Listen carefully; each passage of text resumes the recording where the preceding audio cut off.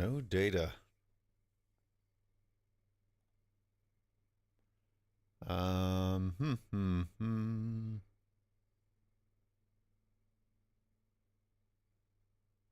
Okay, theoretically, we're live. Theoretically. But theory is like this fickle, bitchy little thing. The only way I can tell for certain is if I actually go in here and grab a link and put it in all the doobly-doos that are dooble-doodle. Dooble-doodle-deedle-doodle-dingle-doodle-dingle-berry. It is time, friends.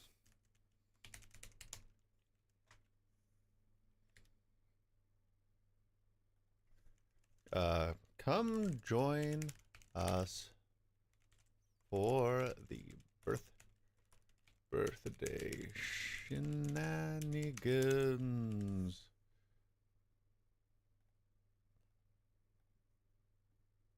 Diddle diddle diddle diddle diddle diddle diddle diddle diddle diddle boom bum bum bum bum bum diddle diddle diddle diddle diddle. Oh, happy birthday! Thank you, James. Hello, unpopular opinions. Hello, Jegson. Never going to fix those hands, are you, meme? I'll do it in good time. I will do it in good time. There are so many things happening in the world, you know. Who has time to fix hands? Oh, thank you, Jackson. Oh, boy. I'm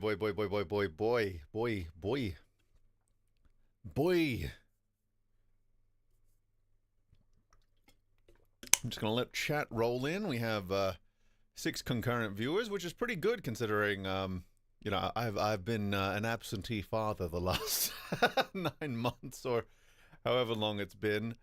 Hands are overrated anyway. I couldn't agree more. I'll fix everything one day. You know, we missed you. Oh, thank you, Noah. Thank you. Appreciate you, buddy. Yeah, it's been quite the few months. You're going to archive this? Oh yeah, all of my streams, they go right into the whatchamacallit, the unlisted streams playlist. So if you ever miss them, yeah, they're always there. Happy birthday, Dad. You know, I'll try not to be out as long next time, son. But here are the cigarettes. Snyder and Joe Rogan, a crossover nobody asked for.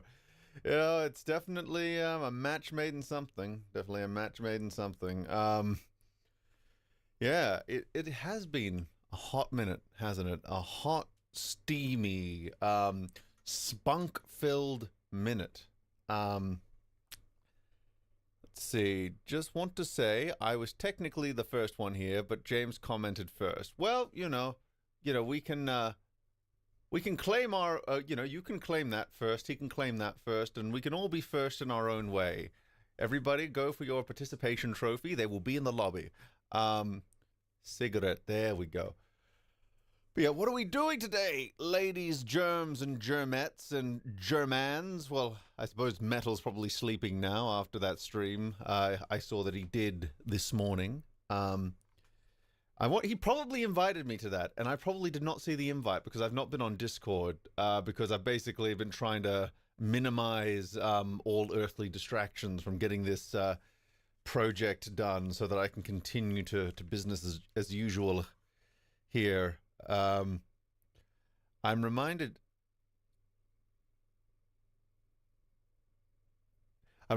of your last community post where you said you wanted to focus on the channel. That aged well, didn't it? Joke. Yeah, it's yeah, it is yeah, it is what it is. Which is to say, you know, I decided, you know, I tried to do the split thing. I really did try to do the split thing of like, okay, I'll stream, work on my videos, and work on the EFAP things. And then it was like, you know, your nervous system doesn't actually have the capacity to do all 3. So how about you just take a couple of months off to finish the EFAP thing, and then you can just go about your merry way on your channel. And then And then like the universe was like, you do know that this project is actually cursed. So the more you try to work on it, the less you're going to get done. And it's like, no, I don't remember that being part of my contract. Well, too bad. Boom, boom, boom. And that has been my month.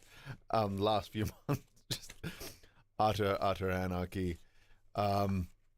Is your day job being Mauler's editor? It's one of my day jobs. One of a few. Good evening, meme. Happy birthday and welcome back. Oh, thank you, Camille. Thank you. Hopefully, look. I will say with this upcoming project, I don't want to overpromise, but this month has been a very exciting time, and I'm hoping that it will all be worth the wait. And when I have more certainty, did you see Beetlejuice 2 yet? I need to see Beetlejuice 1 first, and then I can, I don't know, then I can do the other thing. Meme, I've missed your streams. Oh, thank you, Xeon. I've missed streaming. I've missed you all. I've missed all of you. I've missed letting you into my home and showing you my genitals inappropriately. It's been something I've missed a great deal. Rogan's popular media takes are really bad. Pairing him with Snyder is like pairing him with a vulnerable team. It's like pairing a vulnerable team with a cult leader. Oh, no. Oh, no. Oh, God.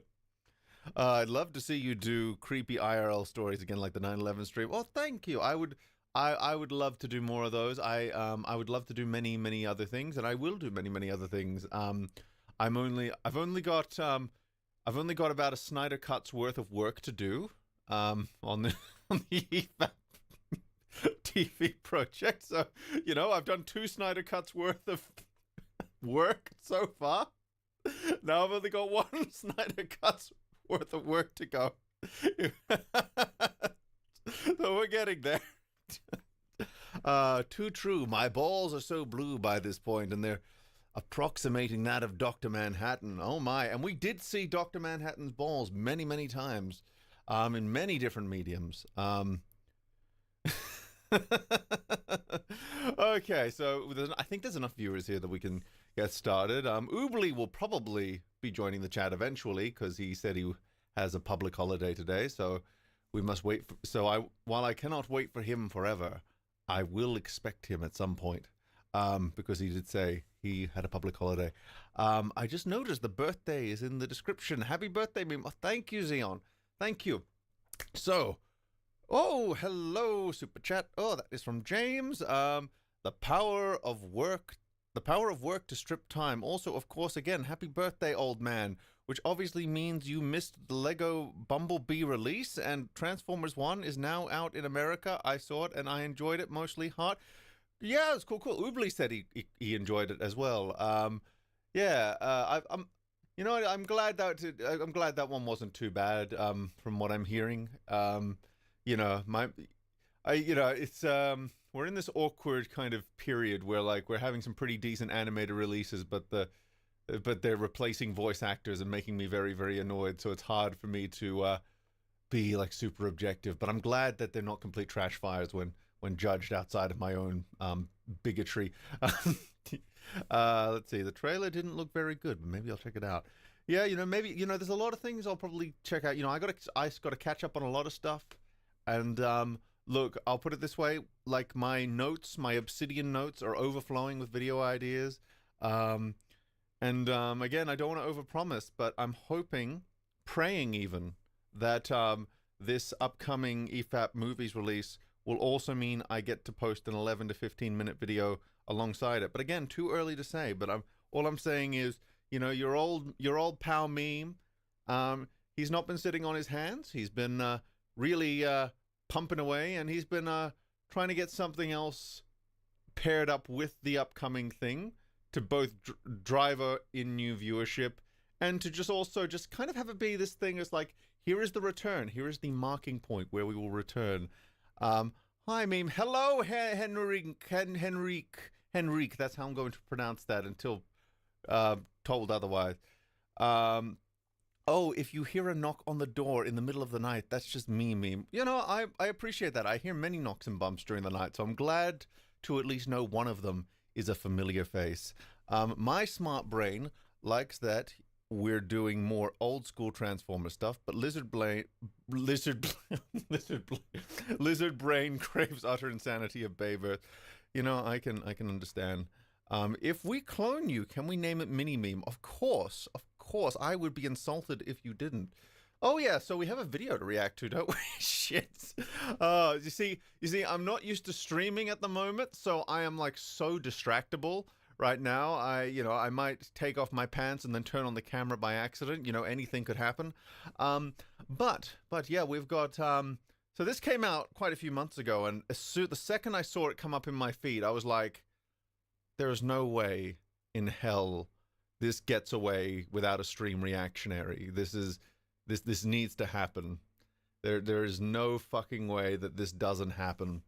Because obviously, you know, I think I owe a lot to Zack Snyder in many ways. You know, if he didn't, you know, how shall we say, inflict his vision of the DC universe upon us, you know, I might not have, you know, become the man that I am today. I may have never, ever, gotten things to where they are. So we owe our thanks to Zachary in many ways. You know, he really taught me that movies could be bad, and he made me want to learn how movies could be bad. And then he then also and that very film came back about 10 years later to allow me to, actually it was closer to like, actually it was more like 8 years later, but now it's like 11 years later because time keeps going and it doesn't stop. The Mr. Edge Guy song was the best thing to come out of the DCEU. Well, I'm very happy you think so. And I'm hoping that I can get more songs out to you sooner rather than later. But yeah, let's see, you could say you need to thank him. Oh yeah, like, could you imagine that conversation if I somehow, like, eventually I would like to do an interview style show, right? Like, I don't know when that would end up manifesting. Obviously got a bit much on my plate, but I often think about, like, who would I want to, like, get on, like, an interview type show if I was to do that. And, you know, I'm not gonna, and, you know, Zack Snyder might actually be a very interesting choice, but how the hell would you broach that, like, because that would be like creme de la creme passive aggressiveness, right? It's just like, thank you for making garbage film because it has helped me launch my career. I owe so much to you for not being talented. Well, actually, you know, is that even fair? Because he's got, like, I don't know, like, but it's, you know what I mean. You know what I mean. But anyway, so he's now on the Joe Rogan Experience. A person who, you know, I think a lot has already been said about this person by many other people. I don't think I need to add to the commentary there, but yeah, he is an odd one. Definitely could he is an odd one who could let's just say use a little bit more in the critical thinking department. Let's just put it that way. Let's put that nicely there. Without his awful movies, I wouldn't be as much of a Superman comic fan. So I guess I can thank him for that. You know, trueable. I know very little about Joe Rogan. I've known increasingly more about him as time goes along, but I can't say I'm an avid viewer. Just like, you know, I find him to be like, he's kind of in that middle ground as far as I've seen, where, like, if you can get a good guest on, like, that guest can like, he'll just let that guest go to town and just really express themselves, which I think is a good thing. But then if he gets, like, a really bad guest on, oh no. I don't know what I'm going into here, but it's gonna be a time. Meathead Lex Luthor, dear God, what has hell wrought?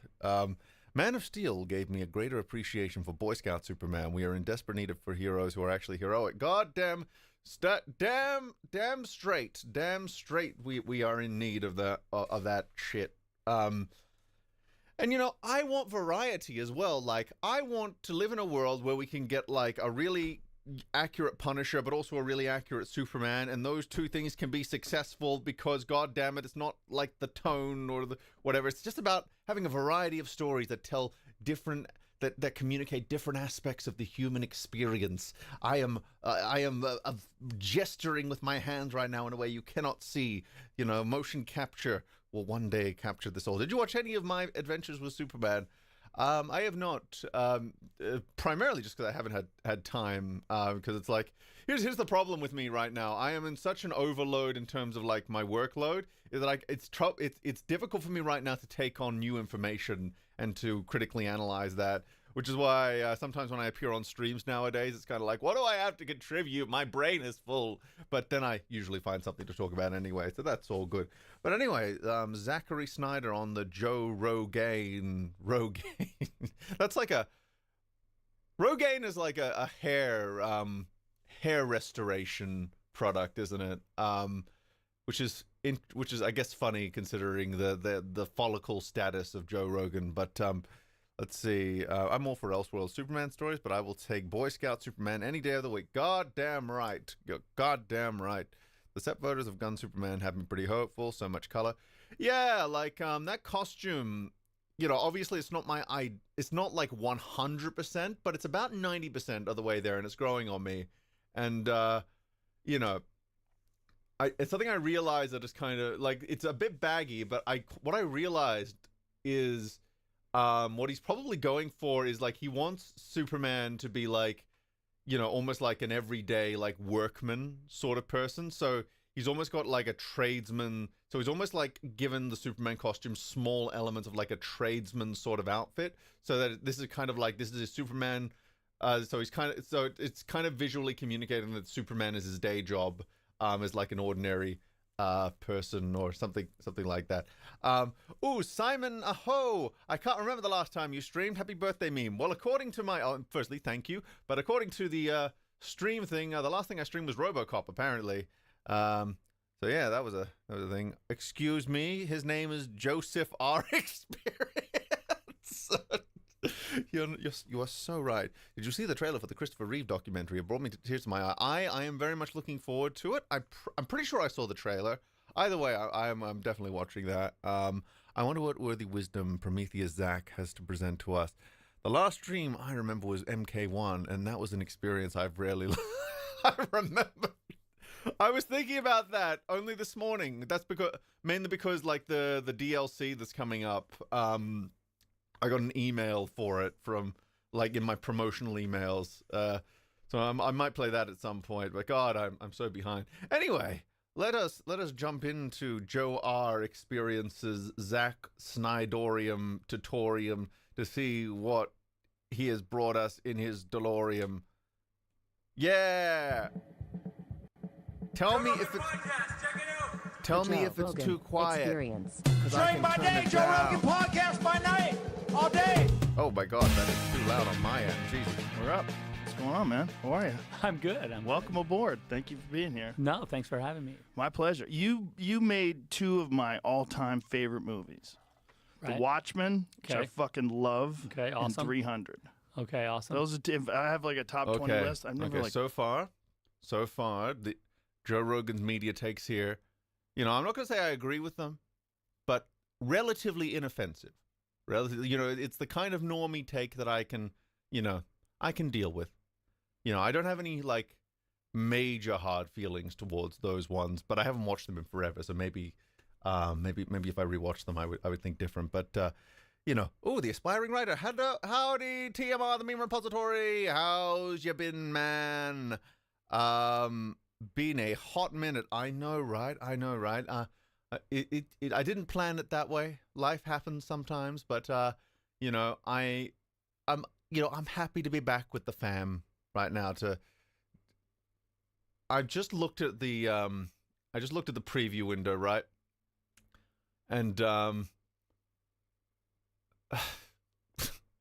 the resemblance right now between the two people on screen, I'm not proud of. I'm not proud of it.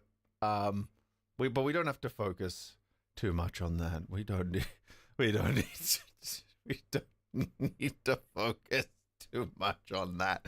Okay. we're off to a good start. Normally put together a top 20 list, but those are in there. Oh, that's For cool. sure. Well, first of all, I appreciate that because, 300 was a complete labor of love and an insane. 300 was. I was a Frank Miller fan for a long time, right? 4 to And 5 a.m. So have a good three. I Thank you, thought Simon. I thought I would do another. I thought I would do Dark Knight Returns. Frankly, that was the movie I wanted. I still want to do it. I always tell everyone like Dark Knight Returns. Yeah. So this is I don't know if he's gonna get more into it, but it's like, he obviously, he was given. Obviously, they pushed him to do BVS and the DC shared universe project and all that. And it's very clear that as soon as he got that opportunity, it was like, oh, I'm going to try and cram as much Dark Knight Returns into Batman's first appearance as possible. And also, like, somehow be as unfaithful to the Dark Knight Returns as possible. Like, that's... Yeah. Oh, could you imagine, though, if he tried to do, like, a proper Dark Knight Returns? That would, yeah, it would be something. I recently had to inform someone of Superman getting cucked by Batman in the Zack's canceled JL movie. He couldn't believe it. I couldn't believe it, to be honest, so I don't blame him. Considering his work on BVS, his version of The Dark Knight Returns might have been level 10 cringe. You're not wrong. Hello there, Skids. I hope you're doing well. James Moore also said, those are among his better movies because he didn't write them. That is true. And technically, he didn't write Man of Steel either, but Man of Steel was written by one David S. Goyer, who I think he was a man who was masquerading as a good writer for a little bit there, and then like slowly the mask fell off, and got Blade Trinity, Man of Steel, and he also wrote The Mummy, didn't he? And Terminator Dark Fate, he was one of the writers on that too. At least we have the animated Dark Knight Returns movie. True.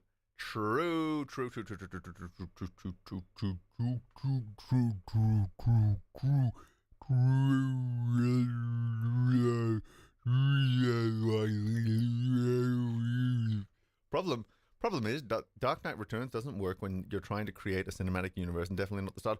I know, right? Like, why would you start your cinematic universe with Dark Knight Returns? My goodness me. Oh, how the mighty have fallen.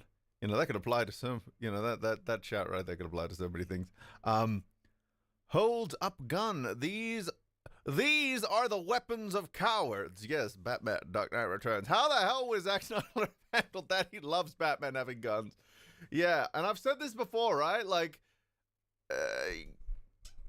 Batman using guns doesn't work, even if we ignore... So we have to think about, like, the no-kill rule and the no-guns thing, right? Because if that actually kind of feeds into the logic of dressing up like a bat and doing all these bat-themed, like, weapons and everything.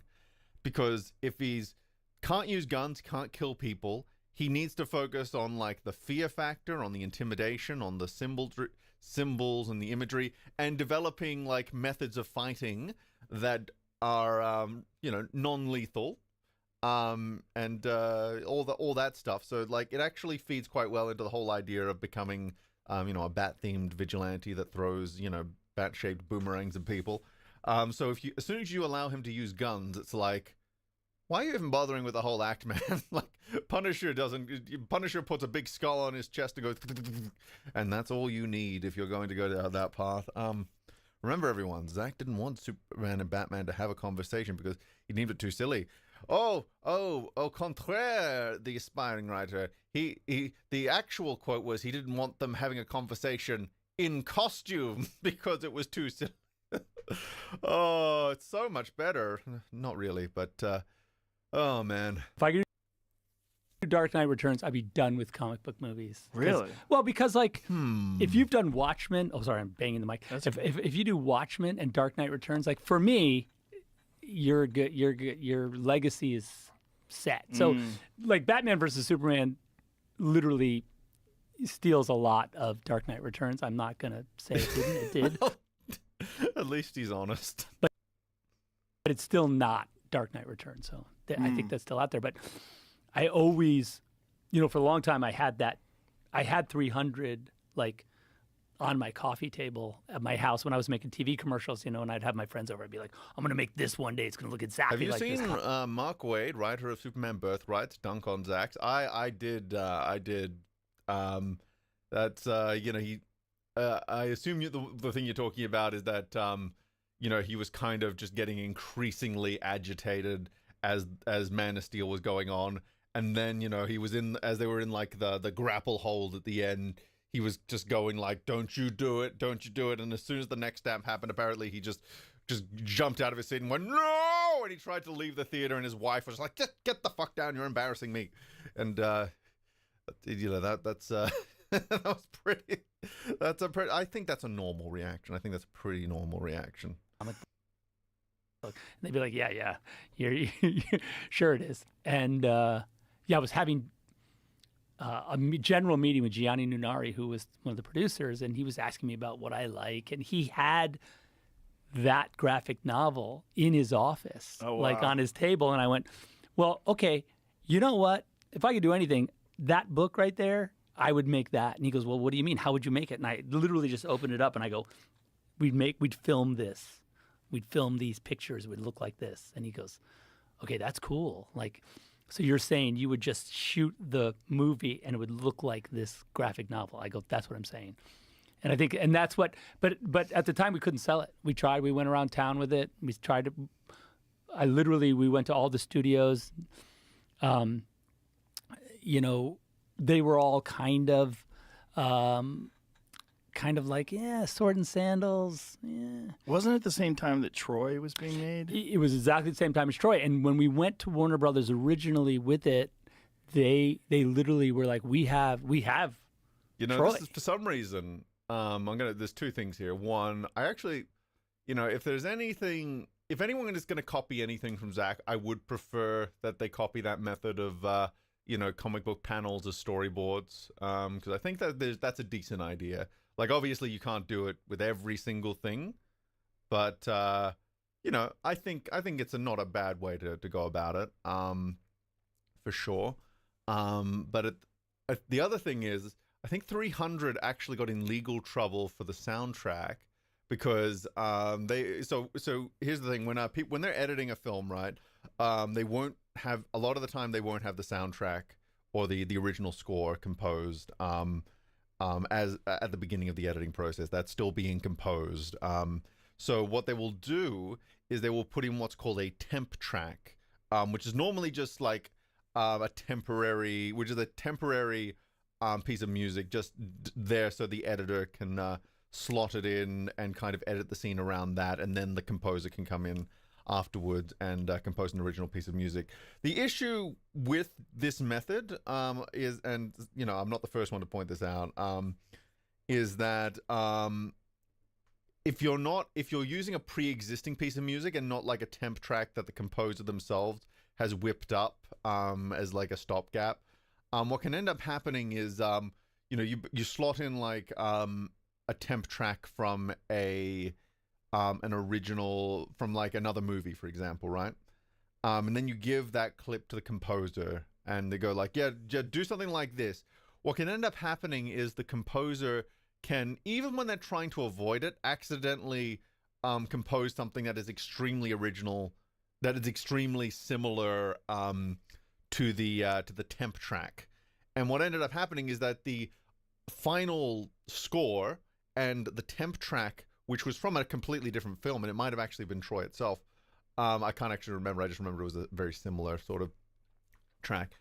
It was so similar that they actually had to come out and apologize for it. And I think they got in legal trouble for it. Happy birthday, mean. Thank you, Swole. I appreciate that. I appreciate it very much, sir. I appreciate that. A meme stream in my feed at a time I'm able to watch it? How peculiar, how novel. I must alert my friends post haste. Oh, please do, get in everyone on the birthday shenanigans. Oh yeah, happy birthday, you old fuck. Oh, thank you. I turned 29 today. I was like, what, 26, 27 when I started editing EFAP movies. Oh, how time flies. But have you seen Rebel Moon? I have not seen Rebel Moon. I've only heard bad things, though. So, you're 29? Jesus. Yes, indeed. I'm still a youngling. You know, relative to some, yes. Damn, you are a year and a month older than me, and 5 days. Yeah, it's this is reminding me. I feel like I'm already an old man because everything reminds me of stories. And then I tell them and then I ramble on. But like I remember, when was the first this is like this weird thing where when I was younger, when I was like really, really young, like basically all good YouTubers were older than me. And so it kind of felt like this, classic, like people you look up to and inspire you to do what you do. And then after a certain point, the YouTubers I really liked, the new YouTubers that I really liked, were starting to become, were starting to be my age, or even scarier, they were starting to be younger than me. I think the first time this happened was with Moist Critical, when it came out that he was about my age, and I was like, but you sound like 30. How is that possible that we're the same age?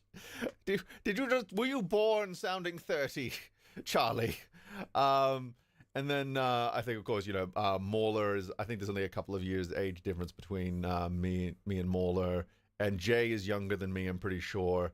I think me and Fringy are around the same age, give or take. And it's just it's weird. It's weird, man. These things very slowly but subtly change over time, and I don't like it. So why would we want this? We have Brad Pitt. Like literally Brad Pitt is in our movie. I go, we're going to do something crazy. We're not even going to shoot it outside. And they were like, what? Okay, you're nuts. And I go, yeah, we're not going to go for one shot outside. We ended up going for one shot outside for this, when the Persian messengers are coming, that super high-speed shot where the horses are kind of coming over the hill. We shot that outside because we just couldn't get the horses going fast enough. It's the shot right before this, I think. Oh, no, it's this one. That's it. It's that shot. So that shot was the horses. Good thing that was a high-speed shot we did with Photosonics outside. But that was it. That's like the only shot outside. Everything else is on stage. Because we couldn't get the horses fast enough inside, yeah. And it was too expensive. That was a low-budget movie, we couldn't get... 300 was a low-budget movie? Yeah, because we shot it all on stage, 60 days. Like, that's like why there's no director's cut of 300, is because... Okay, chat. It's time we do our first fact check. Not that I think he would necessarily intentionally lie. I just want to see if it's like a perspective sort of thing. Budget. Oh, 65 million. Yeah, that's like, by Hollywood standards, that's not a lot of money. And it made 446 million. So, okay. Yeah. That's and you know what? I can see how it would have been cheaper to produce because it's mostly on green screens and stuff. So, yeah, I can buy that. Yeah. Okay. I'm a fair asshole, Every frame of film we shot is in the... You shot that movie in 60 days? 60 days, yeah. Wow. It was crazy, yeah. That's insane. It almost killed us, but it was fun. But yeah, so when we took it to Warner Brothers, they were like, finally, well, what happened was I did Dawn of the Dead, and then from Dawn of the Dead, I was supposed to do I Am Legend, right? And I Am Legend... H.R. Geiger's search history. Oh, my God. Oh, what does H.R. Geiger's search history look like? Oh, my God. I'm going to be thinking about that for the rest of my life. Hello, Ty. Was this movie that was at Warner Brothers that they were like, what do you think? And then there was some kind of crazy mix-up, and they ended up giving that movie to someone else. And then I think they felt bad or whatever, and they said, well, what do you want to do? And I said, well, I really still want to do 300. And so we shot that test shot. I think it's on the DVD. There's a test shot we did, and they said, okay, if you can make the movie look like that, go do it. Hey, Zach. Hey, Zach. I'm going to be really mean right now. Hey, Zach. Why am I getting a warning in my thing here? Warning, we've detected video in your stream belonging to someone else. Your stream may be temporarily blocked. If you continue, please ensure the content owner has added your channel to their allow list. Hey, man. Hey, man. Do I have to put a shield over this? I wasn't expecting that. Is that like a false warning that I'm experiencing? How does that work? Because like reaction streamers don't normally have to. Actually, no, I have seen plenty of streamers. Yeah, because I've seen plenty of streamers react to Joe Rogan without getting any sort of like warning or anything. I can't believe would steal content like this. Boy. Well, you know what? Do I put some sort of shield up? So I did not prepare for this. I can't. You know what? What kind of shield should I put over this? That's a very good question. Let's see. What's something that is like? Oh, why am I overthinking this? Why am I overthinking this so?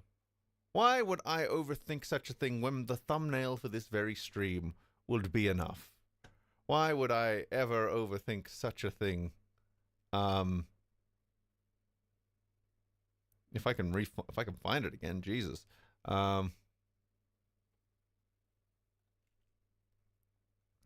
Just let's see. Image.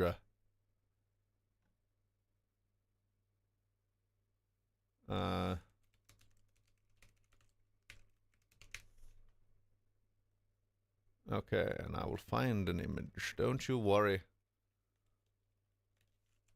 We're gonna have to do this. There we go. Now I've just gotta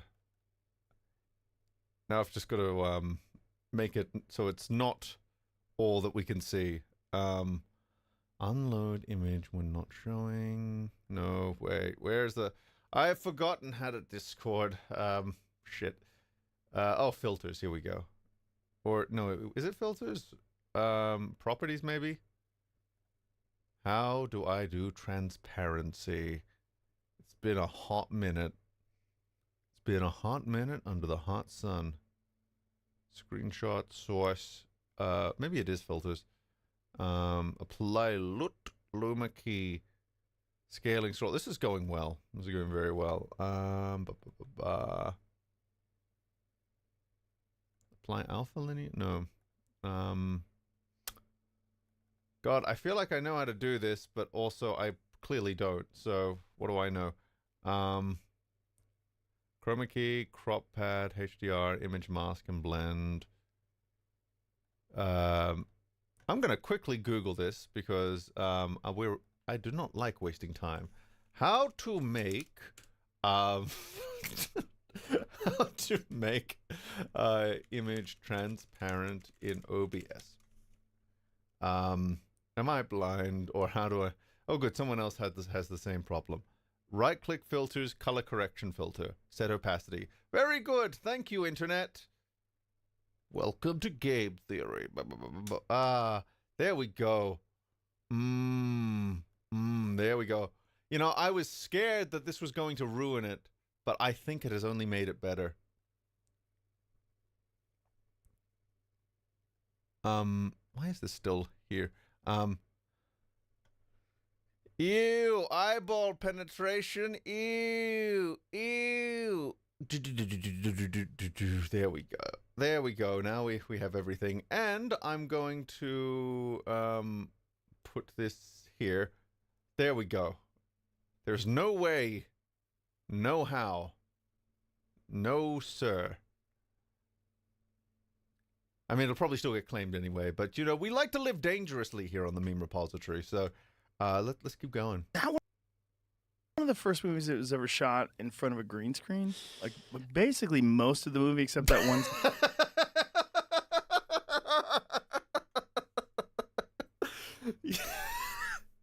Zack Snyder invented green screens. Oh, god damn. God damn it. Okay. I think I get what he means. It's just it's very funny. It's very funny the way he's phrased it. Sorry. Yeah, I don't think it was like Oh, look, no, he's dying. green screen photography was like a well-known way to make a movie, visual Did you effects say and all green that. screen Movie? pornography? Yeah, I don't know about a whole movie. Yeah, that was weird. I always say like they go like, well, what innovations? Like what? And I always go like, it's basically the same technology that the weatherman uses. You know, like when when he stands in front of the green screen and says like, oh, the front's coming in from the north. You know, it's literally the same. It's literally the same technology. You know, as because look, that easily you could put like the weather behind that guy right there and it'd be the same. That's Eli. That's my son. Oh, wow. He's now making movies. He was the second unit director on Rebel Moon. Oh, that's so cool. Yeah, he also plays the Chat, people who have seen Rebel Moon, can you tell the difference between the first unit and the second unit? Or is it all just equally like... TMR watching Bro Jogan and Snyder, where am I? You know, we live in a Szechuan sauce. A sticky, gooey, black tar-like substance that consumes reality and tastes delicious. young Rorschach in What does he Watchmen? mean by unit? Okay, time for education. So your first unit is like the main director, and the main cast and crew, the main camera crew, main director, and your second and third units.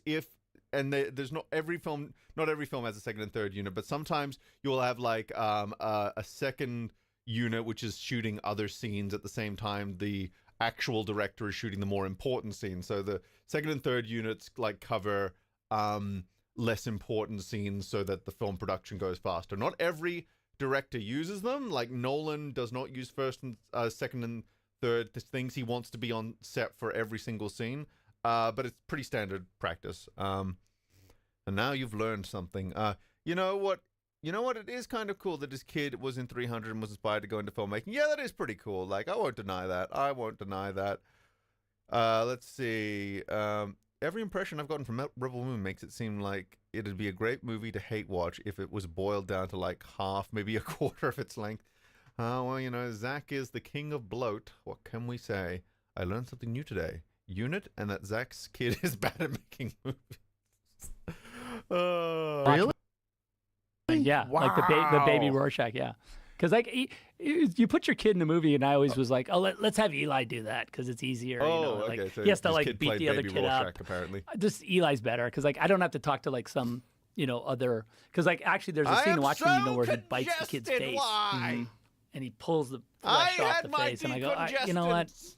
Let's just get E to do it, because then I could just be like, okay, E, bite this. Now pull it, like rip it off. Right. The only troubling part of that is that there was a scene that we did Because in that movie why. where because Rorschach's mom was a prostitute, nose right? surgery. That's So what I'm there's getting that scene eventually. where Rorschach's mom in the flashbacks like, I should have had that abortion, right? And she slaps Wait, him what? in the face, right? Oh, right. Because he hears, Mom, is he hurting you? Like, because she's having sex with some John in there.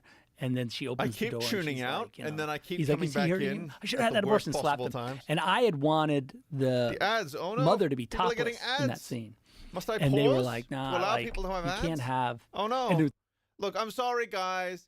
YouTube was all like, you gotta have mid rolls no matter what, dude. Hey, how about this balanced approach? This will like give you balanced revenue and it won't interrupt the viewers too much. And I guess if this is the first time you're getting an ad, maybe that's true. We'll see. I will lower the amount of mid rolls if YouTube has actually decided to lie to me about how reasonable they were. But we're going to experiment. Also, lol, ad block. True. it's cool Zack is so because weird.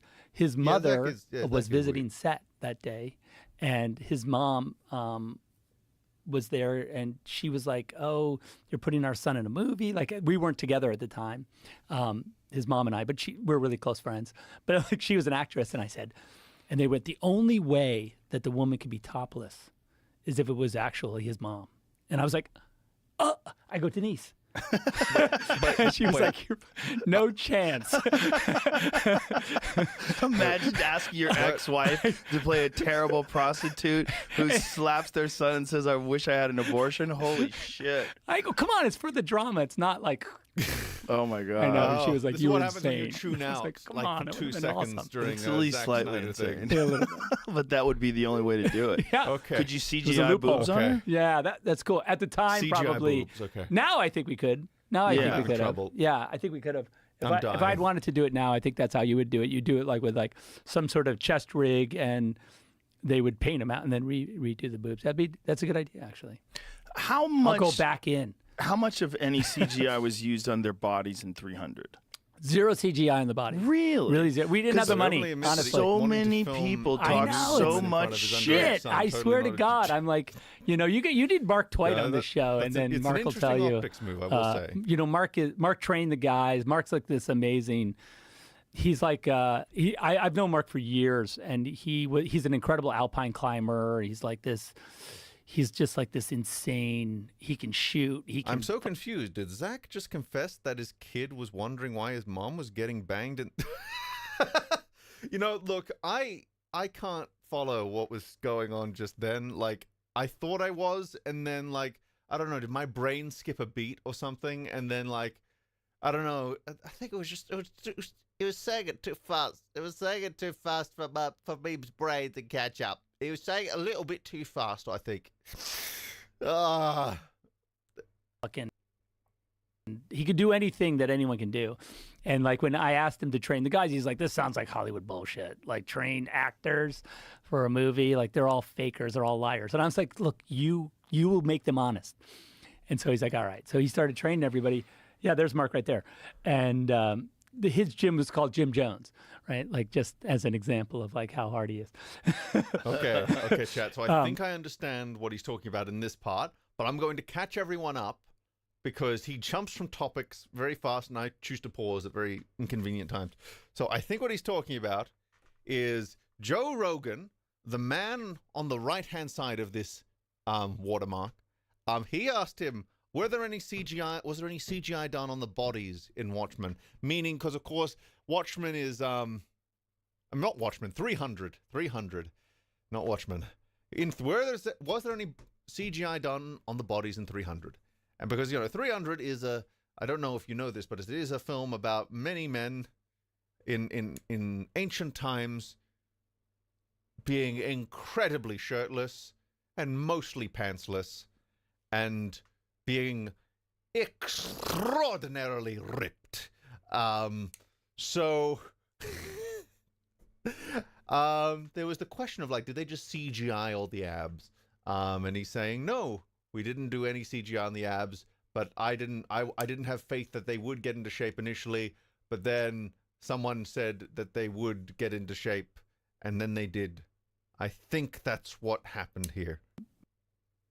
But yeah, and so like, he had trained all these SEALs, and Hi, meme. Hi there. Who are ya? I don't know who I am anymore, to be honest. This project I'm working on is slowly stealing my soul. basically, it was basically the same thing that he was doing with the SEALs. He did with these actors, and So a prerequisite had to be, you can imagine you had to be in some form of you had to be shape. in some shape, some Yeah. teeny bit of shape. A couple guys came to us that were pure actors, but 90% had some shape.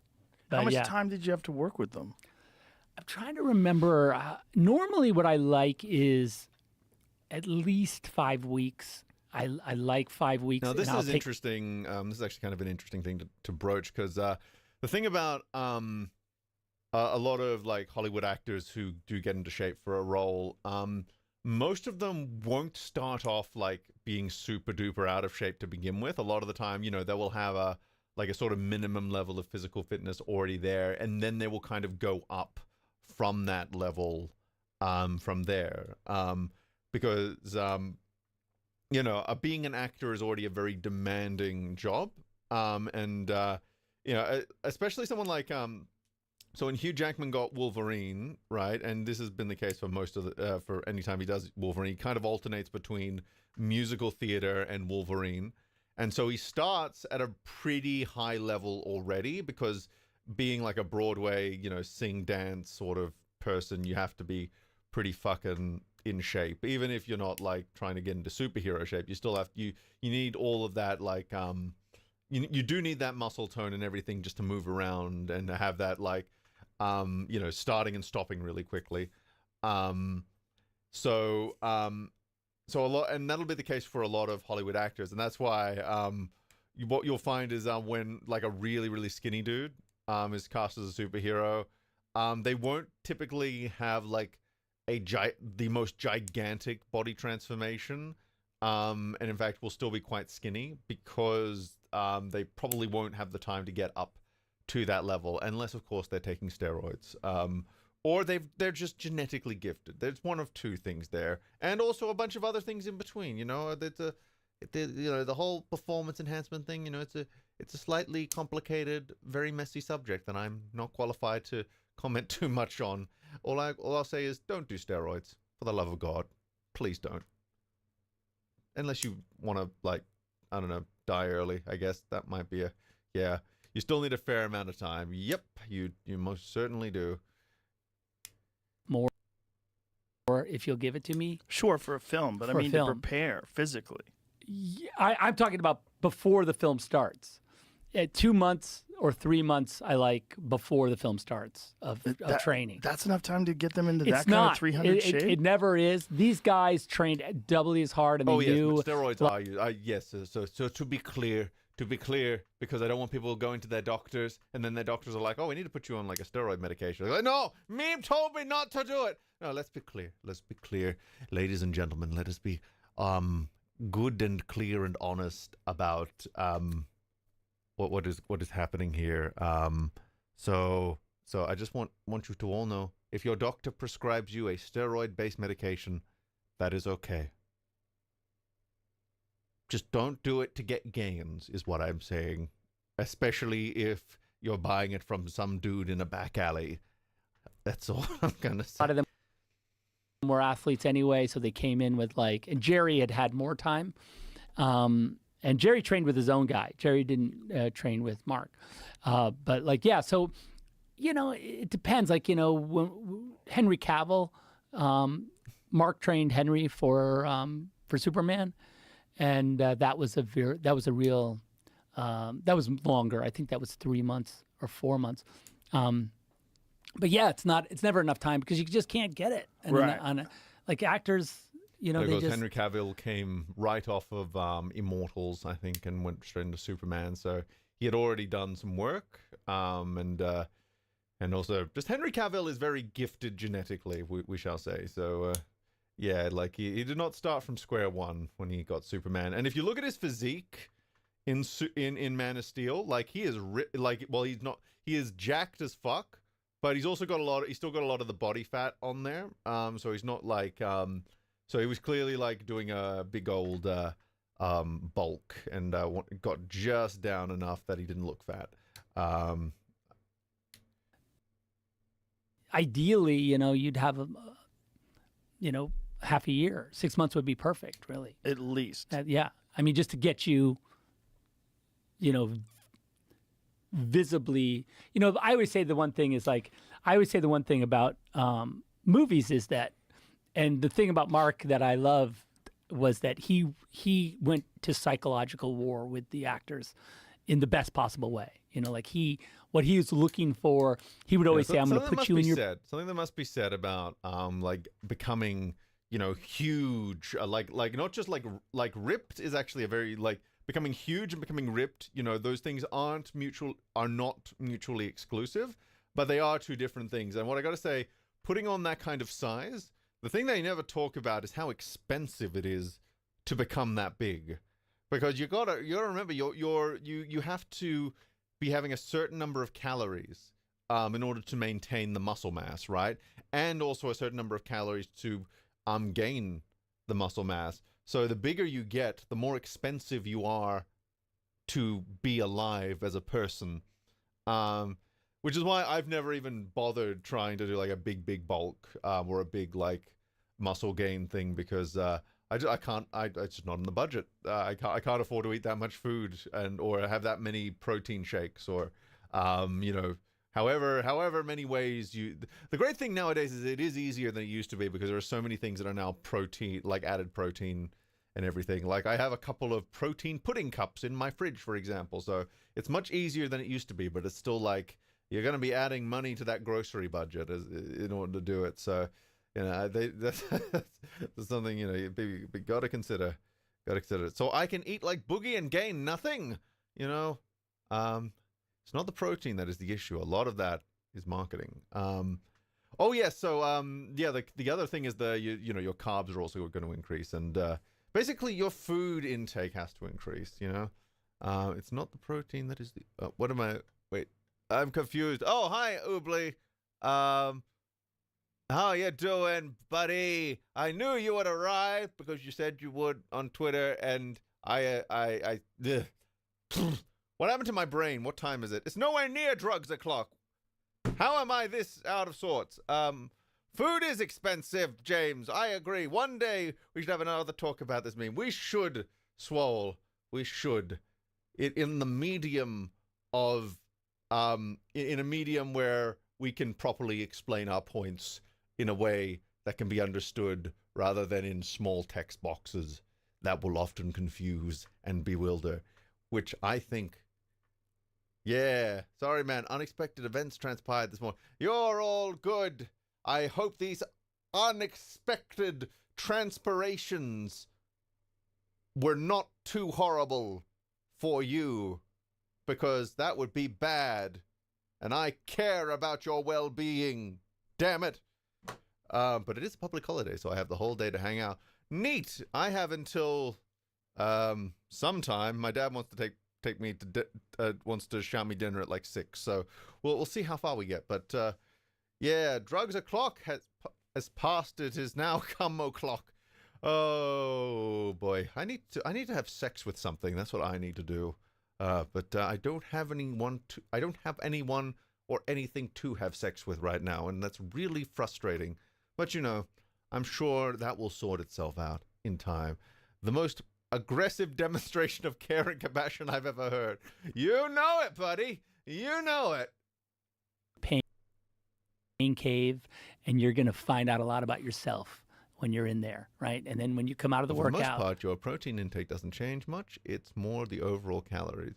You know, I can see that for sure, because like the amount of fat you gain kind of also turns back into fuel, and you need more carbohydrates to fuel like you know, more intense workouts, I suppose. And you just, yeah, like there's a whole like process, right, for that the body does with digestion and how it transfers calories into different things. And do we have a scientist? Okay, actually, no, Swole is a scientist. What am I talking about? Or some kind of qualification person, yes. So, like, Meme is a sexual dinosaur. You are so right. You know, I bet the Tyrannosaurus Rex had a penis that could reach its chin. I would say, like, go to bed with that image. But if you look up scientifically accurate Barney the dinosaur, I'm pretty sure someone's already done it. And yeah, I have a master's in this kind of thing. Exactly. So I'll default to you on such matters. I am more of like a dirty enthusiast than I am like anyone who's qualified to speak on such things. you know, you're gonna grow. You know, I'm gonna grow you here. Oh my god! And, oh my god! He pointed to the brain. He pointed to the brain when Oobly said brain. Look at that! Look at that brand synchronicity. Yes, I'm gonna come. Yes. Now we can continue. Some people just don't.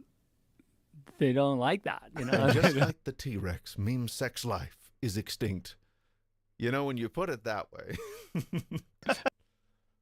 especially people who haven't fitness isn't like a lifestyle that they've Clip chosen. that. you know? I'm glad you No, clipped that's that. a journey that you have to be really dedicated to go down. I am going to If shed you're a just layer, kind though, of a 'cause I was casual cold and someone before, comes and now along I says, am "I want to warm." put you in the pain cave." You're like, pain not cave? interested He in mentioned that." I think it pain works for that. cave. Is he alluding to the sacred place where I, the meme repository, had to edit the Snyder cut? Because that was definitely the pain cave. And now I'm back in the pain cave for something else. Something else. And the meme is that I'm not allowed to say it by name, even though I'm pretty sure most people know what I'm working on. But the meme is I'm not allowed to say it by name because autism. Just because he makes it part of the crucible of the performance, you know? And I think if you can connect it to the performance, Yeah. it makes the training mean something. You know, I've always been like a sort of bodybuilding fan, like in the 80s. I trained with this guy in the Joe 80s. is kind of wrong here. Being fit isn't very hard. It can be very hard, but it's much easier than people think. You know, I agree with you, Swole. I agree with you. It is, you know, a lot more, yeah, because for me, right, I haven't been, like, working out much or anything, but, like, I've just been kind of just getting back in touch with my movements and, like, focusing on, like, subtler aspects. And I've actually found myself just regaining fitness just through walking and just a lot of very light aerobic movements and also getting back in touch with my feet. You know, I'm trying to get some shoes that have a wide toe box and zero drop because I've gone around barefoot so long that my feet have returned to nature. I like my feet now. Yes, they support me. No more knee pain for me. And then I put on some shoes that were meant to be ergonomic, and then they ruined my knees again. And so I'm gonna get shoes that don't ruin my knees. Welcome to the knee repository. Anyway. Who was just like a teacher that lived, you know, this guy Jim Arden, who lived in Greenwich, Connecticut, where I grew up. He was a teacher at this school called Greenwich Country Day, which was... Meme, have you seen the clip of the stand-up comedian interacting with Zack in his audience? I have not. I have not. But I am open-minded to it. I'm open-minded. Near the boarding school that I went to. And I was like, you know, everyone expected me to be like... Are you still nerve sliding? I played soccer. Yes, I know. I'm still doing those nerve glides among other things. I'm trying to get in touch with all the muscles in my body, you know, trying to identify each and every one, and then, you know, figuring out how to both stretch and strengthen and, you know, just making it more of like a... I don't even know how to describe. I feel like I'm getting very spiritual about the idea of becoming one with one's body. But I think it is spiritual for me because when I was born, I was not born with the ability to inherently do things in a coordinated fashion. I was born, I would dare say, without that ability. And it took me a long time to figure out how things work and how the body works and how things are meant to align. And as I did, I slowly gained a new freedom that I had never experienced before. And so when I talk about this stuff, it does become a bit spiritual in that sense because I wasn't born the same as other people and I had to gain it over time. And so I have gained this appreciation for how the body moves, for how it gains strength, for how you can balance and coordinate and get it to do all sorts of funky foom things. And yeah, in the butt. An athlete. I was but then I sort of got into like weight training. I was like, that's what I want to do. Everyone thought I was insane, but like, you know, and I think it was... my girlfriend is almost a physiotherapist, so there's that too. Excellent, the dream team over there. Everyone default to those people. To translation, meme studies the Meme Sutra or memes alt. Oh no, I got it right the first time. Meme Sutra. Let's see if anyone in the EFAP extended universe was going to have a foot fetish. I'm not particularly surprised it's me. You see, I could correct. I'm just going to allow that to become a meme. You know, because I think it's funnier if people think I have a foot fetish. I think it is funnier that way. I will only get slightly defensive about it, but only slightly, because I think it's funnier if people embrace the lie. My meeting Jim and Jim being like, because Jim had this in the basement of Greenwich Country Day, there was like this weirdo Jim and like, you know, Chris Dickerson and like, you know, Mike Katz, all these like crazy 80s bodybuilders would show up and train with him. And it was like this weird, I'd be Almost like, this is heaven. awesome. And like we went to the Olympia, like he took us to the Olympia in New York City. I don't know what year was that, like 82 or 3, I forget what year. But anyway, it was just really cool. And I was just in this. And then, of course, I was like, you know, Schwarzenegger. I read his like book, Education of a Bodybuilder. You know, it's a weirdo book. Did you get involved in bodybuilding yourself? I mean, I trained with Jim because I thought like, okay, yeah, maybe I'll be a bodybuilder one day. That'd be cool, like, you know. But of course, like I was also painting, and I remember when I was a senior in high school, after I graduated, I went to London for a year to art school to paint, and I lost like 40 pounds of muscle in that year. Just like literally, I was in like the best shape of my life. Went to I'm laughing because I relate to that, because anytime I make like muscle gains, as soon as I get into an art project, like suddenly all my attention goes to that, and it's like, you know, it's hard. It's hard to do multiple things at once. It really is. It's hard.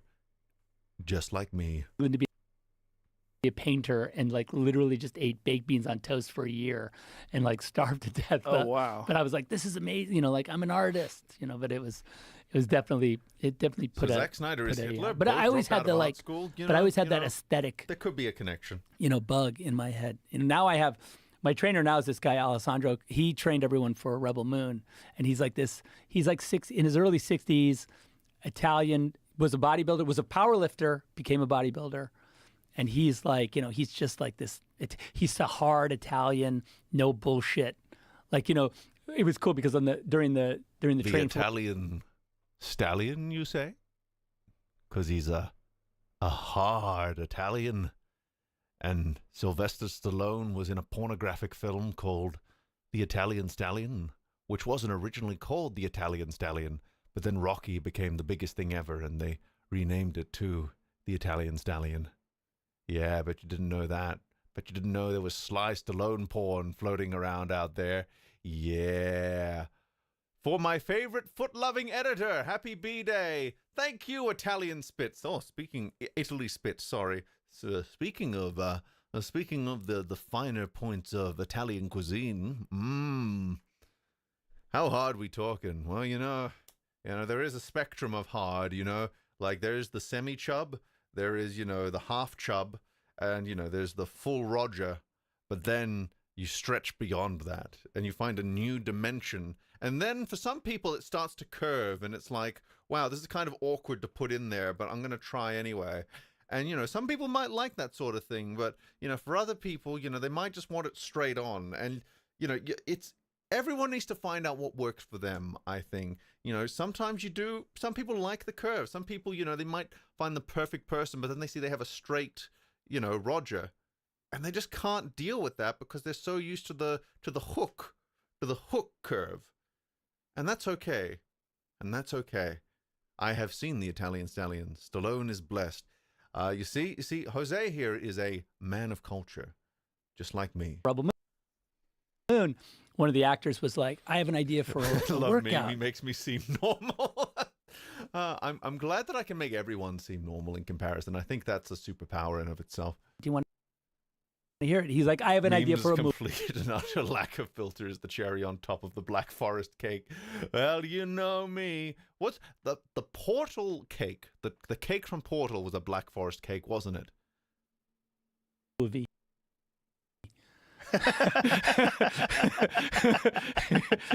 Stay in your lane. Yeah, exactly. He's like, or like the guys at the gym, like, because, you know, he used to like judge bodybuilding competitions and, you know, has his pro card and everything, was like a real bodybuilder. And they'd say like, hey, can you come and look at me? You know, I have a contest coming up in the bathroom. And they'd go in there and the guy'd take his shirt off and he'd be like, how long till the competition? What are they doing in the bathroom? I've lost track of the story. Like, oh, you could be like, I got 2 months till the competition, and all it's hard to be like, I think next year for you is going to be better. Wow. You know, it's like, oh, you know, and he has no problem saying, you know, like, I think I need to lose like 40 pounds, more like 80. Jesus. He's like, he's hard, but he's awesome. But He's like, no, does Zack Snyder like feet? You know, there is that one shot that everyone thinks is so original from Man of Steel, but like, you know, can he compare to the Tarantinos and the Dan Schneiders of the world? That is a very, very good question.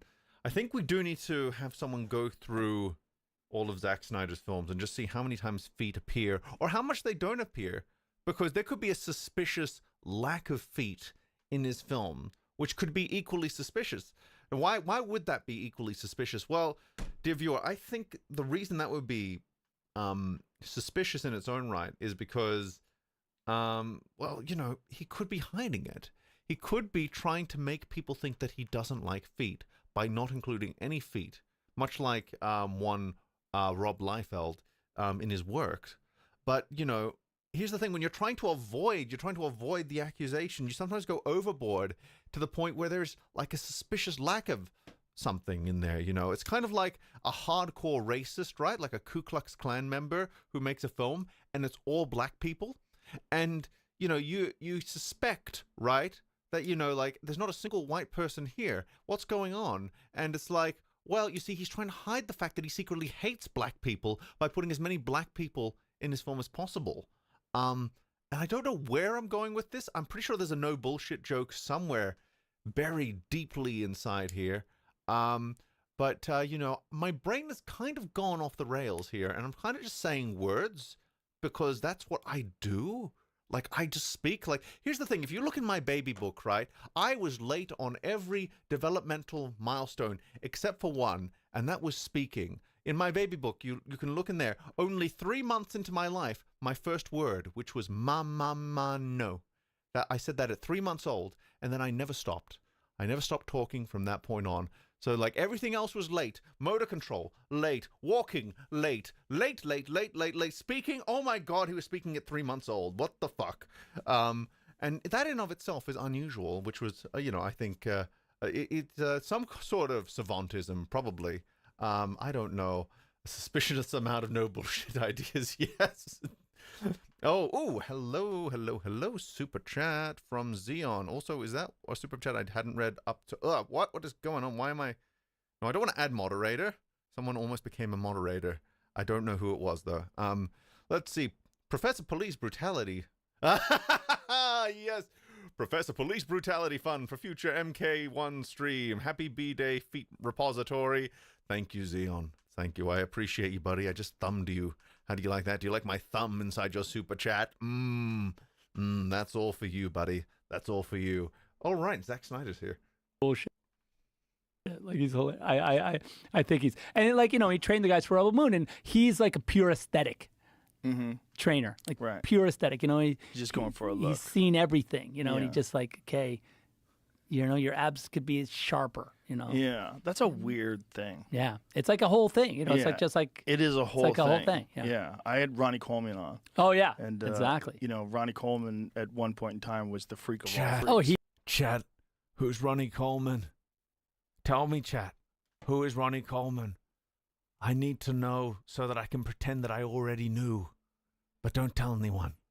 He is hands down, like no one's ever going to be better. Like he's the freak of all freaks. Yeah, like it just like the way his muscles attach is like crazy. Like you can't. Well, he was probably one of the strongest bodybuilders ever. Unbelievably and strong. That's okay. Part He was a bodybuilder. Of one of the reason strongest. why he looked the way he looked. He didn't look. Meme's just extended dry spell is making him crazier and more entertaining than usual. So please, Meme, keep not having sex for our pleasure. I will try my best, Oobly.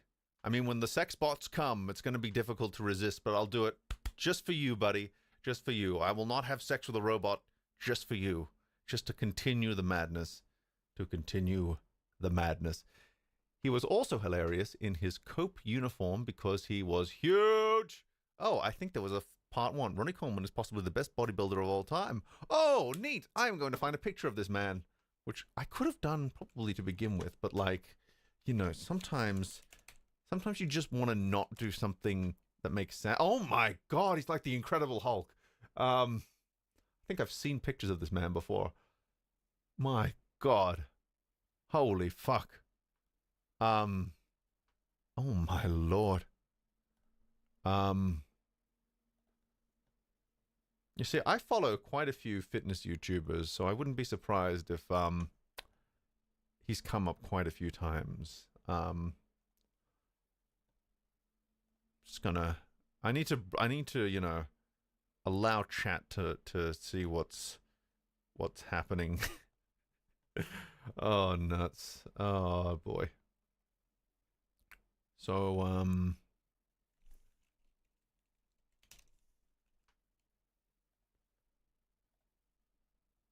just oh my Lord. This is one Ronnie Coleman. I'm sure this is okay, you know, like he is wearing the tiniest amount of fabric that makes this still completely monetizable. So, you know, I think we're probably safe, right, chat? You know, you and me, skibbity. That's what people say now, right? I don't know. Like the English is like starting to not be English anymore. Also, there's a second image here. That's like,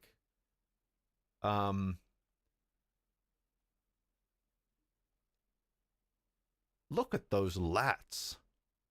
My God. Like,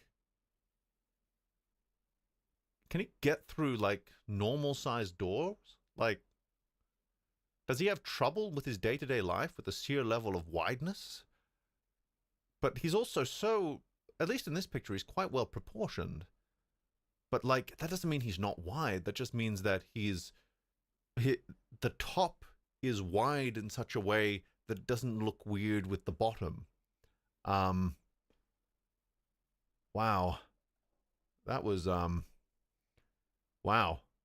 You know, I'm not gay, but like, you know, that was an experience. Big. Meme questioning his He sexuality. You know, there's a few men on this planet that get me to do that. But then I remember I really don't like penises.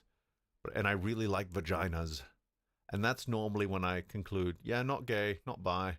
But I can appreciate the male form. Super powerful. Well, Just, also the thing about Ronnie preposterously Coleman, like, you know, powerful. you see like guys Oh my that are just incredibly swole where they And can't. they got like, it up right. God damn it, I could have waited like 3 seconds. Oh, nuts. Oh, boy. I may not be gay, but I would have. You know, I've been watching a lot of clips of Freddie Mercury recently because I recently remembered I really like Freddie Mercury. And, you know, I get the distinct impression from one of his interviews that Freddie Mercury was definitely a power bottom. Like, he could probably do the top as well, and he probably did do the top quite often. But I think he also relished being a power bottom. I get that vibe from some of those interviews. Meme is questioning his sexuality. You know, sometimes you do. Sometimes you do. And that's okay. He isn't that big anymore. He's an old man now. You know, that's fair enough. You know, we can't always, you know, you reach a peak, but you'll always be a little bit bigger than everyone else. And that's okay. Unless you like are in extreme starvation and like become super poor. Freddie Mercury was definitely a power bottom is one of the best sentences I've ever heard in my entire life. You know, you know, it's yeah, here's a quote from Freddie Mercury that has been swimming around in my brain like one of his little swimmers. You know, and I'm not going to give you context because I think it's better that you don't. Ooh, 4 cocks fighting. Ooh, it's getting fun in here. they're muscle bound, like they can't. And he could like always just like touch his like back of his head. Look Just at him back in his prime, dude. Look at that unbelievable. picture. That Yeah. is so insane. Yeah, Alessandro was in a competition with him, Night of the Champions, I think, in San Francisco, and he said like I He had come from multiple it. surgeries, completely fucked his back by ignoring injuries. He also had heart surgery because, you know, lots of steroids. Oh my Lord. Yeah, that's because like steroids like can give you that like hypertrophy of the heart, right? And like the heart is one of those places you don't want hypertrophy. because if it gets too big, it will tear, and also other things. You know where else you don't want hypertrophy? In your nostrils, specifically in your turbinates. And turbinate hypertrophy often happens when you have a deviated septum, because one nostril is having to work so much harder to make up for the weaknesses of the other, and so those structures end up getting bigger to compensate. But then you get the deviated septum corrected, and suddenly there's blockage there that wouldn't have been there otherwise. So you got to get those turbinates also reduced down, while getting the deviated septum corrected. You got to correct all the stuff, and then you can breathe like a human. Yeah, you do want hypertrophy, but not that kind. Yes, you want, like many things, hypertrophy is great in the correct places. When you have all the right things in all the right places, as the song once went. What if it happens to the peen?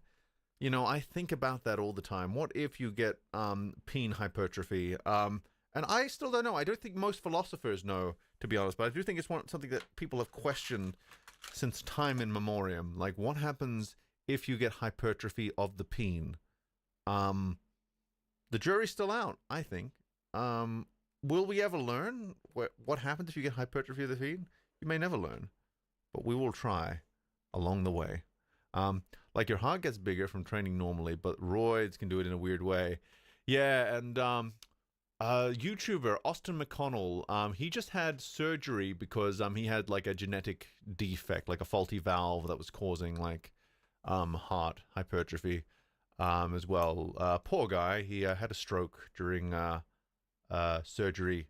Like, he's not dead, thank God, and he's actually recovering remarkably well. Like, he's put out a few videos about it at this point, which I actually kind of recommend. It's kind of inspiring. But yeah, poor guy had a stroke while he was getting heart surgery, and the only reason it took him so long to get heart surgery is because his insurance would not pay out unless it got above a certain level of badness, which is like, what the fuck? But yeah, but low dose of steroids are usually fine, but you aren't winning Mr. Olympia with that dose. Yeah, exactly. It's all things in their place. You're definitely not winning Mr. Olympia with an average McDonald's size portion of steroids.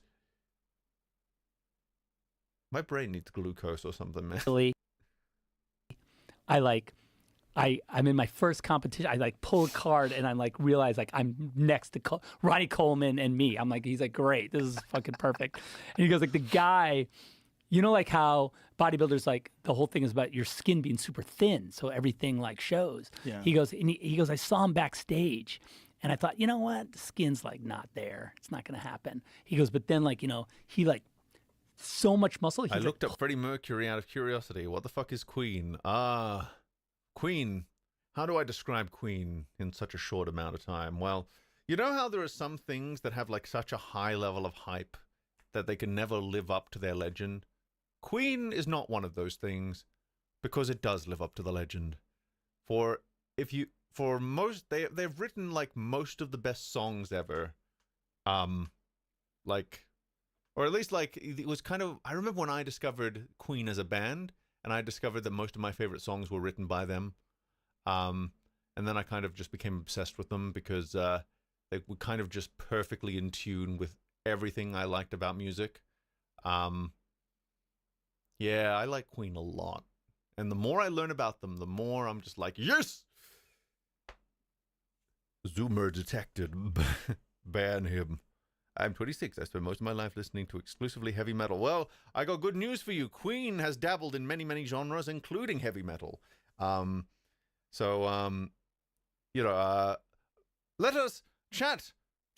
Let's see if we can, I think this could be a fun activity because everyone knows Queen for the most part. Yeah, like everyone list your favorite Queen song in chat and see if Xeon can recognize them, because I'm pretty sure he will recognize some of these songs, because it would be quite impressive if he didn't. But yeah, but has Queen dabbled in Metal Commander? Ooh, true. He's a killer queen, gunpowder gelatine, dynamite with a laser beam, guaranteed to blow your mind. mine.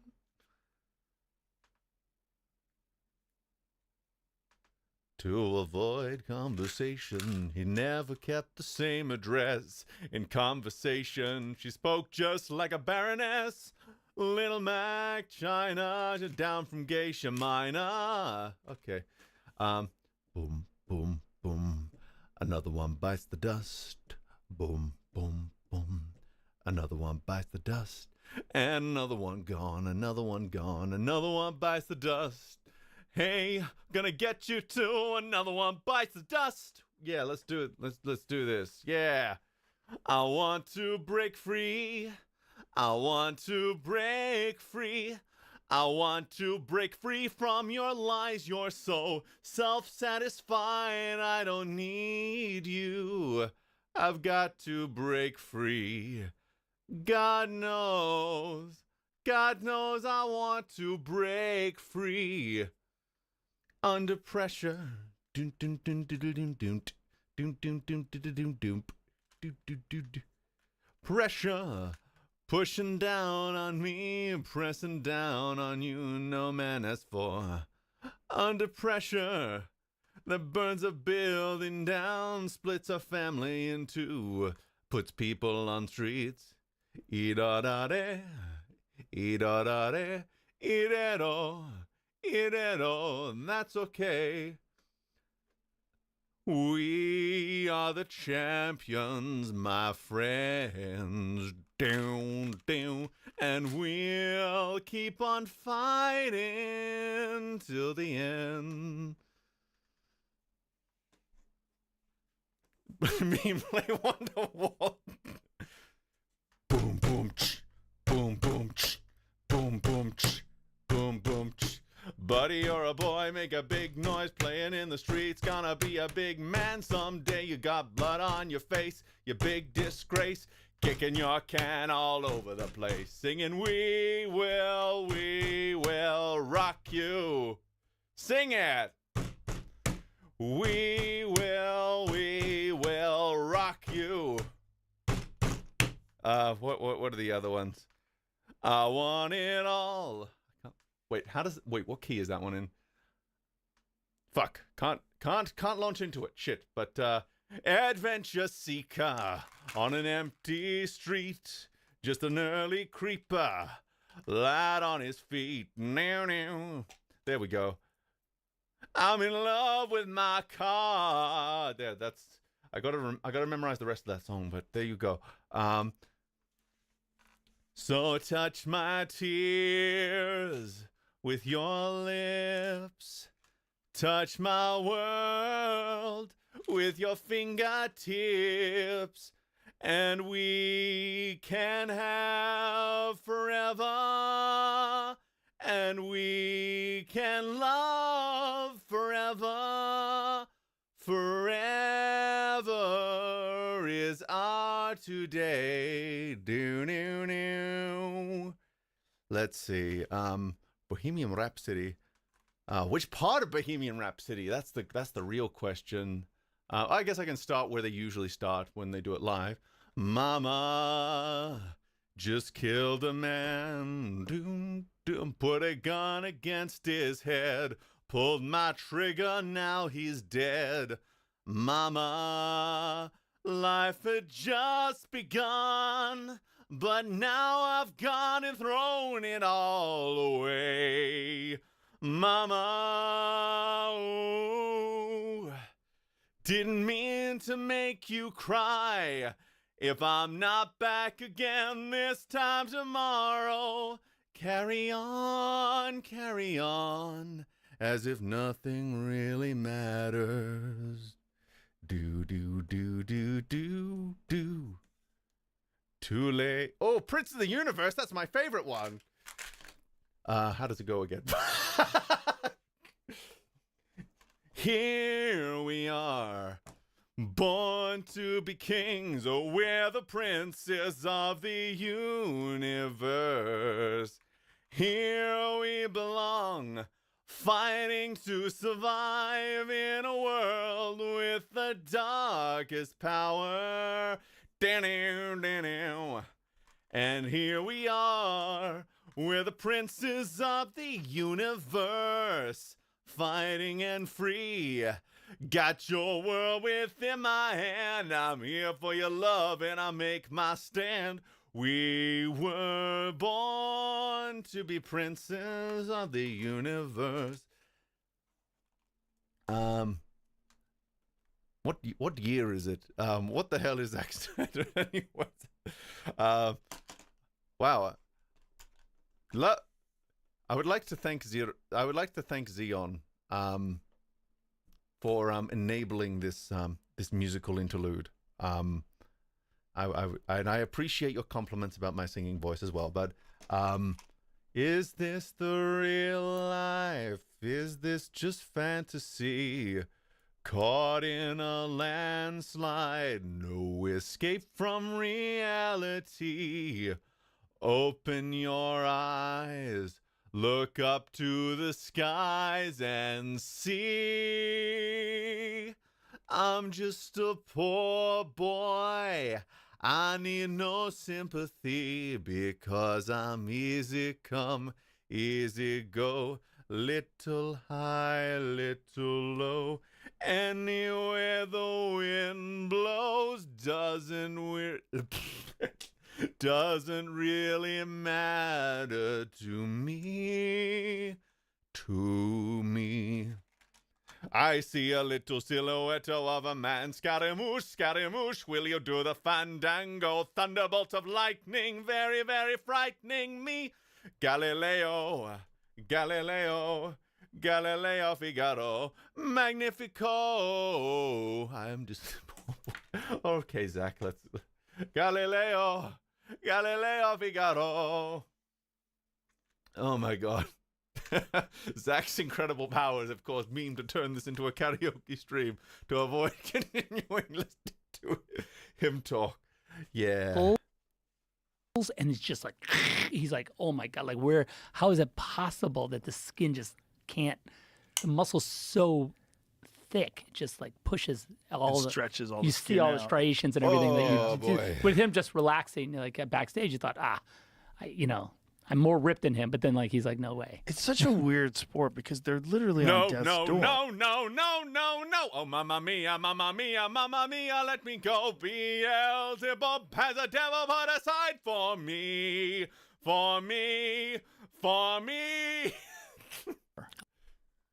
Oh, literally. They literally. dehydrate themselves to the point where they have kidney failure almost. Yeah. The thing that we can all learn from the bodybuilders is, like, So I think you that think just, you can stone me and spit in my eye? So you think you can love me and leave me to die?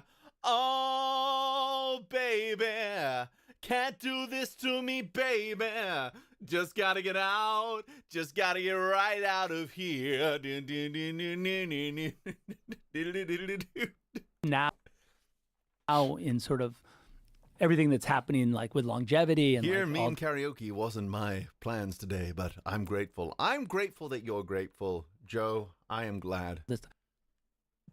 Like the bodybuilders will do stuff to their bodies that got me nobody singing else too. would I'm dare so do. They'll do glad. We should, dosages like, that no one will do. And should so like encourage it's cool music. to say like, okay, if you want to know Music what is good. quadruple the dose of And we've anything introduced, does, like, just we've done something ask those beautiful guys, today. they'll tell We've you. 'Cause introduced someone who didn't know about Queen to Queen. And let me tell you something. So one of my favorite kinds of videos to watch recently has been like,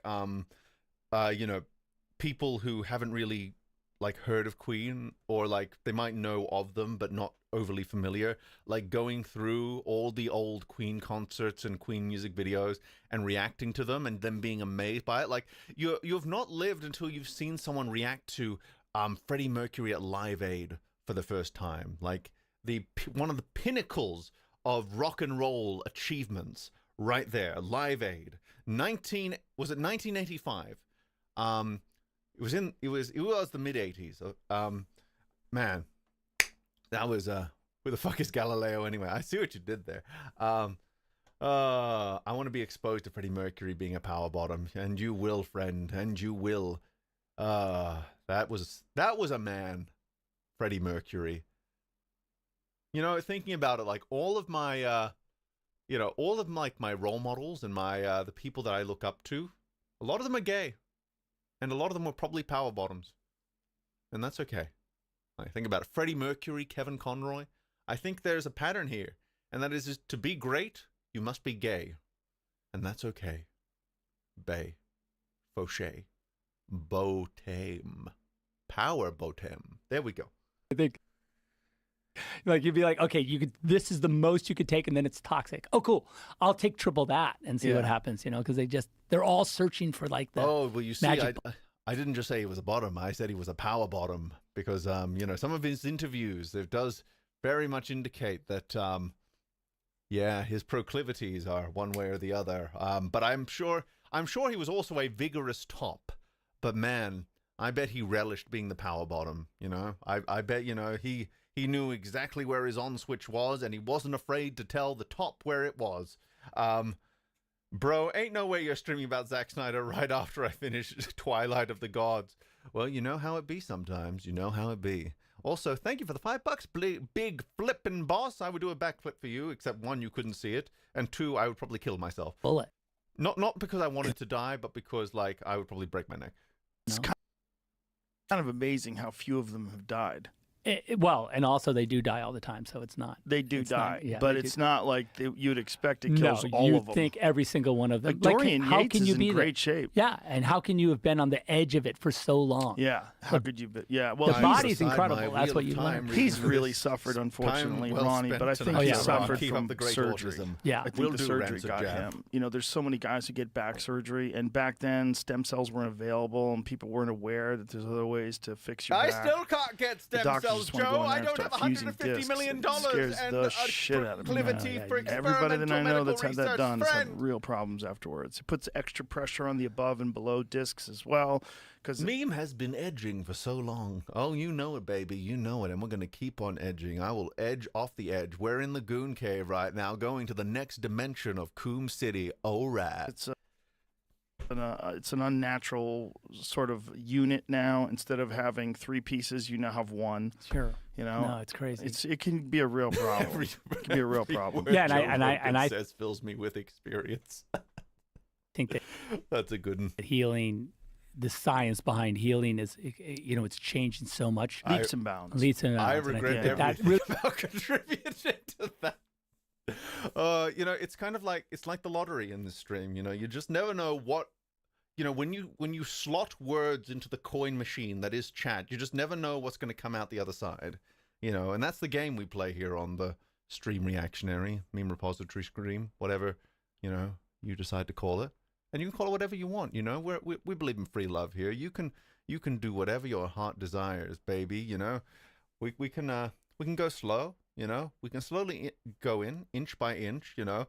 I can imply a lot of lube at first, and then, like, slowly but surely we can get it down to, like, the ball. And then, you know, we can just let it soak there. Let it soak there for a little bit, you know, and allow it to expand, you know. Find new dimensions of stretch, and then you'll learn to love it, I think. What am I talking about? I don't know. That's where the future is, in my opinion, like, how we learn to slotting things into meme, coming out the other side, huh? Yeah, buddy, you know it. What's a bit of homoeroticism between friends? Exactly. You know, it's not gay if it's in a three-way.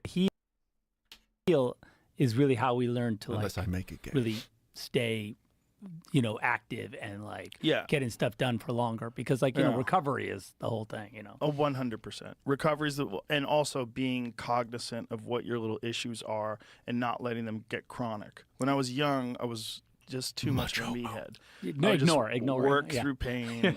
And also, when you're doing jiu-jitsu, you're always in pain. So I was just like, work through the pain. Then I started developing some, like, real chronic problems. That is true. And you know what I love about soaking as a concept, like specifically as a loophole, for you know, premarital sex.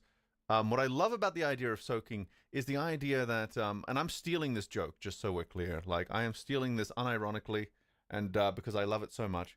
But it basically implies that God, you know, the Almighty Father, he is in fact a Tyrannosaurus Rex, whose sight is only based on vision. Which also means that the act of starting soaking might be the single riskiest thing in the Mormon faith, because that is still an act of movement. You will get a little bit of tingle on the way in, and then God will be like, "Ooh, what the fuck was that?" And then he will look down at your bedroom, and he will see nothing because you are not moving. But he will have detected movement within that space of time, and you have to remain incredibly still. Do not move a muscle. God is watching. Just sit there and soak. It wasn't until I started doing stem cells. Who am I stealing from? I can't actually remember. It was either the oatmeal or XKCD. One of those two people made that. One of those two webcomics made that observation and had a very graphic illustration to demonstrate it. And then started T-Rex side isn't on movement. T-Rex has had fantastic eyesight. Exactly. So exactly it. In real life, the Tyrannosaurus was kind of I think it's really cool that Tyrannosaurus is probably on some level as cool as we make it out to be. Like, cause we learned so much about it. Like, it was super smart. It had like all the best senses. It didn't really roar per se, but it had a vocalization that you couldn't necessarily hear, but you could feel it in your bones. It was at such a frequency. And some even theorize that the Tyrannosaurus's vocalizations could have paralyzed certain prey. That's like a contentious theory. But like, Urban Dictionary defines soaking. I looked up soaking. All right. Wow, meme is a content theme confirmed. Next up, we'll see his chair. Oh, the night is still young. Yeah, it was frogged. Also, what the fuck? Damn. And like, you can, but it's not wise. I have the slow motion train wreck of streams where it's like, it's so horrifying, but you cannot help but look. You can't look away. And, and that's how I get viewer retention. And it's great. To just go and only do jiu-jitsu. You should be doing maintenance weight. An animal that might have had tiny arms couldn't have been that cool. But that's where you're wrong, friendo, because if you look at because they've done like studies on the muscularity of Tyrannosaurus arms, and man oh man, it probably had some of the strongest arms in the animal kingdom, or strongest per its body size. Like, think about this friendo. Think about this. The Tyrannosaurus's arms had to push it up in the morning. Think about that. Two Tyrannosaurus arms can lift an entire T-Rex off the ground, or push an entire T-Rex off the ground. They gotta think about that. Think about that shit. That's designed to strengthen your joints. And so I 100%. really started doing that, and that made a giant difference too. And instead of just thinking of it, but it definitely helps. T-Rex's arms may be small, but they at least had arms, which is more than I can say for most animals, I can say. That's true. And the thing is, those arms probably weren't entirely vestigial. They probably had some purposes. Kind of like how blue whales still have, like, tiny little legs that you can't see. And they're not entirely vestigial either. Because you know what they use those legs for? Mating. They use them to clamp together while they fuck. The blue whales still need those tiny legs to engage in blue whale humping. Make that a film, Blue whale humping? I'd watch that. I'd watch the fuck out of that. You can't tell me that you wouldn't see like a poster for like a film called Blue Whale Humping and you wouldn't see it. Also, that could be a band name. I'm liking this the more and more I think about it. Why are you doing this to me? Why am I not doing this to you is the real question. As a I would workout. See, Jose knows it's always like, up. Okay, is your Also, car Jesus ready to get on Christ. track? No, it's not. You need to change your tires. No, it's not. Your suspension's off. No, Sure. it's not. I missed need you more also, gas. Jesus Whatever the fuck Christ. it is. Sure, absolutely. Treat your body like that. Don't just say, Now I'm fuck, imagining Deadpool 2's baby legs. As you should. As you should. Is it a documentary about sperm whales? That would be, do blue whales ejaculate blue whales? That's a very good question. Very good question. For another time. tough. I'm going to show up with the flu and I'm going to go 7 rounds. No, don't do that. That's stupid. That's stupid. Every time I've ever done that, it's set me way back. It's never helped me. Never one time that I was like, God fucking damn it, meme. What? You heard me. You heard me. Push through the pain. Has it ever been good? Not a single James fucking is going time. to sleep. So now at 56, now I'm smart enough. And with that, I'm going to bed. Have a wonderful birthday, meme. Thank you, James. I appreciate your viewership here tonight, sir. To go, okay, don't do chin-ups. You're getting tendinitis in your left elbow. There's Stop. like 3 bald men on the screen right now. Think about that. Think about that. Where this goes, it's right here. You get it at the same spot every time. Every time. Let's start doing some wrist curls. Let's work the legs. Let's do a bunch of other shit. Yeah. Let's do heavy bag rounds. Opinions on octopus mating. Now, I'm glad you asked. Now, from what I understand, octopus mating is like slightly complicated, a little bit violent, a little bit of everything. One of the male octopus's tentacles, they kind of serve double duty. They not only serve as, like, of course, a tentacle, except octopuses don't have tentacles, fun fact, because tentacles are more like squid. You know how squids have, like, those 2 arms? But it turns out we have it reversed. A tentacle is like a long arm with an appendage at the end that has the suckers on it, like squids do. Octopi have arms, so they're not actually tentacles, even though I feel like it should be the other way around. But one of the octopus's arms is actually also a sex organ, at least in the males, and that is also their primary feeling arm. So if you're near a male octopus and it reaches out with one tentacle, that is probably its penis, and it's going to try and feel you with it to see if you're a female octopus, and maybe it'll keep feeling you because they're intelligent blokes. They're kind of experimental. They know what they're getting into, and or maybe they don't know what they're getting into, but that's okay. That's okay. They want to experiment. They want to know how things go, So hentai was accurate. You are so right. You are so completely correct. So completely correct. But very curious creatures, and I have seen octopus mating videos on the internet. It's something else, man. You wouldn't believe it if you saw it, but some octopuses are probably gay. Like, be real. I mean, it's not weird.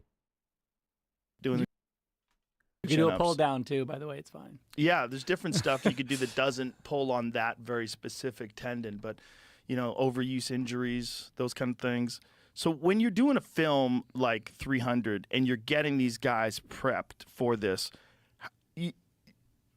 are you telling them what to eat? Do you have a I mean, nutritionist? It's awesome. If I ever put you in a movie, the cool thing is you show up, you work out, they hand you food.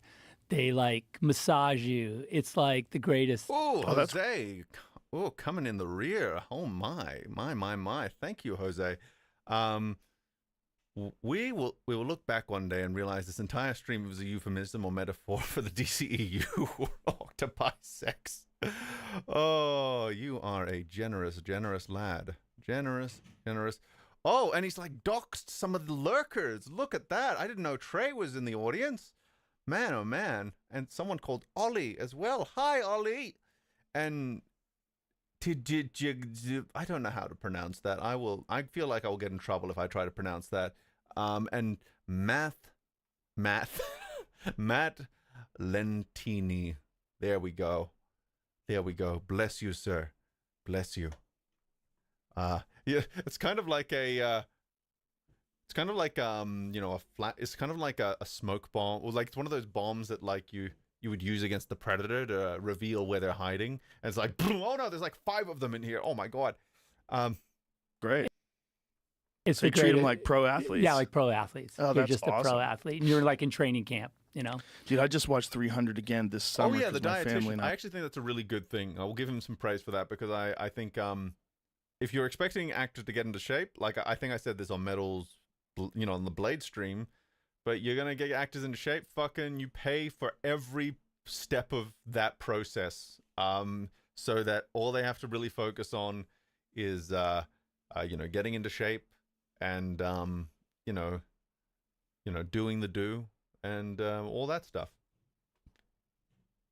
A TMR membership at this time of year, at this time of day, in this part of the country, localized entirely in your chat room? Yes. May I see it? No. Went to Greece. Oh, cool. And so we went, cool. Let's watch 300. Yeah. And my 13-year-old had never seen Greek 300 before. And she was like, holy shit. I was like, yeah, that's a fucking movie. We were just in Greece this summer too, and it was cool because we were like in Athens and we were walking up this Parthenon, and I noticed like all the gift shops, they have like Spartan shit in them around. Mm-hmm. And Yeah. I go, I was let you on while asleep, but you mentioned Freddie being a power bottom, and now I can't sleep with that question. You see, that's the great thing about this is that you know, I lure you into a false sense of security with my voice, right? And you know, it's just like, oh, I can go to sleep to this, and then you actually your brain processes what the voice is actually saying, and then it's like, wait a minute, and suddenly you can't sleep anymore, and then you watch for longer, and you know, we engage, we have a good time, you know.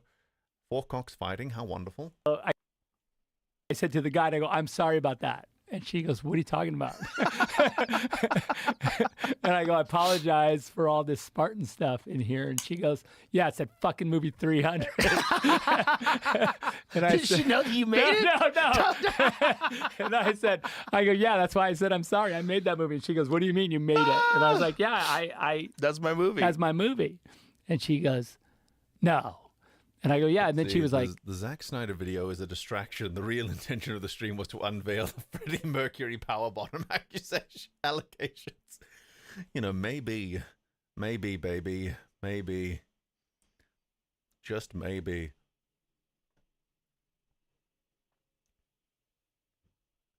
He's our Professor Xavier, but his chair has sexual paraphernalia.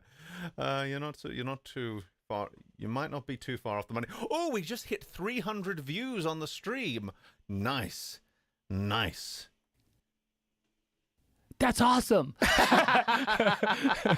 Now she likes you. Yeah, it was cool. That's it was funny. a cool swing, but it's a fucking awesome movie. That's man. cool. If you don't I like appreciate 300, you can go eat shit. If anybody who didn't enjoy that, what do you hate fun? Yeah. Do you The hate? real intention for meme, the real intention was for meme to get out all of his various sexual frustrations and fetishes on us. Yes, indeed. But that's every stream, so like, you know, can't say it was very specially for this one, but like, you know.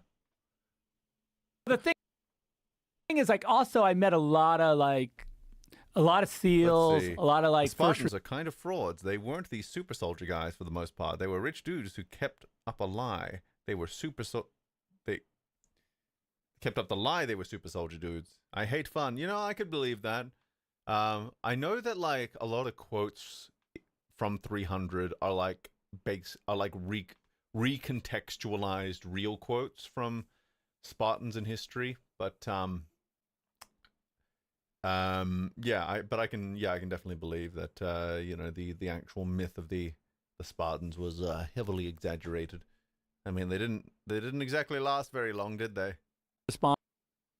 responders, as you can imagine, really. I need to check my bank account after that entire $10 of super chats to ensure I can eat tomorrow on a college student budget.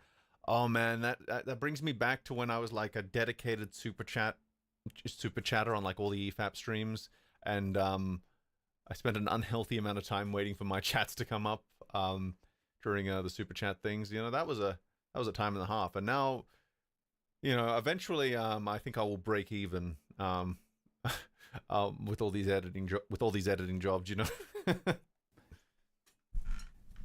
You know, I've seen a lot of Spartan tattoos. Oh yeah. You know, because of that. You know, and I'm proud that you know, that they find some sort of like inspiration. Dude, Leonidas that, is what every man wants to be. It's true. Yeah, you know, He was perfect. He knew where, like, look, you know, he knew where. Thank you for not making me wait three streams for my super chat to be read. Not a problem at all, friendo. This is the beautiful thing about us still being a relatively small channel, is that you know, I can get to super chats basically immediately. I don't want to be Leonidas. What the fuck? You know, that's fair. That's fair. He knew who to look to. And I'm just gonna say it, like, Samurai Jack did 300 first anyway. Like, you know, I'm pretty sure.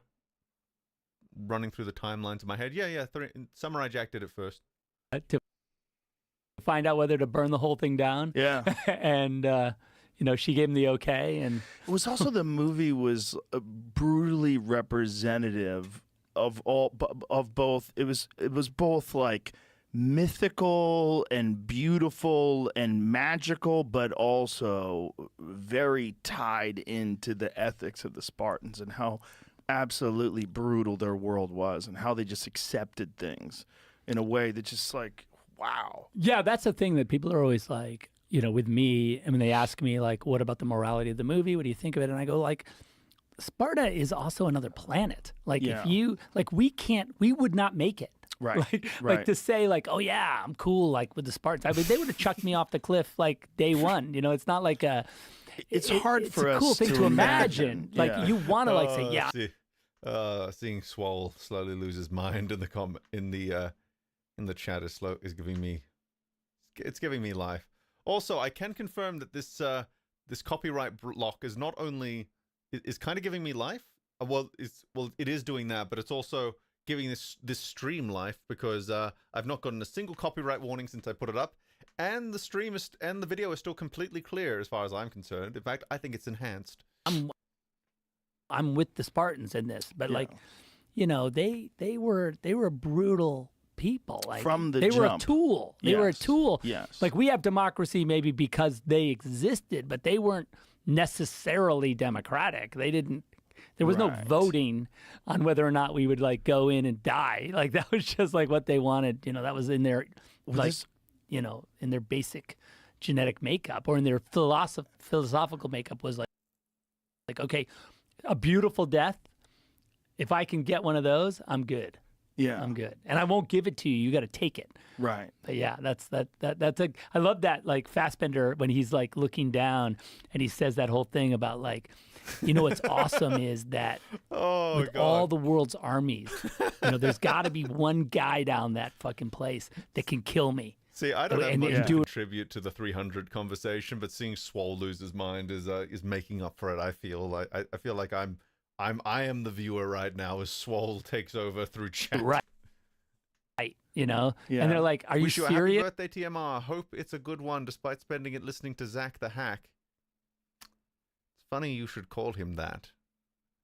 You'll get why. Hopefully you'll get why I find that funny in a few months. Yes. Don't want to overpromise. It's like, but thank you. That's what's turning you on. You're excited about the fact that the guy that kills me might be down there. Like that's.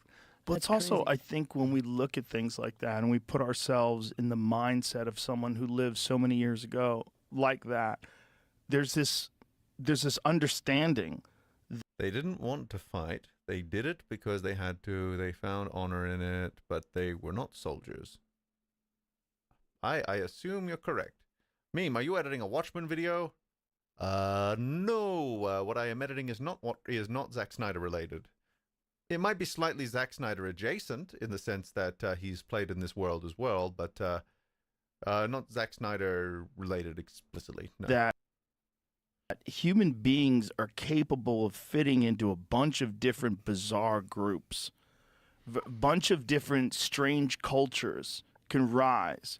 And when you have a particularly barbaric time in history, and you have this group of people in Athens that are literally changing. The Italian stallion called it.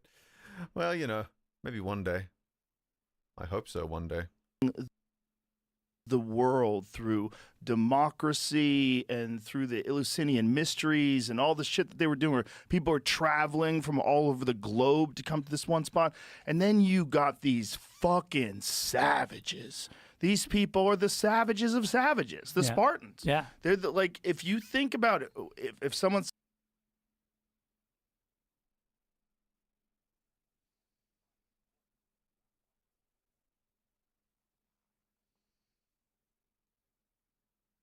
I am, in fact, editing Goon Coughs. Yes. Or no, sorry, Goon Cocks. I'm sorry. You wouldn't need to censor the word coughs. What am I saying? Yeah, you know, all things will become apparent in time.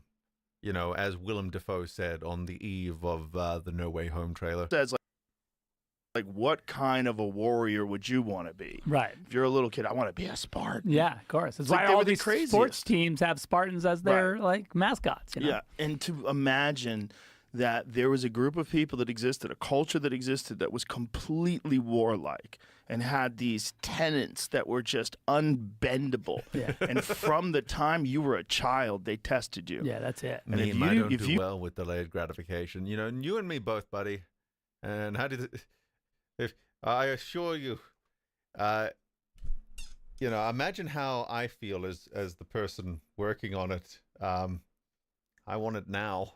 Don't care how. I want it now. Fucked up. If you failed, if you fell apart, if you quit, you were chucked out. Yeah, the cryptea, like they you know, the whole thing, like where they would send you like around 7, you'd go on the Agoge, you'd go like into the wilderness, and you're basically living among other kids that were between like 7 and 13, and you just were like wild, and the sort of elite of those groups were called the cryptea, and the cryptea would come down and just kill helots whenever they wanted. Like they were encouraged. The helots were the slave class that the Spartans sort of that maintained Spartan society, and these guys, these kids. Imagine like if you lived, you know, in like Wait a in the minute. hill. Aren't the Spartans like? Am I getting this wrong? No, wait. No, wait. The Spartans. Was it the Spartans or the Greeks that were known for like? No, it was the Spartans were the ones who did have slaves. You know, I got confused. Because I know that there was like I remember reading somewhere there was like, something. You knew there was just like this 13-year-old gang of 13-year-olds that were going to just come down and murder you at any And moment. they were encouraged to murder And they were you. encouraged to do it because they like, and also the Helots were fine. If the Helots killed them, that was fine because that meant that they weren't good enough anyway. And then they would have this like, they did this ritual with this like table of cheese where like all these Spartan warriors would stand around the table, and all the 13-year-olds who were ready to like transition into becoming true Spartans, you'd have to like try and get and pull a piece of cheese off this stone table, and the Spartan warriors who guarded the table could do anything to stop you. And it was just like beating the crap out of these 13-year-olds, and finally like, you know, if you got it, then you were given to a Spartan soldier who raised you, and basically the idea was that he was your lover, he was your teacher, he was everything to you, because the Spartans believed that, you know, really they believed that you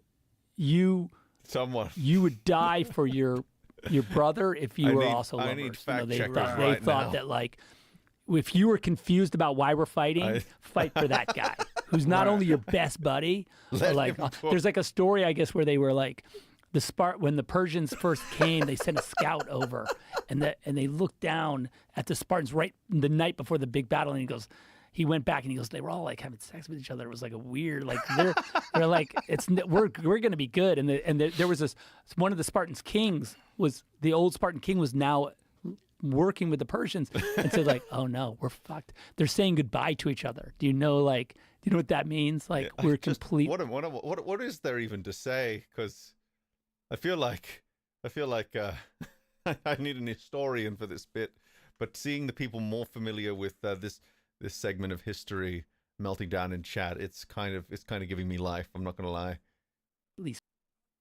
Screwed.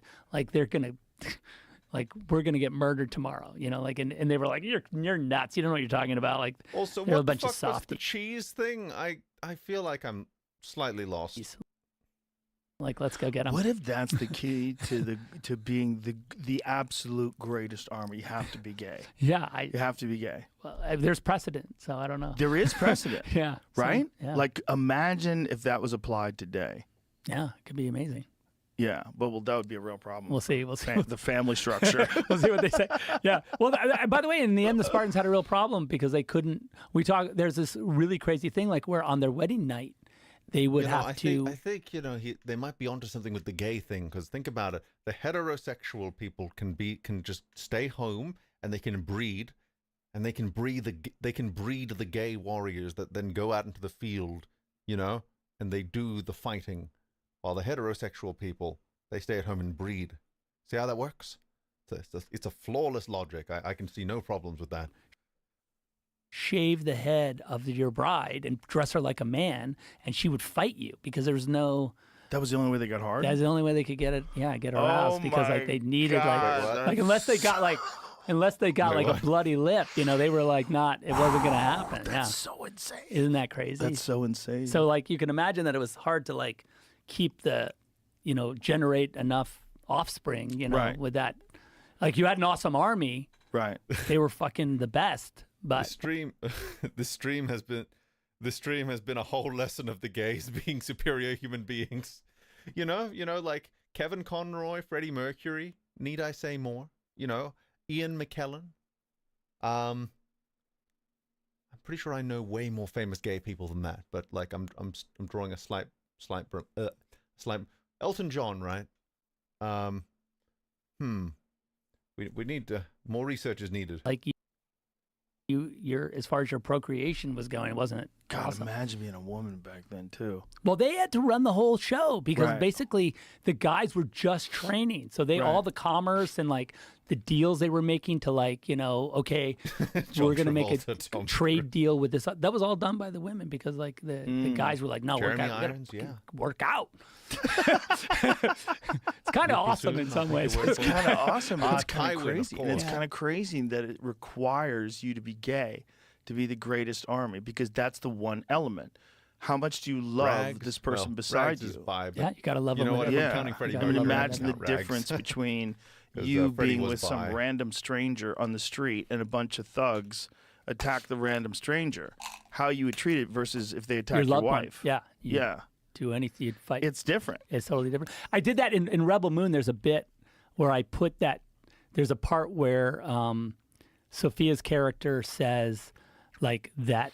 They basically say they encouraged me to find a lover in the military academy because when the politics of war became too abstract, like, okay, take that beach or like climb that mountain. Zack Snyder had made other films when I agreed to do this stream, so now it's like I'm in the section where it's like I need to default to chat's reaction. Jeremy Irons is gay. Look, I'm taking all of your like word for it, chat. You could tell me anything at this point, and I believe it. A lot of times, you know, soldiers like, what? Why? Like, there's no why. But like, if you have a lover who's next to you, who's your life, and if they get killed or they're in danger, you get, you know, you're going to be back on it. You're back on it. Yeah. And I think that it's an interesting. We don't, of course, in our modern society, we don't play with that aspect of, you know, in war. We try not to anyway. We seem not to. But, you know, like with using the relationship to create a bond. So it's an interesting. I mean, like, you know, there's camaraderie, brotherhood, of course. But they've replaced that aspect of it with technology. Yeah, a little bit. Which is interesting. And maybe that's good. But maybe it is good. But I mean, I could imagine a world in the future where things go totally sideways, where we go back to that. Yeah. Absolutely, we'll make a movie about it. That's I mean, that is into a power bottom every time I see Bay versus Optimus Prime.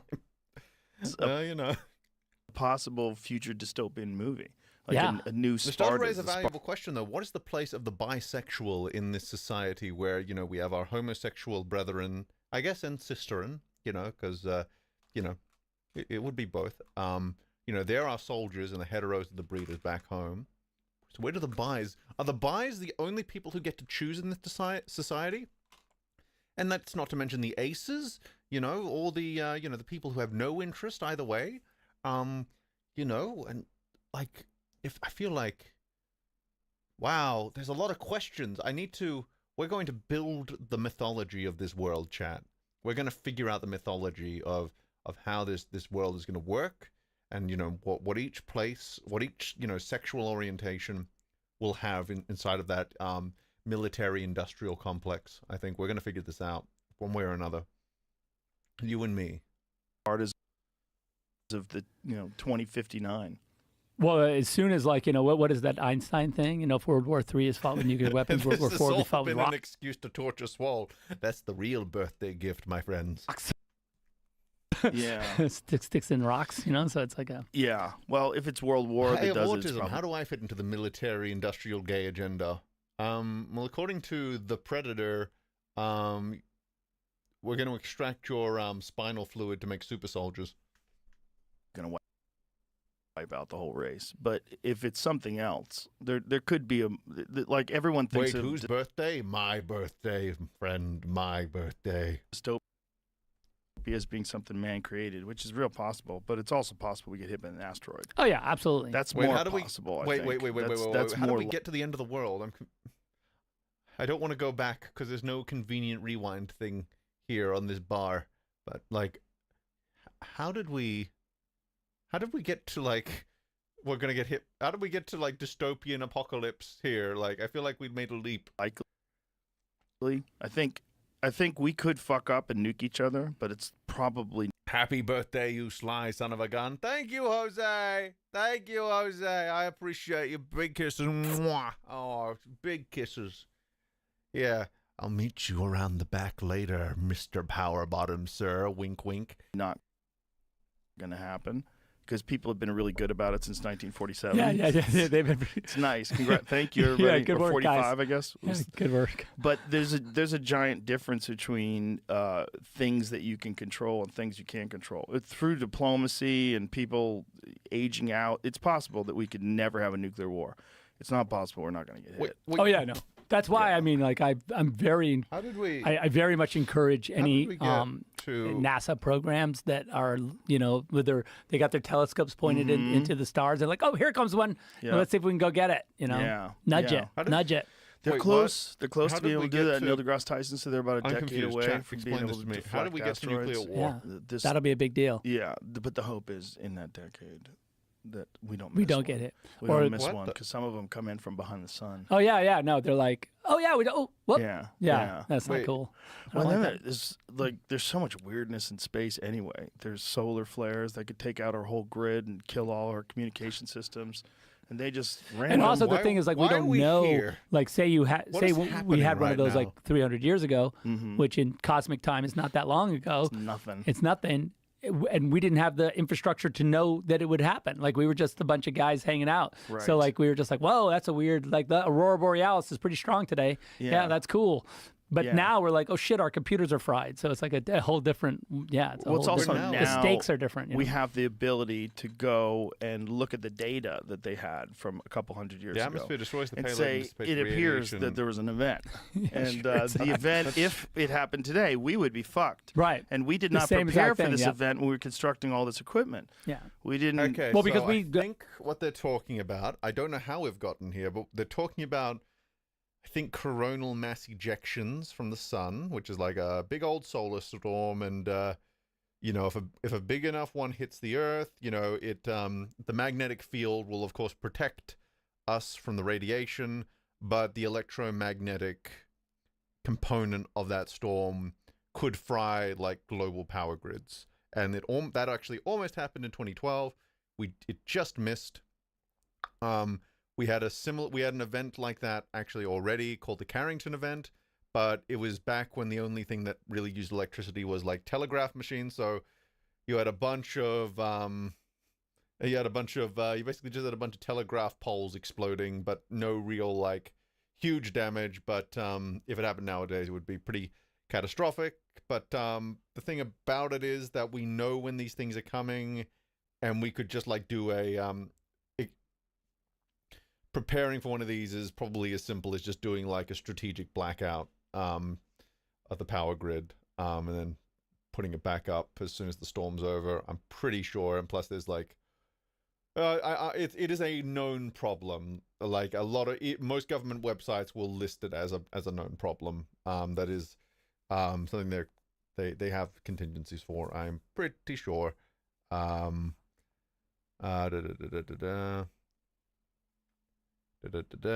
But I am not a scientist, so yeah. Because also the equipment got built. It got built over time. It was like a slow, you know, this made this and this made that, and we Right. relied on this, so now we made this. Yeah, like we built like our house of cards like pretty quickly too, And the like foundation's the weakest part. it doesn't exist. I don't think there is a foundation. because it's all Let's see, dependent. I work on semiconductor industry, and a large part of my job is securing electromagnetic behavior of my chips. Very good, very good. I like electromagnetic proof chips, especially when I add them to my dip. my electrode dip. Dip. The grid. I really don't think there is a foundation. Well, the cool. foundation is what powers it, and that's all dependent upon a grid. Yeah. And the grid's very vulnerable, physically vulnerable. It's vulnerable to cyber attacks. I like that also. We thought we were geniuses by putting all that online. You know, like, oh yeah, we'll make the grid automated. No, don't do that. It's much better when there was just a guy throwing switches. You know, Yeah, like way better. He's not gonna. You can't do anything to him. Just guard that guy. Yeah, guard that guy. Give him a lot of money. I feel like love we're that hearing a lot. I don't have the background, but I feel like I'm hearing a lot of bullshit right now. I just feel it in my bones, you know. In the cloud. Bitch, where's this cloud? That cloud is in fucking Cleveland. What are you talking about? Cool. There's no cloud. The cloud is not That's cool. such a lie. One of the most popular podcasts in the world. I just want everyone to know that. Stop calling it the cloud. That's a dirty lie. Oh, it's in the cloud. I just go get it. How do you say that? Why don't you say it's in the stars? Why don't you just lie to me and say it's in heaven? Tell me it's in heaven. Say it died. All my photos of my baby. We can resurrect that. Yeah, we can resurrect it. My family, my dog, they're all in heaven. Print heaven. everything. I say print everything. That's my philosophy. Well, even the print. This is the interview equivalent of watching not the Suicide Squad, but just the original Suicide Squad. You know, the one that came out in 2016. Because I'm having to play catch up with my own brain, as Rag said on that one. Ooh, here we go. Everything thing. The real problem with us is all of our data is on hard drives. All of it. Yeah. And there's just paper books, hard drives, and that's it. So if something big happens, everything's useless, and we start from scratch. Yeah. Paper books are still... But Joe, doesn't... Wait a minute. I'm pretty sure a coronal mass ejection will not wipe all hard drives on the planet, right? And I'm pretty sure, like, the main issue is more just, like, certain things when they're plugged in will be rendered vulnerable to certain... Okay. Kind of work, but... Yeah. A lot of the modern...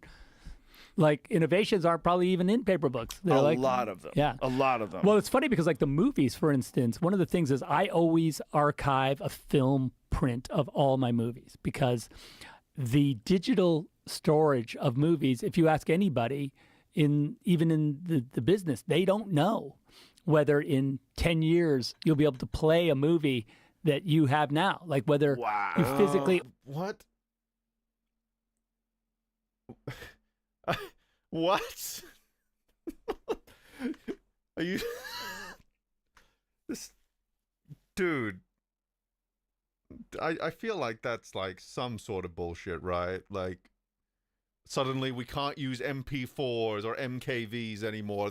We're just going to lose the technology to access the file type. Like, I'm trying to be good faith here, but... Oof, man. I can only assume that either he is severely misspeaking here, or like maybe he severely misunderstands like how all this stuff actually works. Would not surprise me, but like again, like I think he's got, because there are like certain cases where this is kind of true, but it's not in the way that he's saying. Like, say, you know, you make like a Pixar film in like the early 2000s, and then you try to go back to those same files like 20 years later. Like the programs you use to edit, like to animate those films, fundamentally changes.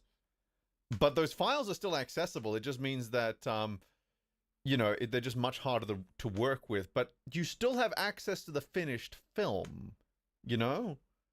Like, the software doesn't just magically disappear.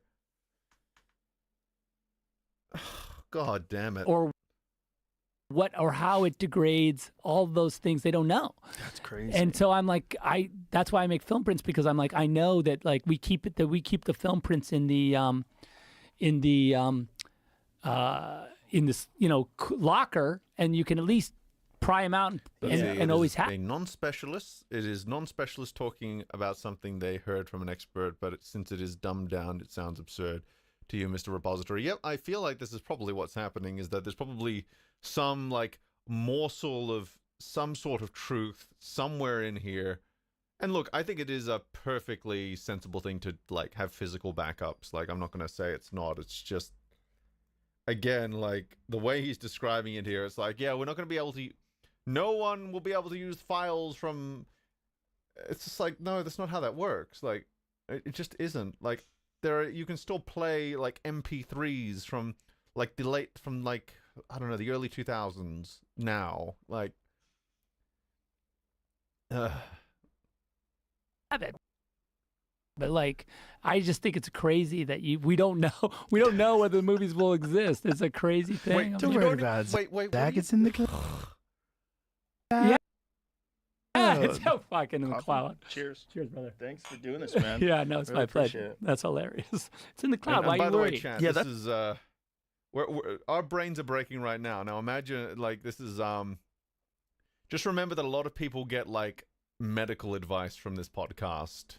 Just I'm not going to say anything specific there. I just want you to really, like, think about that when something as, like, relatively mundane as, like, you know, film storage is being really butchered here. Like, imagine, like, much more serious stuff.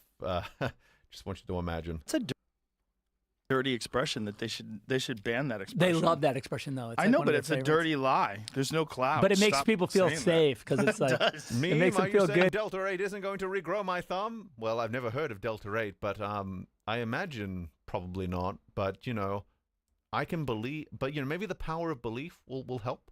I don't know. Because it's like the cloud is so reliable and so like, and also a thing you don't need to worry about or understand. It's also beautiful. It's Yeah, fluffy. It's in a blue sky. And all your info's safe in there. Yay. And nothing can hurt it Yeah. except for everything. It's just horseshit. It's so Total horseshit. What It's is so happening? crazy. It's on hard drives. It's so crazy. And if you had to start from scratch, if you know, imagine stumbling upon some ancient Egyptian hard drives and go, okay, where do we even begin? you can't play it. Yeah, You can't what is this? you might be looking at it and Right. you don't know. Yeah. Yeah, how is it in?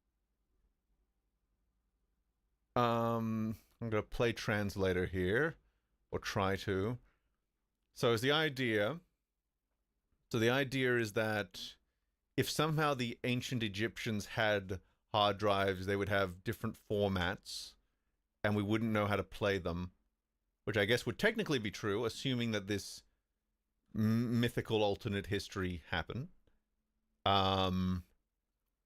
But the thing is, right, we would probably still eventually learn how to decode it all.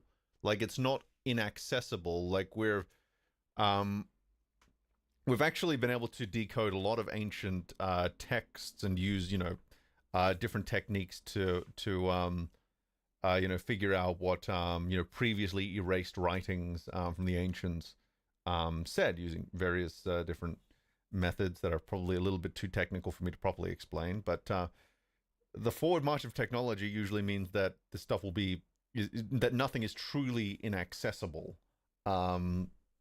Especially, like, it can be like, there might be like roadblocks, but those roadblocks are not insurmountable. All right, you know what this is triggering in me? This is because I've been like this past year, I've been on this huge anti-doomer arc, this anti-cynicism arc, in my, like, mindset, just really trying to foster, like, not naivete, but like just like a healthy sort of like positive outlook. And like I think this is kind of ringing certain like doomerisms to me that are kind of triggering me a little bit. Maybe that's what's going on here. I don't know. Coded. What is Good on you, mean black pill is never worth it. I completely agree. Yeah, because even if things, you know, whether or not things are fucked, I think it's better to live as if things are not fucked than if they are fucked, because you can never know how far you can actually get unless you try. And if you're not, and if you think things are fucked, you're less likely to try, et cetera, et cetera, et cetera. Anyway. And I need to connect it to in order to, does it play out loud? Do I see it? So what is this? Is it or not? You know, that's the $1 million question. We'll find out in season 2. experience it in my head. It's like when you show your kid a vinyl record, right? Right. I'm showing my kids a vinyl record, and they're like, "This." Silka. Oh, it took me a second. Because you see, I haven't thought about that guy in so long. I haven't thought about him in so long. But I get what you're putting down. It's incredible. How does it work? I'm like, well, the needle kind of bounces up and down on those grooves and makes sound. It sounds like a song. And they're like, that's an insane technology. I'm like, no, that's not insane technology. Your iPod or your fucking phone, that's insane technology. Yeah. That's a thing you can't explain this to me. Okay. I just explain. Oh no.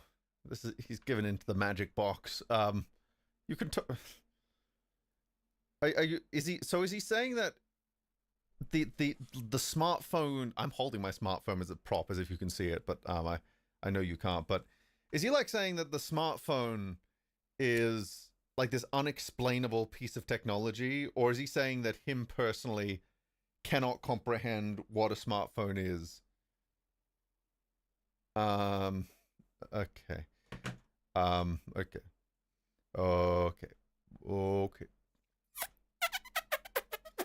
That to you. I love the fact that I'm in my it's car incomprehensible to the average person. Yeah, I think it is like incomprehensible to, like, in terms of like you can't intuitively figure it out. I can see that for sure. But I think it's not impossible to explain or to like figure out how to like find a version of the truth, like, because something I want to dip my toe into once I have more time is dip my toe into a little bit of science communication and try to like take more complex topics and try to put them into an explainable form. And the more I experiment with it just in my spare time, the more I realize everything is actually somewhat explainable if you find the right metaphor, or you find the right like level of accessible language or the right analogy. But I can for sure agree that like a smartphone, you're not going to look at a smartphone and immediately know like, oh, the capacitive touchscreen detects heat or what have you, and like a lithium ion battery and CPU and I can get that. Like my daughter loves Melanie Martinez.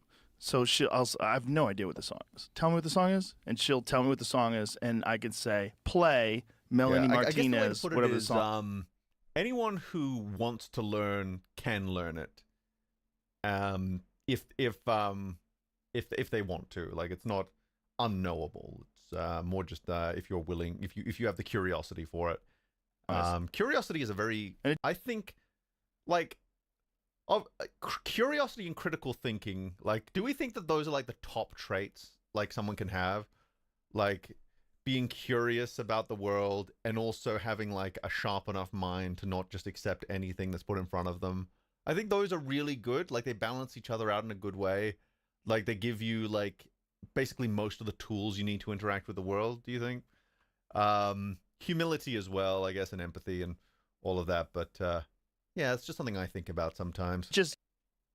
It plays it. Instantly plays it. Unbelievable. Instantly. And it's coming through the speakers, and it sounds amazing. There's all this sound. That is incredible. It is bananas. Or you could say, like, play Johnny Cash. Instantly. Play Hurt. Yeah, play Hurt right now. Instantly. What have I become of my dearest friend? Everyone I know goes away in the end, but you could have it all, my empire of dirt. I will let you down, I will make you hurt.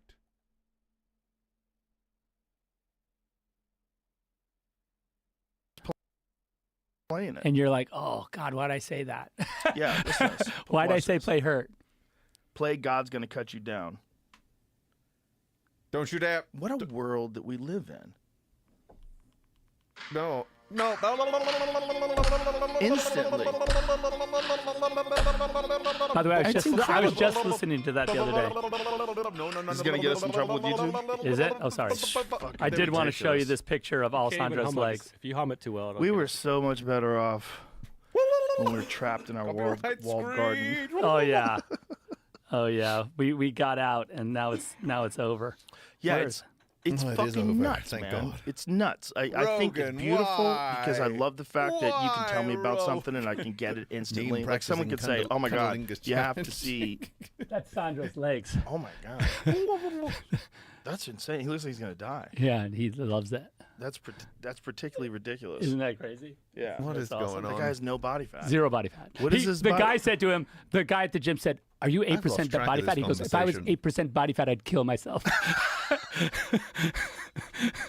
That's so ridiculous. Oh my lord. But that's his thing, though. Like, he literally is like, I'm in space. I'm like a space. You know, how, like, we get stuff from the space program. You know, like we figure out how a razor works, or like Right. get shaving cream that keeps the hairs from flying. That's what he is to me. Like, he's like, I'm up here on the ragged edge, so I can could give you this information back. Like, Oh, that's an interesting way of looking at it, right? Like you do learn healthy. What are you saying there is true. We do get the great thing about the space program and space exploration is a lot of the technology filters back down to Earth a lot of the times because you know, when you have like huge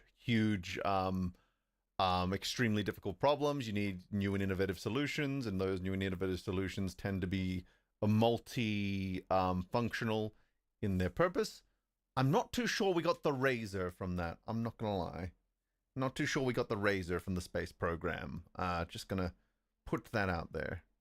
Wellness things Yeah, it's the from ballpoint people that pen. are on the That's a good fringes example. in the bodybuilding world. yeah, and he's in his 60s, so it's like, you know, you're like, okay, this guy can have legs like that in his 60s, so give me some, give me a little, you know, give me a little of the I'm making some knowledge. toast. Yeah. Who wants some? I would love some toast, to be honest. I love food. I love food just as much as I love outer space. Maybe I love space a bit more, but like, I don't know, man. You know, you put me in the space station, give me some toast. You know, I think I'm gonna be having a good time. You know. He's funny too because he's like, look, I don't have a family, I don't have kids. This is what I like do. A nice brioche slice, you know, like oh, and some of them have like little chocolate chips just like embedded in there. So so you make like a nice grilled cheese out of that. You got like all the little sensations in there, but you got to make sure you season it like just the right amount to get all the flavors to balance each other and bring out the full sort of I'm hungry now. Jesus. You know, this is what I do. I can't blame you. Can't blame you. Like, I think I need to give avocado another chance. All I remember about avocado is that it's kind of bland. But like, maybe if I just put the right seasonings and stuff on it, it will probably be like pretty good. You know, I'm open-minded. I think we can hear Meme's brain toasting as we speak. You are not wrong. Just got here. How are we doing on pain? Well, we've somehow bounced from like very, according to Swole, very inaccurate retellings of ancient history to fucking what's it called? But to somehow we got to the apocalypse from there. The power grid's gonna go out. And then Zack Snyder didn't know what a phone was, and we're now on toast, and razors came from the space program, apparently. Is that blood?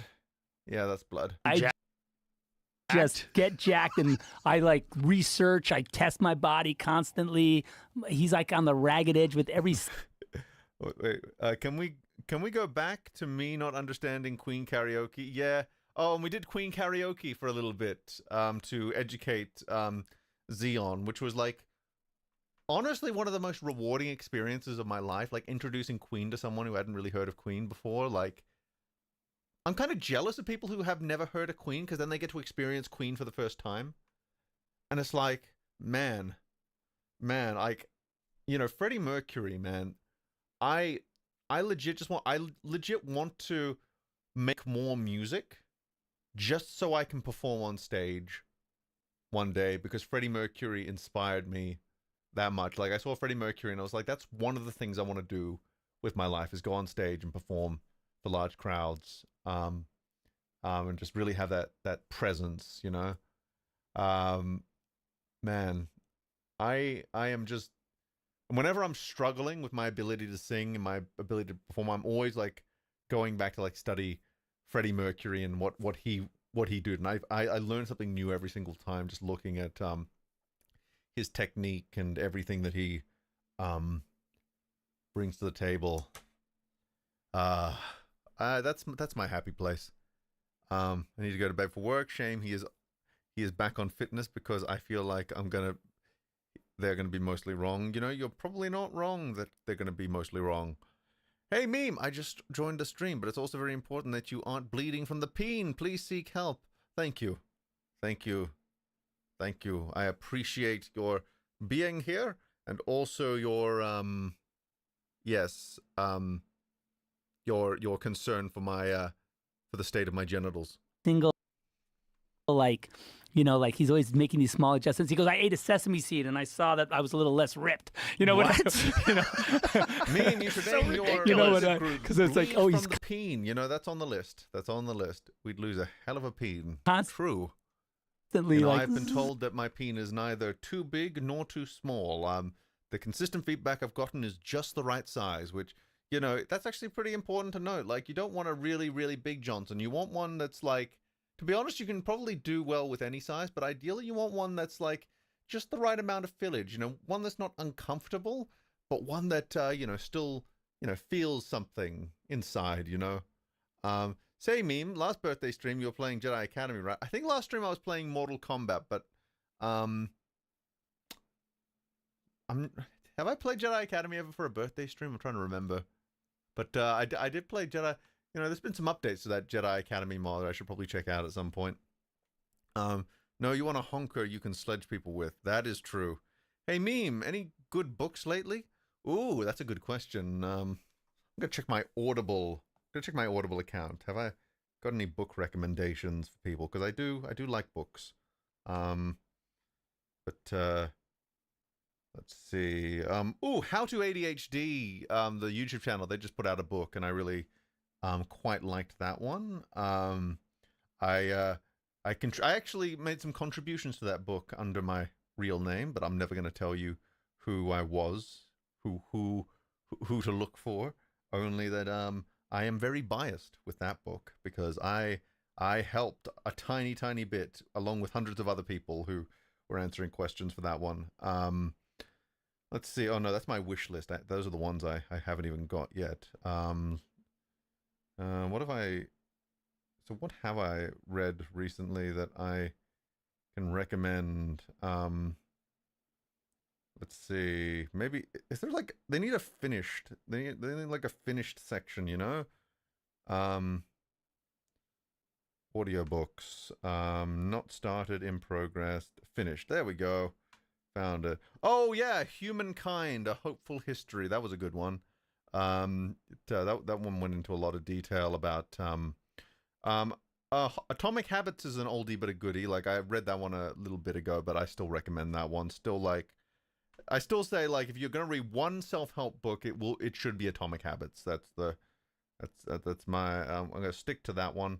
I'm glad again, like, I'm glad my mom died is like an oldie. Like at this point, like I actually gave a recommendation for that pretty like a year or two back, but yeah, still a good one. Ooh, A Life in Parts. This is Bryan Cranston's memoirs. That's a good one. I think I'd recommend that, especially for any actors. I swore I finished. Okay, you know what's going on here? Like, it's being very literal with finished, because, like, obviously, once you get to the very end, it has all the credits, and I don't usually stick around for that part. So there's going to be a lot of stuff that's in progress that's technically not done. So, what have I technically finished? Let's see. Hey, I feel like this is incomplete. What is... You know, I think I feel like I'm getting F'd in the A here. We will return to this segment at some point, I'm sure.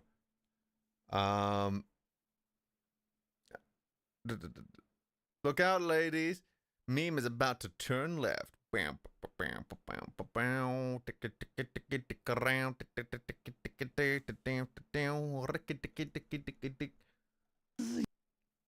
You know, like it's like he's on a razor's edge, you know, which I love. You know, people like that are extreme, super beneficial to any sort. Well, that's what I mean, sport. like extreme sport. That's what I'm saying is that like you can the little those little pieces of information they tell you about, like, oh, you know, like whatever, I'm taking this, or like I thought about this and I experimented with that, and you're like, oh, okay, like thanks for that, thanks for being out there, right? You know, thanks for being the oxygen mask, like up on the stratosphere. Yeah, the possessed mad genius. Yeah.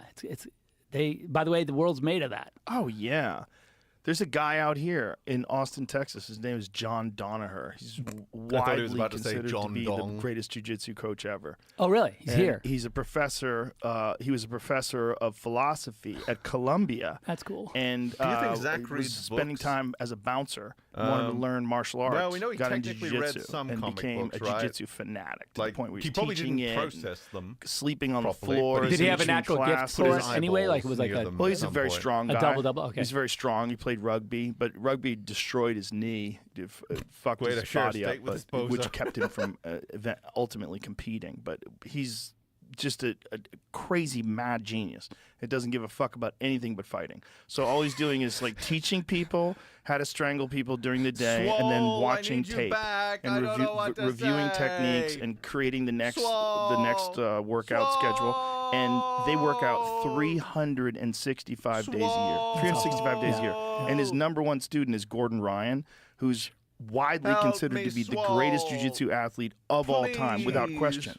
That's his belt up there, the Abu Dhabi belt, when he won Abu Dhabi. But he's his number one student. And they just train 365 days a year. They take no days off. Christmas, fuck you. Your birthday, fuck you. That's cool. And it's just, you've got days where you don't train as hard. Are you worn out? Well, you're not going to train as hard today. Yeah. Well, it's like you were saying, like like you understand but like at that point you're in the rhythm, you understand your body, you know, like, well, okay, I'm hurt today, I know how to do this. But we're always learning. We're not gonna stop learning. We're not gonna stop understanding. That's the one thing that's crazy about YouTube too, is that this idea that there's a resource. You know, like it used to be to find a technique or to learn something, you have to go to the guy's house, fucking sleep on his porch. Yeah. He's not gonna fucking train you. He's gonna slap you around, like whatever. We're now like these kids today, they get like a lot of their shit, the basic shit. They're like, I'm learning this. I can learn something that I had no access to. Absolutely. Zero access, 100%. Which I think is incredible. I have a folder on my phone that's all jiu-jitsu moves that I didn't know existed. And I just watched the jiu-jitsu moves. How is he doing that? Left leg in. Oh, he went with the right arm. Wow. And then I'll send it to my friend Eddie Bravo, who's a jiu-jitsu instructor. I'll go, is this legit? And he goes, I'm going to try this tonight. And then we'll text each other back and forth. So it's a constant new thing. Right now, chat. There's the basics. Put it in the workshop and let's see what happens. A kid could be just all you need is a computer that connects to the internet and a friend. And you can get good at jiu-jitsu. Yeah. It's better to have private instruction. Of course. It's better to have a coach who, you know, when you're teaching your classes, you've got to make sure this arm is protected and keep this here. So and I'm you going have to to be have the broader defense here and say that there are, like, of course, there's, you know, there are benefits to being self-taught. But I think you need at least every once in a while, at least occasionally, depending on what you're doing, you do need someone who actually knows what they're doing to give you feedback, right? Like, you can't just be entirely, like, you need, like, even if you don't get a formal education, you still need someone going like, oh, try this, that, or the other thing, or, oh, this is kind of what you're missing here, or, like, piano, for example, I imagine that's the kind of thing where you would benefit from lessons at the beginning, and then, like, once you've got the basics of technique down, then you can kind of improve just through practice on your own and looking at YouTube and stuff. But I say that, I use that as an example because I was looking up like how to start learning piano videos, and that was something that kind of pointed out is that there's a lot of symptoms that you can see with people who were self-taught for piano, like a lot of basic shit that's kind of a giveaway and some sloppiness that might not have been corrected early on. But I self-taught myself breathing, and I do okay sometimes. I'm proud of you. My breathing's not too good because I got a deviated septum, but I'm gonna get that fixed. I'm gonna get that fixed, and then I'm gonna breathe just like the other children do. Dun dun dun dun dun dun dun dun dun dun dun dun dun. To put your hand on the hip. If you don't have something like that, it's going to take you longer to figure it out. But if you are diligent and you're really dedicated and you have a fucking YouTube connection, you can get good at jiu-jitsu. Yeah, no, like I think you that's have to go to the mountains. That's true. Well, that's what I mean. Like, and that's true of a lot. That's true of a lot of things now. Like, I had this like recently. I had this crazy Fortnite addiction, right? And I was yeah, I started playing. I started playing Fortnite with my son, who's 10, and he was like, nah. He tapped out immediately, and I was like, well, you should come back because this is kind of cool. So I'm playing, and then like 3 months later, I'm like, what the fuck is the matter with me? Like, my wife is like, you got to stop. I am done with this. I am done. Right? You and I are the same thing. I go, she's like, I'm so done. You need another fucking hobby. Right? Like, and so she's like, I bought you some clay. Right. Oh. And so I started doing some pottery. Right. And that's where I was like, oh, YouTube is insane. Like, cause I just we're on pottery now. 3 weeks I had done like all. So now she's like, every search engine is like hand build pottery, like glazing, firing kilns. Oh, that's cool. So yeah, so I have much more productive. It's much. Well, by the way, I get something at the end. Like, you feel better. I feel so much better. Dude, the feeling that you get when you play video games for 12 hours in a row, you feel terrible when it's over. You feel sick to your stomach. It's literally too like, and you have something good happen. You're like, yeah, like I'm like, fuck yes. Not necessarily complaining. And I look over and my wife is like in the doorway, going like, because this is outside of my area. Are you serious? You're a grown ass man. Should you not be making a movie right now, or like writing something, or doing something? Well, it's important for people to know that even people who are successful movie makers are still going to get addicted to those goddamn things. They're heroin. They're too good. They're so good. They're so well made. We had a giant Quake problem, and I had a giant Quake problem for years, and I quit.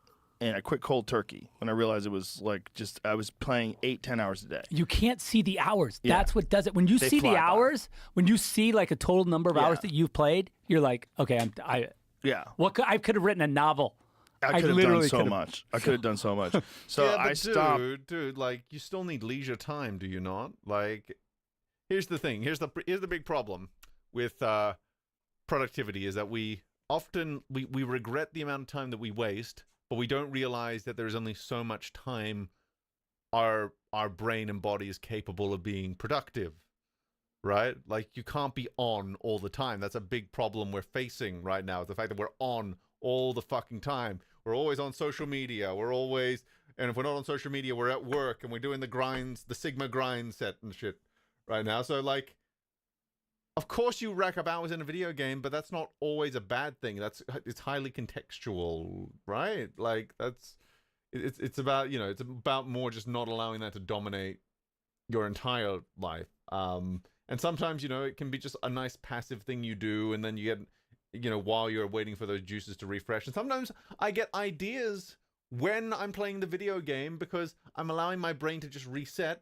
And when my brain's allowed to reset and relax, suddenly everything comes at once, just like me. But then when we had a new studio in Los Angeles, we had a big warehouse, and we said, let's put a fucking LAN in here. So we put a local area network and bought some a challenge? I can be turned on all day long, baby. Oh, I'll see you around the back later. I mean, computers and set it up for Quake, and instantly I was a junkie again. Scratching my face. I was fucking... maybe Zack Scripps would be better if he had been a gamer. True. And also, like, I feel like I'm a bit biased here because, like, I'm not as susceptible to, like, video game addiction as other people because, like, I can only do the same repetitive task over and over again so many times before I get bored. Especially, like, if it's something that will reward you every single time, that can kind of be a trap. But, like, when it's a skill-based thing, like a first-person online shooter, I can get, sometimes, the gratification can be so few and far between that I can just kind of I kind of just give up after a while. So it's not as much of a problem for me. Like I've never, like, I'm not the kind of person who could get addicted to League of Legends, for example. But I'm sure it's an issue for some. I'm not going to deny it. Just like I have a bias that is coming through. Snyder had a goddamn wooden table block a plasma shot. How does that happen if you game? True. Unless it's like an old game where like everything is bulletproof because nothing's destructible. Every day we were playing 3-4 hours a day. It was nuts. It was nuts. See, it just gets right into your. It's too good. It's too good. They're good at it. Well, I saw that you're better. Like I get really addicted to like super diverse, story-driven experiences. But the thing about those is there's usually a finite amount of it, and then you're kind of forced to stop playing because you run out of story. You know what I mean? So like it's kind of a some of this, you know, for me it's a self-correcting problem, and then I figured out I could make money out of it by showing everyone me playing. So like win-win really. Racing simulator. Racing simulators too. I haven't even hopped on that yet. By the way, We've had it over a week. the problem with it is it's too. Damn straight. It's like racing. Yeah. It's like the one thing I did. Like I saw this the other day where they had one of the F1 guys went against like some kid and he beat him. And I was like, that makes me happy. On the racing simulator? On the racing simulator. Yeah. And I was like, that made me happy. Well, only just because, you know, you want that skill set. You want in your mind that skill set to translate. Yes. So like you're like, see? Depending on how long this stream goes, we might need to split it into 2 parts because I do eventually have to go to birthday dinner. But I do want to finish this, so I might... So I'm not stopping right now. Don't take that. But like eventually I might need to stop, take a break, and then come back to finish off like later in the night or something. Just giving you a fair warning because I'm just looking at how much progress we're making versus how much time I have left. So I'm just giving you that warning now that we might need to take a break at some point.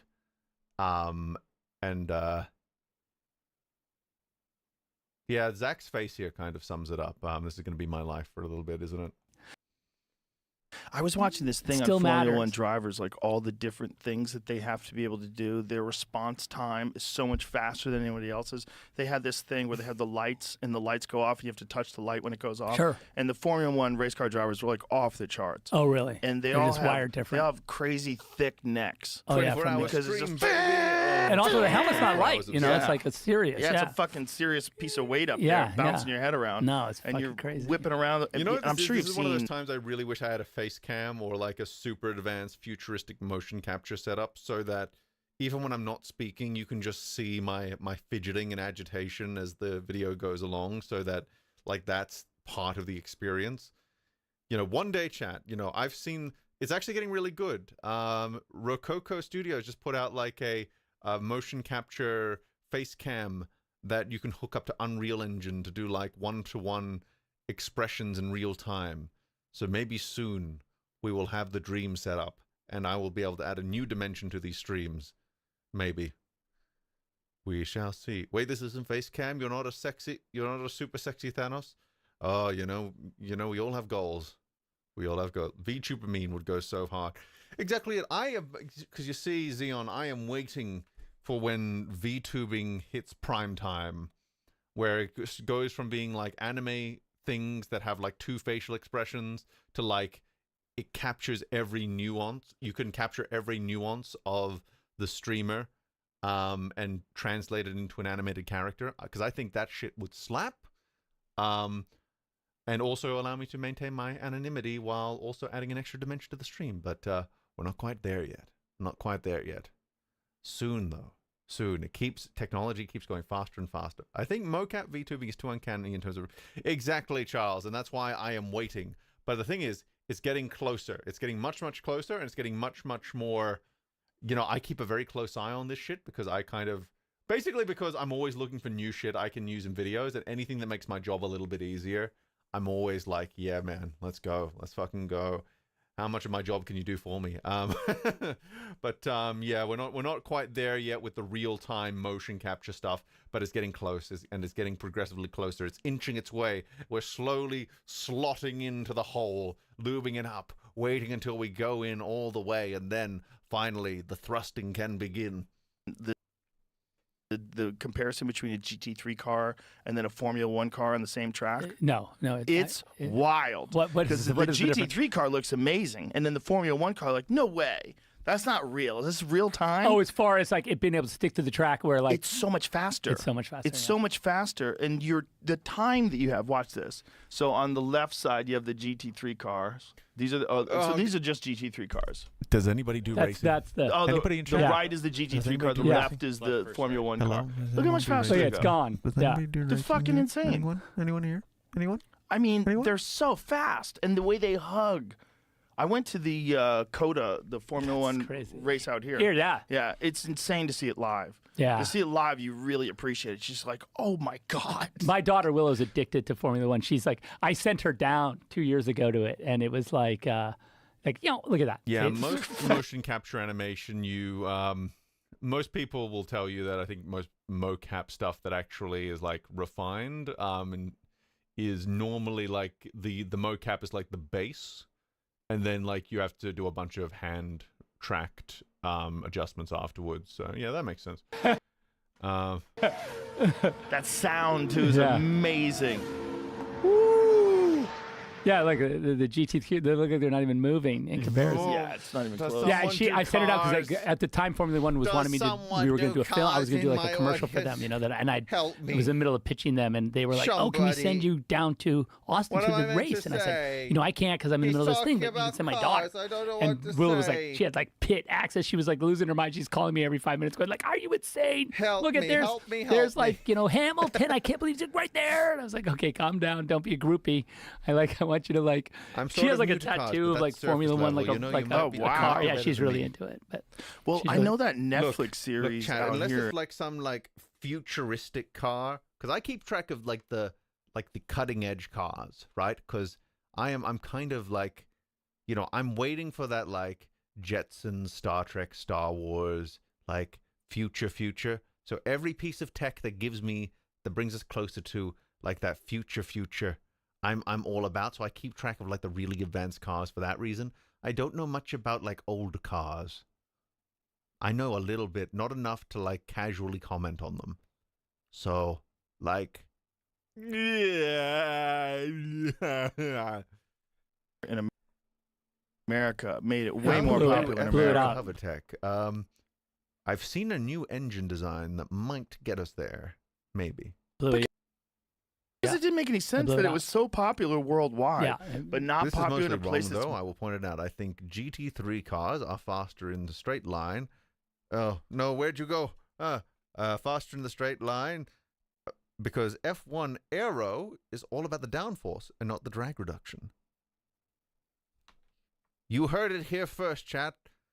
427 Arbok is here to give you all of your car-related facts. Possibly. He did say that he could be wrong, but like we will assume that he might be onto something. Flowers of the earth, who could even most obsessed with cars? Yeah, like makes no sense. You feel like we would just be like drinking the Kool-Aid of that so hard. Well, our thing is just going around a circle You're real quick. giving too much power to like, chat. Our thing is so silly. I have no choice at the moment. I will take back chat's emergency powers when the subject changes. And chat will relieve its emergency powers. I got my eye on you. In comparison, like NASCAR? Yeah, no. NASCAR is so silly. It's crazy. And you'd think that like we would dig like this kind of all the turns and like the insane. Wait, I didn't realize we can lie to meme. That's possible. I mean, anything's possible if you believe. But when this emergency has muster, I mean abated. Technology, it's like feels like it's right on our wheelhouse, and maybe and I think it can be. Well, it turns out it is. It's just gotta takes a minute. And it's something like a Netflix special has to happen for it. It's like what happened with the UFC with the Ultimate Fighter. The UFC was always 100%. Like crazy exciting, but then the Ultimate Fighter put it on television. Everybody's like, "Wow, this cool. is nuts!" Yeah, and you get to like invest in a personality. Yes, I think that's in the end, Americans love. That they want to hook onto someone and ride them, through the whole thing. Yeah. Yes. Yeah, that's the fun. They want to get when I'm like I'm making like a mandatory appearance at a dinner I'm expected to be at, and everyone is talking about stuff that I don't really have any sort of real knowledge about, but I have to kind of sit and nod and pretend like I'm really engaged. This is kind of like that, only I can't, in those scenarios, I can at least ask the other person questions so that I can at least, you know, try to develop something of like an engagement with them over time by slowly drip feeding myself knowledge and about what they're talking about. And I don't really have the option for it here. Oh boy. To that person and root for them and feel the journey. Especially the Ultimate Fighter was such a brilliant idea because imagine being, you get these guys to live in a house together. Like and a Zack Snyder, like a hardcore Snyderite, right? And you tune into the Joe Rogan Experience, expecting him to talk about like DC and Rebel Moon for like 5 hours, and then you just get like the pottery, NASCAR driving, Doom say. beat the fuck out of each other, and they know they're gonna have to fight. Snyder's so there's all really, this psychological warfare going on. There's like chest puffing, and there's so much weird shit happening. Smoking Joe. By the way, it's a great show. And also because like the drama, if you have fighting and drama together, it's kind of like an amazing combination. Right. You can't look away. And it's real fighting. Oh, thank God! It's absolutely real fighting. Yeah, like it's not like fucking around. And these guys are fighters. It's drugs o'clock. It's drugs o'clock. I'm gonna go get some water, chat, so I can have my drugs, and then I'm also gonna bring some food in with me and see if I can re-enter. Someone has buzzed my door. Good timing. I'll be back.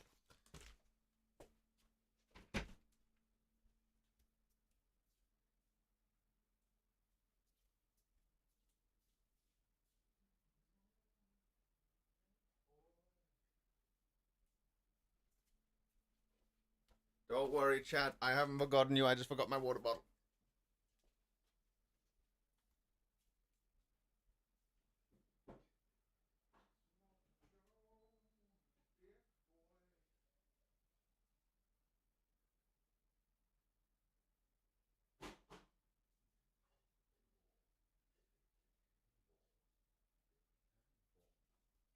Dick, and balls.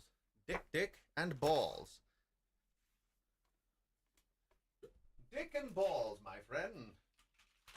Dicky, dick. Dick, dicky, dick. Dick, dicky, dick. Dick, dicky, dick.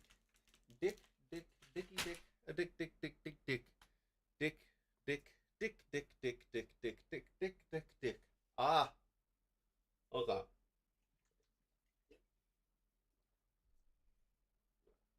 Okay, I have now drugged myself. I am now going to pee. I just want you all to know that I am going to urinate. I am going to release my urea-contaminated fluids into a designated receptacle. Please and thank you.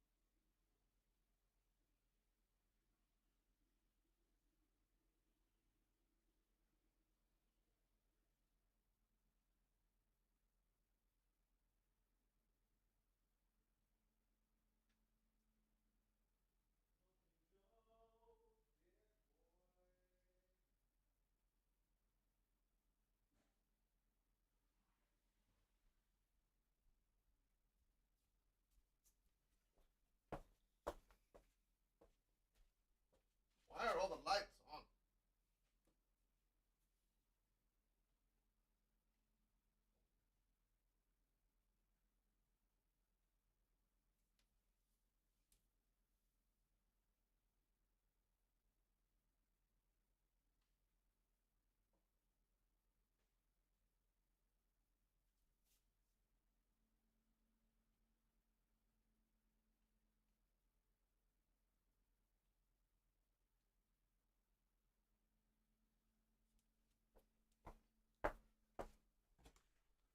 Oh, chat GPT. Oh boy. Anyway, I have got snacks to re-energize me. You know? Are you a good person, chat? Have you thought about that lately? Are you a contributing member of society? You know? There's no right or wrong answer, except for the wrong answer.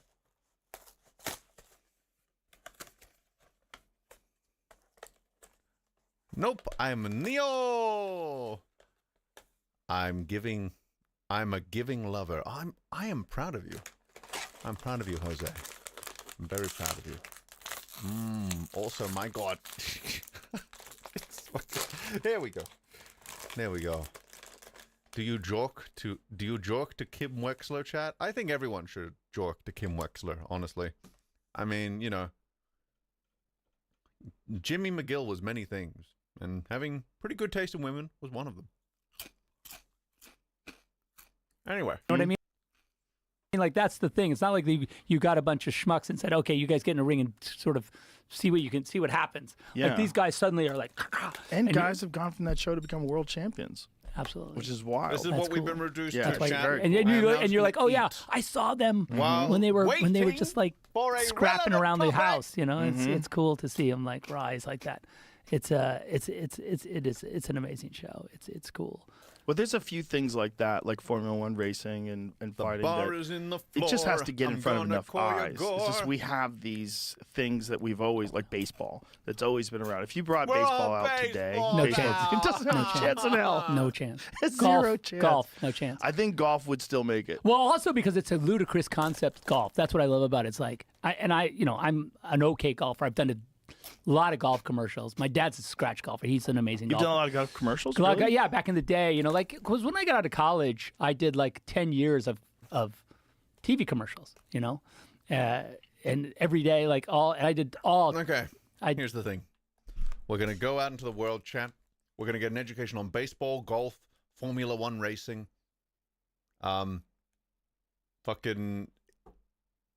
ancient history, and all the other things they've talked about, and then we can come back. How's that sound? We'll do it together, chat. You know, I blow you, you blow me, and we'll, blow each other through the moon. I've done all the brands, I've done a bunch of Super Bowl spots. I did the Clydesdale 9/11 tribute spot. There's a lot of all these kind of, for me, that were all these kind of touchstones. But along the way, I did PGA. I did Titleist. I did all these I have a tour bag in storage that says Zack Daddy Snyder on it, on my tour bag. Yeah. So, but the guys you see these I mean, they are Phil Mickelson is an insane he does this trick where you stand with your hands like this, you know, and then he's behind you with his pitching wedge, and he takes a full swing and cuts it. If he sculls it, it's going to crack you in the back of the skull, but it goes over your head and lands in your hands, right? What? What was it standing right in front of you? I haven't seen the landing in hands one, but this kind of video goes Yeah, around. it's literally this. Watch. Yeah. He's going to do it right. He's going to do it Oh, we're watching golf now. Oh my God! See, look at Hi, see that? Yeah, what's up? it's I hope that's you like the. golf. I did a spot with Phil. Bro, fuck that. I did a spot with him where I did a spot for him. I think it was with David Robinson for the PGA Tour, and he was sick. He had 100-degree temperature, and what it was basically we did these things. These guys are good. It was the name of the campaign, and it was all these football players, and golf would be. It was a ludicrous idea, but golf would be in these scenarios, and this was basketball. It was 1 second left, Phil Mickelson comes in to play this basketball game. They're going to play with a golf ball, and they throw him the ball. Happy birthday, the lol. ref throws the golf ball to him, and Thank you, Gogo. Also, catches the ball on the blade of his pitching wedge, traps it on the ground. I suffer for my fans. Also, these snacks are not bad, and they're quite healthy too. They're air fried, no oils or anything.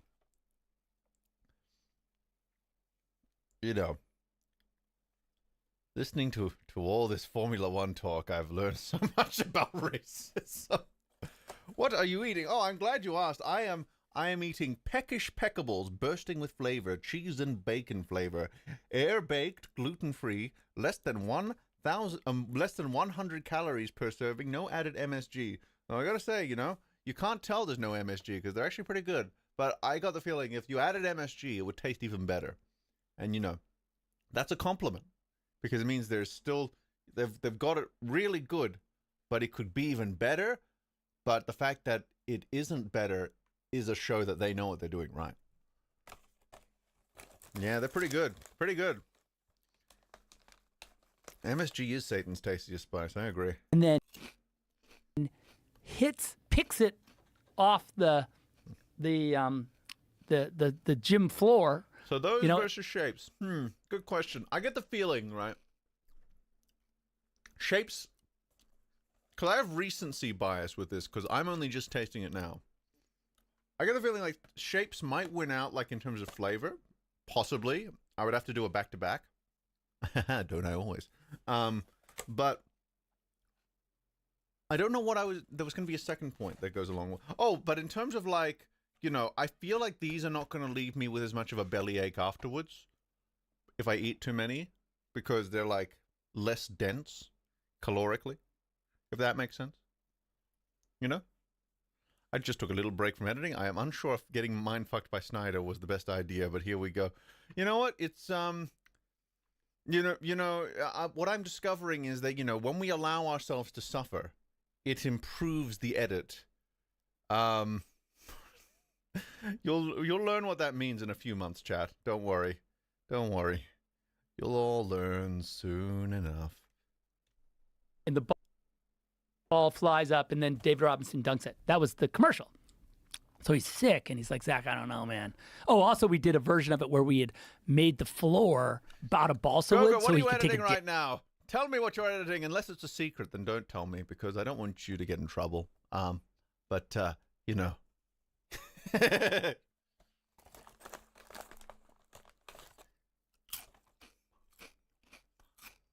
Gladiator still? Cool. Having fun?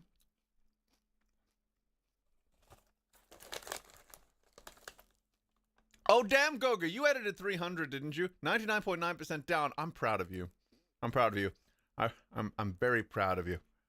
Yeah, because he was talking about 300 earlier. Man. Hi, Plagued, what's up? Hi. Oh, no, wait, 300 with a little potato. Damn. God damn it. Then we have no spot. Then Swole was our only Spartan expert. Damn it. Oh, wow. And then the PGA was like, well, we don't want to look like it's... They were kind of mad because they were like, we don't want to look like we're destroying property. I was like, come on, guys. It's like cool. Like, it's cool that he digs the floor up, right? They can fix wood. Yeah, it's also not real.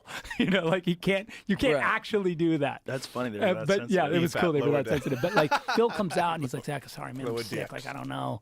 Like, I go, well, okay, let's just try, do what you can. And it'll only be a couple shots. And so he's like, I'll do the best I can. So, I throw him the ball and he just like cuts it in the air, and he cuts it in the air and then he traps it with his club. I'm like, holy shit! And then he's like, how's that? I'm like, how's that? It's like fucking unbelievable.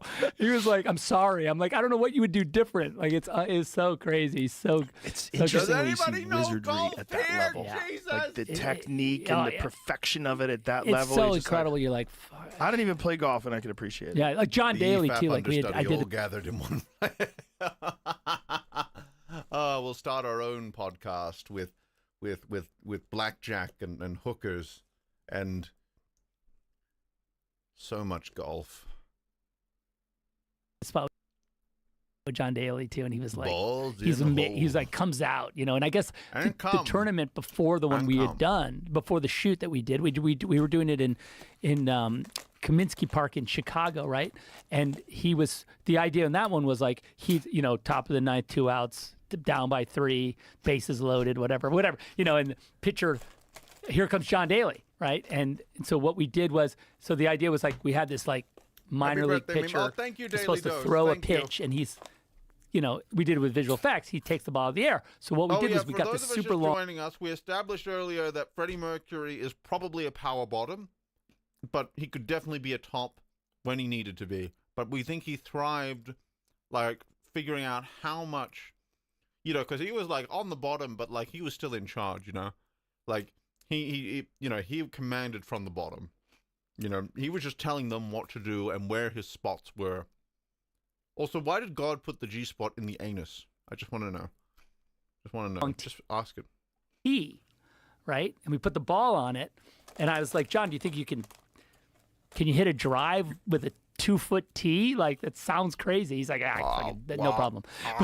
But like when he came out, he was mad because he had picked up his ball. Like, you know, he got fined by the PGA. If you pick up your ball halfway through the tournament, you can't just leave. They don't like that. And I guess he was having a bad round, and so he just said, fuck it, and he just picked up his ball and walked off. And they were like, so they fined him.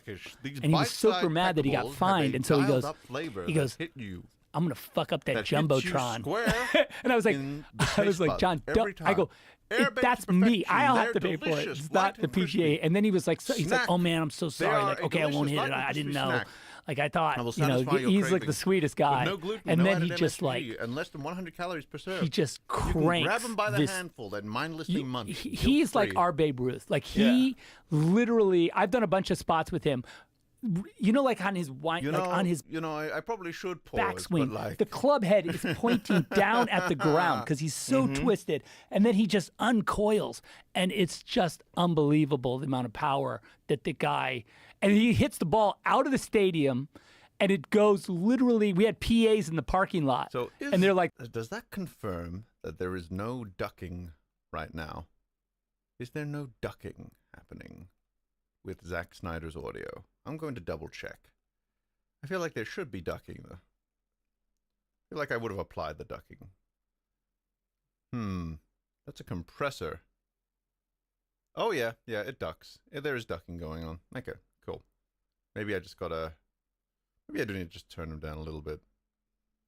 the ball just goes over their heads and like Is into that the better, freeway. chat? Is You that know, better? He's just Is the sound more balanced? Jamie, do you have that video He's that I just a sent you recently of that Or now guy? is he too quiet? There's this Is he too fucking quiet guy now? who does Tell this me. step in move. Oh right, sure, like before the Better. Happy Okay. Gilroy. It's Good. Not quite that. Not quite. not quite that, but with technique. And it's Listening to perfect. Snyder is and the like drive listening is to an insane insane. woman And the who is too torque excited is about telling you insane. about their day. Yeah, this is I coming think from I had someone a who doesn't similar know comparison jack shit earlier. about golf. Look at this kid. Jesus. I mean, Why are we still on golf? You have Zack Snyder in that the is studio, man. fucking insane. The fact that he can actually, with that amount of backswing, the fact that he can actually hit the ball cleanly is unbelievable. Is he from? Is that Chinese? I don't know about. I don't know. It looks like Japanese to me. Is it I'm gonna Japanese? Go writing take a is seat. Japanese. I hope you're still Isn't here it? when He's I Japanese? return. Isn't it? I probably will. see, Or is it? Yeah, his name is Japanese. Yeah, Korea too. But That's that unbelievable. fucking technique is mad. That's so cool. Let me hear that again, because the The sound is awesome. That's where there. That could be. There's balls that do that. That's definitely. Bro, I don't Yep. give a fuck what does I think, that. I'm sure that is, that's good form. Look And at also, where it like, the form ends. The definitely- club ends in front of his face. Yeah. You know, past that's his definitely face, like- near his Literally. left It's shoulder. so know? much whip on the. It's on amazing. That's crazy. What am I meant Yeah, to it's say? fun. That's But yeah, wild. it was fun actually. That time in my life traveling around and doing all those TV commercials all over the world. Like I had a crew of guys. It was like me and my Talk with boys. talk about and NDR. we would just like literally go one Talk about job, Papua New Guinea, NTR one Superman? job, What is NTR Germany. Superman? NTR Superman. NTR. I'm sure someone will translate. one job Mexico, one job Iceland, like over and we were just on the road completely out of our minds, and it was just and like Zach, whatever product we'd be did like, you okay, reach I'd around? be pitching, the guys would be like, what are we doing next? I'm like, I gotta get on a call. We like have an agency, and I'd get on the call in the hotel room and I'd pitch them, and I'd like be out of my mind, I don't know what I'm saying, and I'd come out and they'd be like, how'd it go? And I think I got it, and they were like, did you nail it? And I was like, yeah, I told them it's gonna be like low angles and slow motion and it's fucking cool, and they were like, okay, cool, let's go. And it was just this, we were just in this machine. And frankly, help me. Everything. Like I spent 10 years, like that 10,000 hours thing. What? It literally, I spent 10 years with every production problem. Because I was a director of photography, I was the DP and the director, and we were a pretty small show, but we had giant clients. Help me. Anything you can think of. Help me. So then when I went to make a movie, it wasn't like there was no thing I hadn't seen. It wasn't like I stepped on a set like, oh, I'm a first-time director. Everyone's like, oh, this guy's a first-time director. Like, what's he gonna say? And I'd be like, there was like the tools were my tools. You know what I mean? Like I was very comfortable with the tool set that I had in front of me. Like more so than I probably should have been. Okay. I remember Matt Leonetti, who was the DP of Dawn of the Dead, that was my first movie, was like halfway through the thing. For the folks at home, NTR is another face for cuckold. You know you're doing. Like, you know what I mean? Like, you're doing. Now. Like, he goes, they can't fire you now. Because, like, we were halfway through. Because, like, I was so diligent. Like, on my first movie, I was so scared. Scott Stuber, who was the executive at Netflix, who was my executive on. Does that sound even better, chat? He was the one that hired me to do Dawn. And I wanted to do I wanted to be so conscientious. And I was so scared of like going over budget and not nailing it and making sure it was cool and all that. That like I'm learning. Matt Leonetti at one point was like, look, man, like you got to just fuck it. It's your, make it cool. Matt. Don't give a fuck. Just make it, do what you think. And it was such great advice because I think the movie's edge and all the coolness in the movie and the man comes around and all the like weirdness, the whole like montage. And here we Richard have the Cheese wild song mean in the bird middle. adjusting that its was all just mating me call. going, all right, good. Thanks, Matt. I'm going to just go. And he goes, good. Because like, because otherwise he goes, you're just going to make a movie that this zombie movie is going to disappear. Unless you fucking. No, we don't Dawn of the Dead now. Go, Fuck. You got to add your sauce. Because he goes, otherwise it's like, look, another zombie movie. Like, who cares? Right. Like, he goes, I know you He's know avoiding what's all cool. the things I know how to He made talk it about. fun. Clever I bastard. think that was the whole thing. For me, it was like, how do you make a B movie that's self-aware that it's a B movie, right? And in that self-awareness, it lets you off the hook to enjoy it because you can still be smart. Like you deconstruct. I saw his Dawn of the Dead last I've always like been fascinated 10 with years genre and ago. the I have no deconstruction of fresh genre. knowledge on this Like, either I'm way. a genre filmmaker. I always say to everybody, like people are like, what kind of film? I'm a genre filmmaker. Like, and that is to say, Meanwhile, that, in like, memes going in genre though, you can explore like philosophy. Breaking news! Absolutely or, nothing is happening in mythology, Snyder's especially, brain. which is like myth is like my main. Like we make myth, modern myth. Movies are modern myth. Superhero movies are modern myth. Like, is it not the same when you say, like we have Superman, right, and Batman or whatever? Are they not the mythic Always says answer Batman, to the Superman. What? a lot of modern questions about like how we should live? Like you say Superman, is he not an invention, a 20th century invention that says to us like all the fucking shit that we run up against, whether it be war or like class struggle or whether it be, relationships between different countries, does Superman not appear in answer to us primitive brains trying to figure out where we are? Like you make a guy like Superman so he can answer some of those questions. He can represent a point of view that is not helpless in the face of the insanity that is like, the problems of the 20th century. And I think in Batman in the same way, he's an answer to like. Does it feel like that he's saying words that to the average person might sound like they mean something, but then when you try to grasp onto them, they don't really mean much. You know what I mean? What is urban? The urban jungle needs a myth, just like the ancient jungle needed a myth or the ancient, those all like in those days we'd say like, why is the volcano erupting? Right. But now we say, cause we didn't know, we're just like, I guess it's the gods are mad, Right. But now we have, now the problem is like, why am I why do I feel helpless in the face of technology or whatever? Right. You know, so we need an answer. We need an additional answer. And I think that's what I've always, and I feel like genre has allowed me to make those comments, you know? I feel like there are, And I think, he's like, you know when you've got like a larger point in your head, but your mouth doesn't quite know how to put it into things that can be understood by other humans? I feel like we're seeing this from the other side. and it, you know, look, the funny thing about, you know, what I always find interesting, you know, the thing that I always find fascinating about sort of the movies I've made and how they've landed on pop culture is that, like, I remember, like, in the last article, it was like, it said, Zack Snyder, love him or hate him, right? Like, and I'm like, hate him? Like, what? I don't understand. Like, what? It's just, it's a movie, you know? Like, it's not, I mean, you look at Rebel Moon, you're like, okay, well, there's not a lot. It's not weird enough. It's not offensive enough to hate him for, right? In my opinion. People find a reason to hate today. You know, Zach, you know, when people say stuff like that, at least I hope this is what they mean. Like, they're not talking about you as a person. They're talking about you as an artist.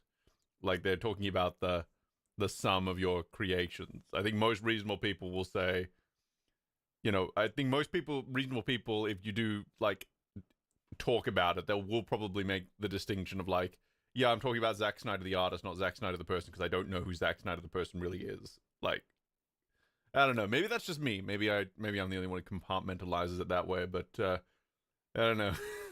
Oh, yeah. Yeah, and 99% of those people also. Why is he claiming Superman is going to bring answers to war and conflict? I don't even, like, to be honest, I didn't have much commentary there because it didn't feel like he was making complete points. So it was like, what am I even meant to do with that? Like, I would have to fill in such large gaps that I feel like I would be at risk of misrepresenting what was being said because it feels like the point he's trying to make is incomplete. That's exactly what's going on. And when people are very hateful over art, you can like it, you don't like it. There's a lot of stuff I don't like. I have no issue with you not liking the movie. That's not the question. Who cares? Yeah. The thing is, like, you would personalize, you'd hate me because of, like, I don't understand that. Like, I don't. Because I you're mean, look, unreasonably successful. Yeah, That's how they feel, and that's what happens. I think he's kind of, maybe this is because this is is this a more recent thing? Maybe, I don't know, because like I don't know. I feel like maybe this isn't talked about enough. Like, you know the saying that the obvious ain't so obvious. This might be one of those cases where it feels so obvious to me that, like, you can you can refer to someone, but you're not talking about them as a person, but instead of like you're talking about, like, them as a creative. But from the creative's point of view, they might not be able to make that distinction because it might not be talked about enough, and because art is so personal to them that, you know, they can't help but get defensive, which I can understand for sure. I probably get defensive about the stuff I make, but you know, it's I think it's something that's worth keeping in mind, is that someone can be slagging you off, but they're not really slagging you off because they don't know you. They're slagging off your work, which, you know, whether or not that's fair or not, it is a distinction. Like, they can hate the entity that is you as an artist without necessarily hating you as the person, because of course they don't have a foundation for that. It's like, fuck this guy. Like, people compare themselves to someone like yourself. Yeah, separate the art from the artist. Yeah, art from the artist has to go both ways. Yeah. And they get angry. That's why you can't read comments. Yeah, I get. No, that's why you cannot read comments. Never read comments. That's another good. That's a sort of good thing. Is that well, actually, no, he's kind of simplified it too much. But, like, something that I was a bit of advice. I didn't get this directly. I just read it somewhere, but I kind of agree with it. And that is, reading comments is important, but it's important to read it as a very intentional thing, like psychologically preparing yourself to do it and not just doing it casually. Because when you do it casually, like, what ends up happening is, of course, you know, you can get like 100 good comments and then the one bad one suddenly sticks out and it ruins your entire day. So you want to go into it with the mindset that you know, you're going to be seeing some people saying bad things, and you have to be prepared to like, you know, to work with, you know, to be able to, you know, filter out the wheat from the chaff and that thing. Well, he is putting up this defense to make people that criticize him just seem unreasonable. Yeah, that's pretty common on the internet as well. Yeah, like it's a pretty classic. I would even call it a subconscious tactic at this point, where like it's so uncomfortable to deal with criticism that people are more likely to just like try and find any excuse to just make the other person seem unreasonable. And sometimes they are unreasonable, like it depends. But there's also a lot of reasonable people who are blown off as unreasonable just because of, you know, X, Y, or Z. So it's like, yeah. Oh, happy birthday, TMR. Sorry I'm late. Spent the last 2 hours trying to catch up. Imagine trying to deal with Zach at 2x. I am so sorry, Mr. Jumbles. I'm so sorry, Jumbles. But we're glad you're here. We appreciate you.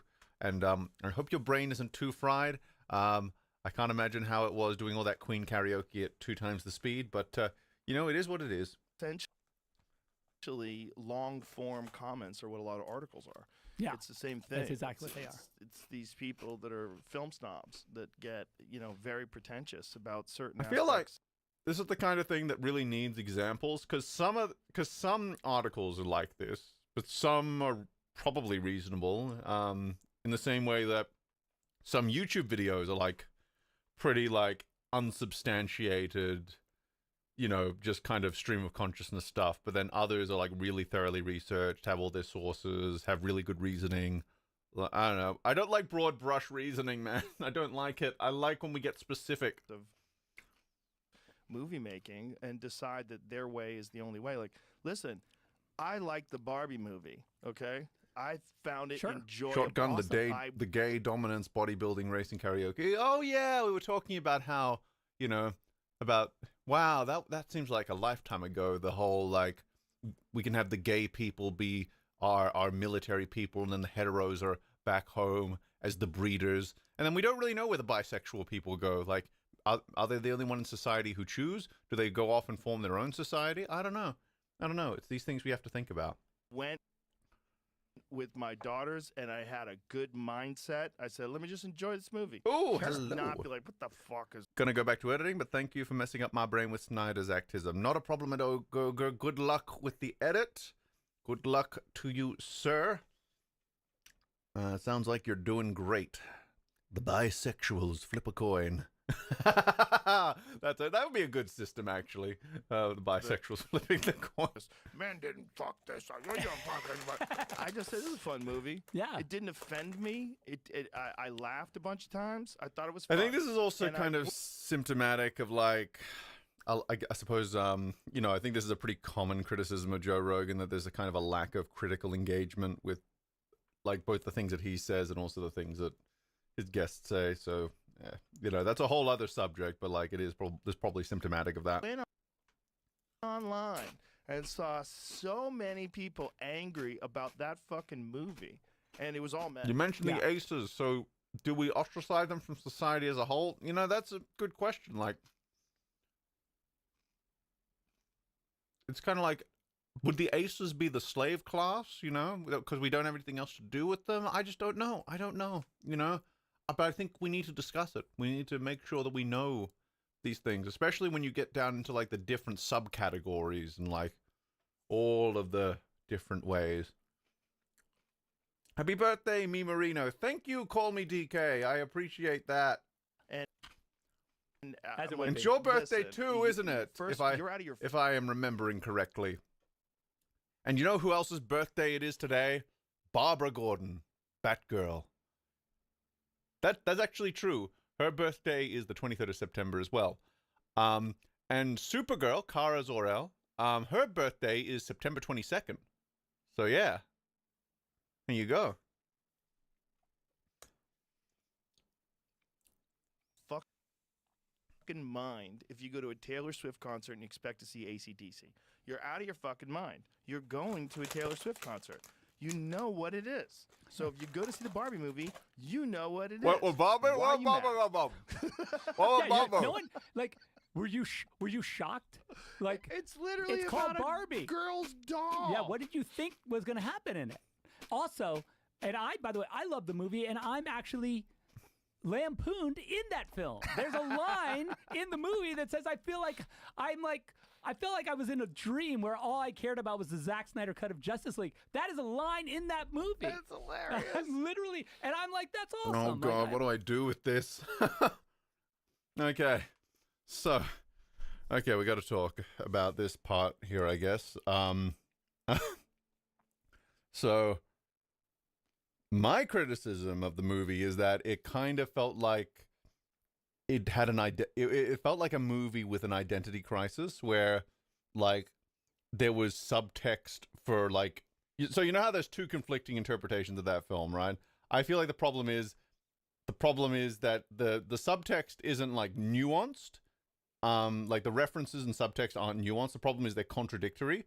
So you can basically use it as a Rorschach test for what's going to piss you off / give you joy, depending on what you want that film to be. But I think the ultimate problem is that it's a highly contradictory sort of film thematically, and kind of doesn't really know what message it wants to send. So, or if it does, or maybe it does, or rather that, like, it doesn't know how to send the message it's trying to send. There we go. There we go.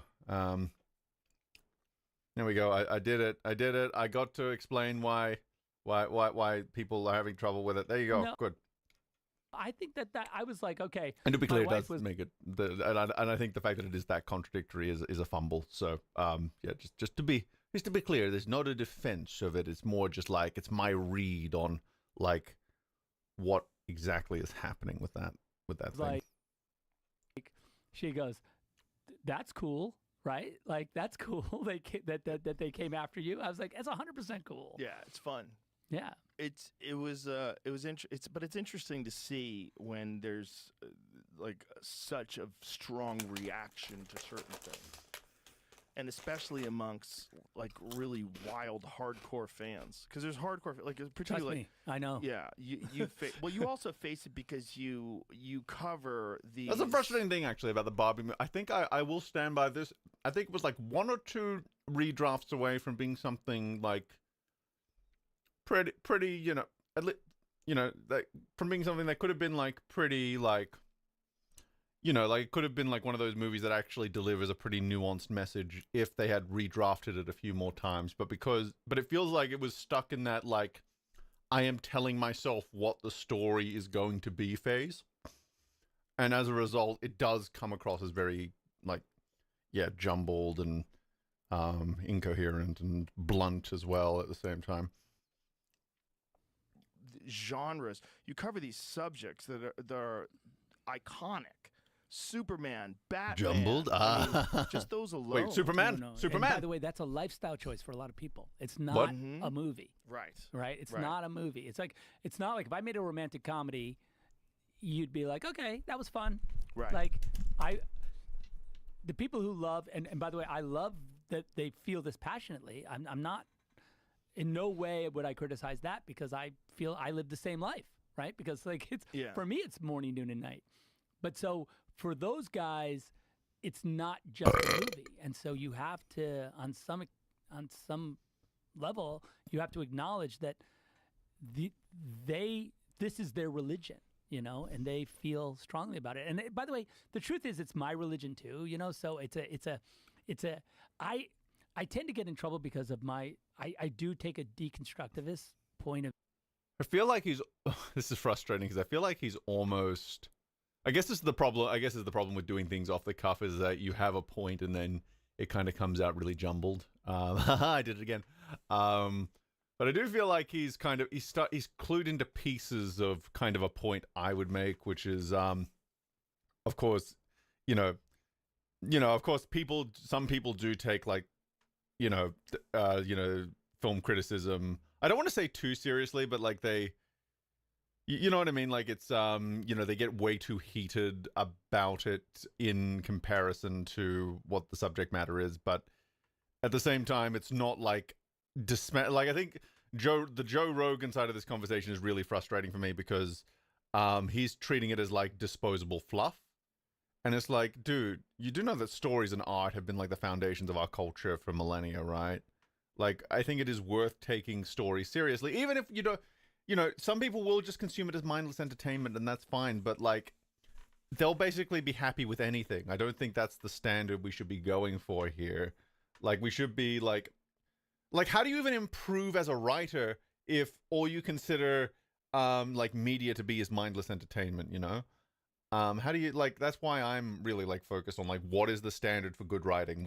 And, of course, I always settle on internal consistency as the bedrock, and then, like, things like the React structure and stuff can be, like, a tool that you implement to help structure your ideas. But I always, every single time, I'm going to say it's internal consistency, making sure that the information established is not contradictory in a more objective sense.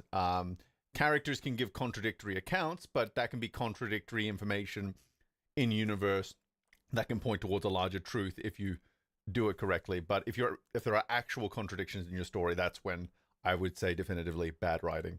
That's a video I will eventually put together when I have time.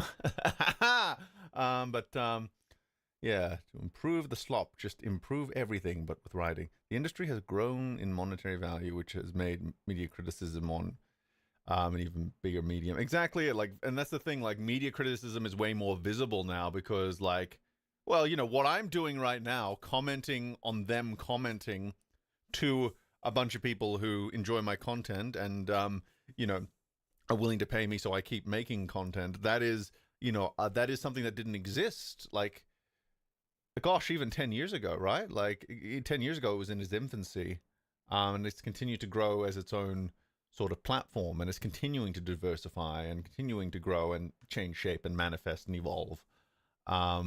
So, of course, it's going to feel like a lot of people are blowing things up, but I think this kind of discussion has always existed. It's just now it's a lot more, more voices are able to be found more easily, I guess, is the way to put it. Not to say that it's identical to how it was before. I think social media has, it's been a double-edged sword in a lot of ways. I think Twitter really encourages negativity and promotes cynicism, and it thrives. The algorithms thrive on that sort of shit. But like at the same time, this isn't like a wholly new phenomenon. It's just, it's a much more nuanced conversation, I guess, is what I'm getting at. Yeah, it's been amplified for sure. Because of Dark Knight Returns, because of Watchmen, if you've read those two comics, it's hard to go back. To like you want to, and it's because I care that I want to take them apart. Like, I want Batman. Like, people are always like, well, Batman can't kill, right? So Batman can't kill is canon. And I'm like, okay, well, the first thing I want to do when you say that oh boy is I want to see what happens. And they go, yeah, like, but Zach, like, the problem is you're like, there's a lot of problems, but like, I don't know, like, again, like, Zack Snyder feels like the person you get when you want to do like the edgy YouTube version of Batman, not when you're like, because that's like, I always think about this, right? Like, what an opportunity that was. Like, the first time you're bringing like a proper DC shared universe, the first time you're getting Batman, Superman, Wonder Woman in like high budget movies and then putting them together and actually doing that whole shared universe thing. That is like I would say there's an immense responsibility that comes along with doing something like that. And so to put a guy in charge of that who's basically his entire motto is like, he's basically outlining it here, like, whatever you say is proper, I want to do the opposite. And it's like, I mean, good for you, I guess. Like, you could probably do that. There's plenty of fan fiction that probably does that. Like, if you want to do that, if that gives you joy, whatever. But like, in terms of like, creating, a lasting legacy for these characters through the art of cinema, and have someone who's basically got an attitude towards it of like, nah, I don't wanna, like, I don't know, not really, I get it, but like, does that mean that you're really the right person for the job if that is your attitude? Like, I feel like it should be the person who's, I think Andor. I think what was great about that is that what one of the things that helped that show was that I think Tony Gilroy's his name. Like he was a very recent fan of Star Wars. Like he came in around Rogue One, and so like he was a fan for sure, and he wasn't looking to fuck with it majorly, but he also didn't have like an absurd amount of reverence at the same time, and he didn't have this whole meta thing built out. So he kind of had an advantage in the sense that he just wanted to tell a good story in a setting that he felt was interesting, which meant that Andor came out pretty good. And also it didn't have much interference, which also helped. But like with Zack, it feels like he's going, he's kind of got the Rian Johnson thing going, where it's like, whatever you perceive, whatever like the pop cultural perception of a character is, whatever like the canon is, I want to do the opposite because I think it's more interesting to explore that. And, the other problem, of course, and I've mentioned it several times, is, he's not really deconstructing the characters correctly, and he's not. And again, like his version, because his versions of the characters are brand new, it's a reboot. We don't really know who these characters are in his version before he starts the deconstruction. We don't have, the pure Superman, the pure Batman before he goes into the deconstructionist territory. So it doesn't really work on that level as well. I think there's another reason his deconstruction doesn't work. I think the fundamental thing is that he doesn't really understand what he's deconstructing. But I forget the reasoning behind that argument. I just wanted to mention it just so I could put it out there. But I don't remember the exact reasoning there. But maybe he will. Jose made a point. So you're saying the lack of unabashed reverence is what kept Andor from Vadering. Agree. Yeah, exactly. Because I think you ideally like you want to like have, because he was actually saying, he was actually discouraging people from like doing like super duper fan service in the Andor writing room. And again, I feel like that didn't come from a place of like fuck Star Wars. I think it came from a place of like, let's tell a good story that happens to be in the Star Wars universe. And the thing is, there are tips of the hat in there. There was actually a very like cool shot recreation from A New Hope. Like it's not like there was zero like tips of the hat in there. It's just it wasn't like this dominant like sugar rush of yes, we get to work on Star Wars, let's do all the things. It was like no, let's just tell a good story that happens to be in the Star Wars universe. And I think that's just a good way to approach it. It's kind of like you get Superman, it shouldn't, again, forget the meta, just go like, I want to tell a good story with Superman. I want to like just do that. I want to tell a good story with Batman. I want to like tell a good story with Wonder Woman. I want to tell a good story with Green Lantern. I think that's a pretty good way to go about it. Yeah, there is a lot of cope. No doubt. Yeah, it is like a very teenage mindset. Like this is the kind of thing, because the thing is, I remember when I would write short stories for English class in like year 11 and 12, right? Grade 11 and 12 for American viewers. What would I do? I would always do like super edgy, subversive shit because I wanted to, just for the sake of it, just because like I felt like I hadn't seen a lot of certain outcomes in stories, and I wanted to see what would happen, and I wanted to see if I could do it, and like if I could, and like I'm glad I got it out of the way in that setting, and then I kind of came back to basics a little bit after that. And it's an understandable impulse. It's just once you're put in charge of these like really important, pop cultural characters, and again, like Zack Snyder was put in charge of like some of the most important firsts in like DC history, right?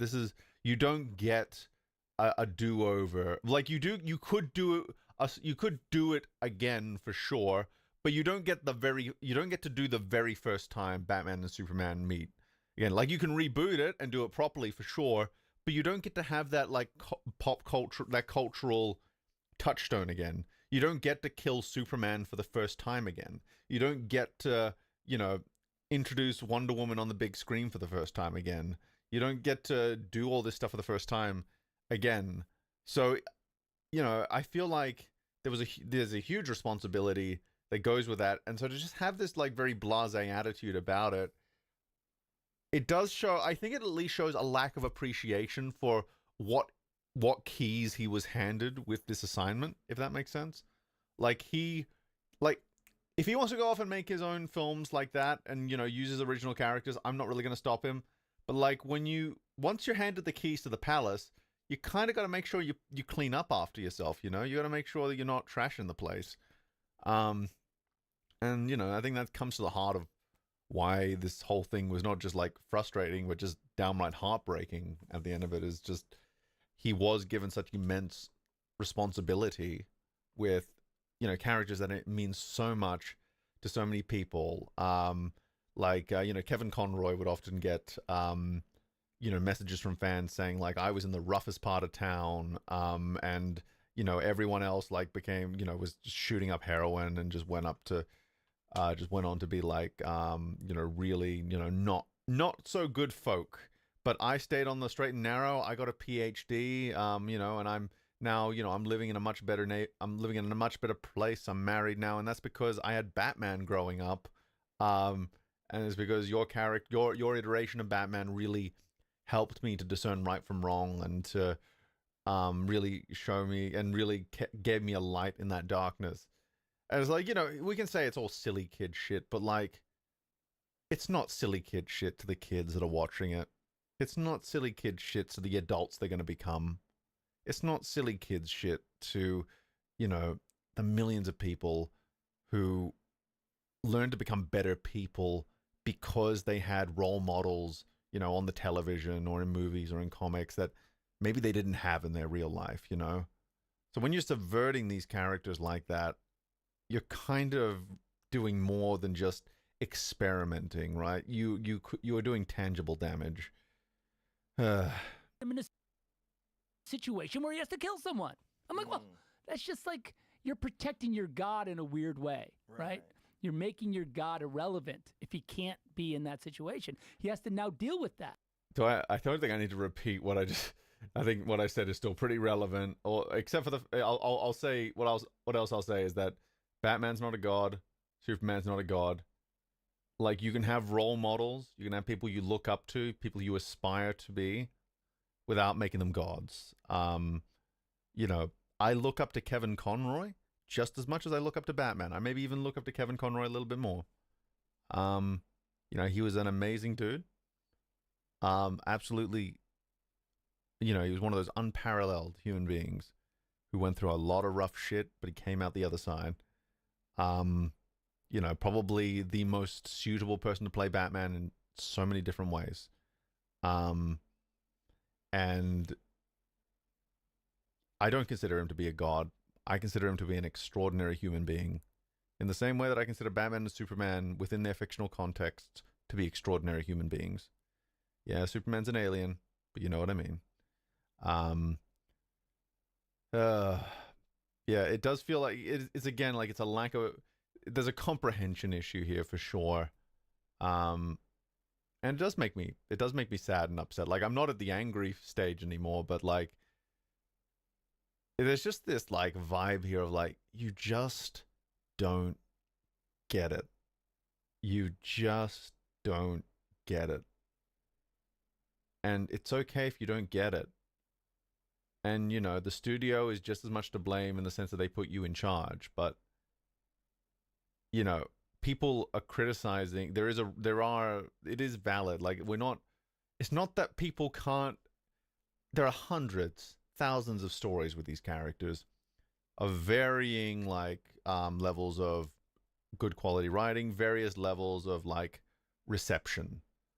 And the thing is, right, you look at all these stories and what's the thing that jumps out when you look at the sheer variety there? It's just, God, these are versatile characters.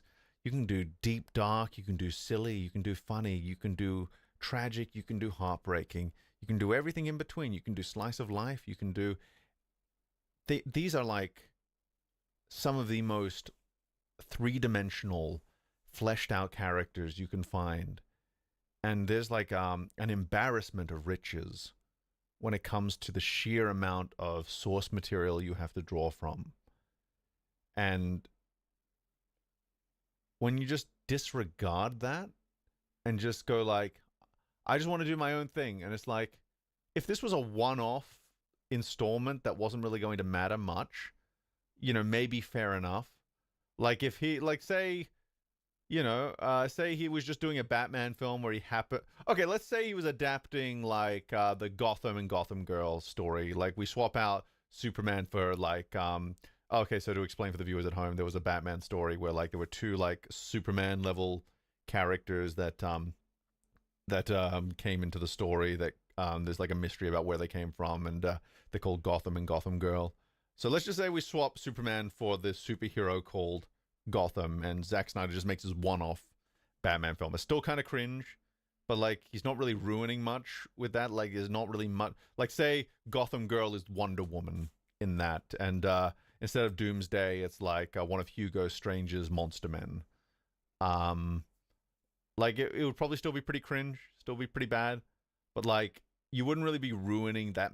Like again, it's not even the fact that he made a bad film. It's the fact that it was this film that he made bad.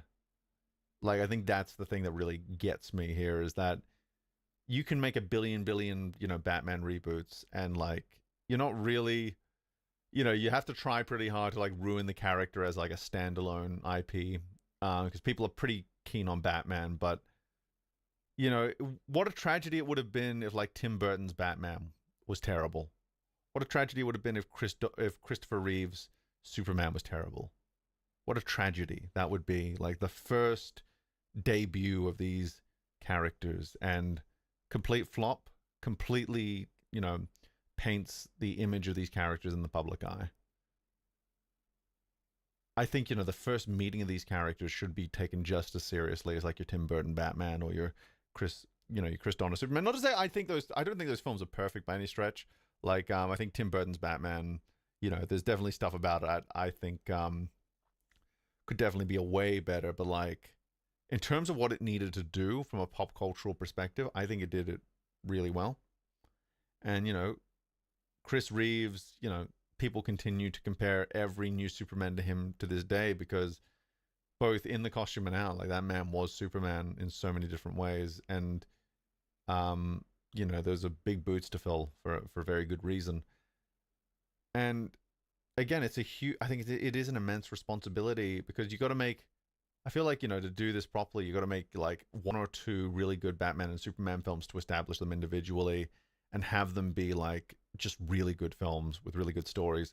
And then once those characters are more properly fleshed out and realized, you can put them in a film together, and it can be this magical moment of like, we've been building towards this, but we've not been rushing it, because we want these characters to be like, we don't want it to be that you have to do homework with other adaptations in order to even appreciate why this is significant. And that's the other thing, like, say, DC loses all popularity and, they become obscure. Someone just, out of curiosity picks up Man of Steel in like a few years, and then it was like, oh, what was the sequel? Oh, Batman v Superman. Who the hell is Batman?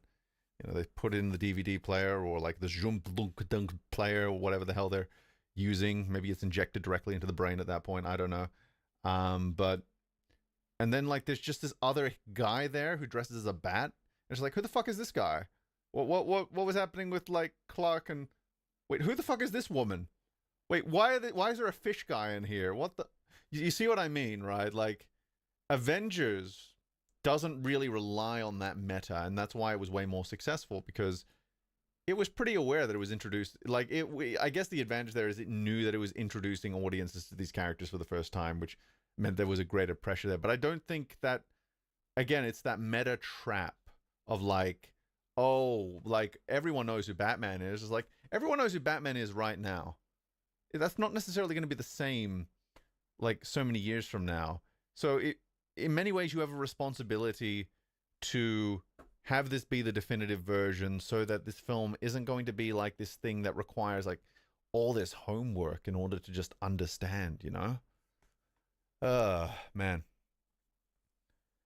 Let us see. I feel like I have neglected you, Chad. I am sorry.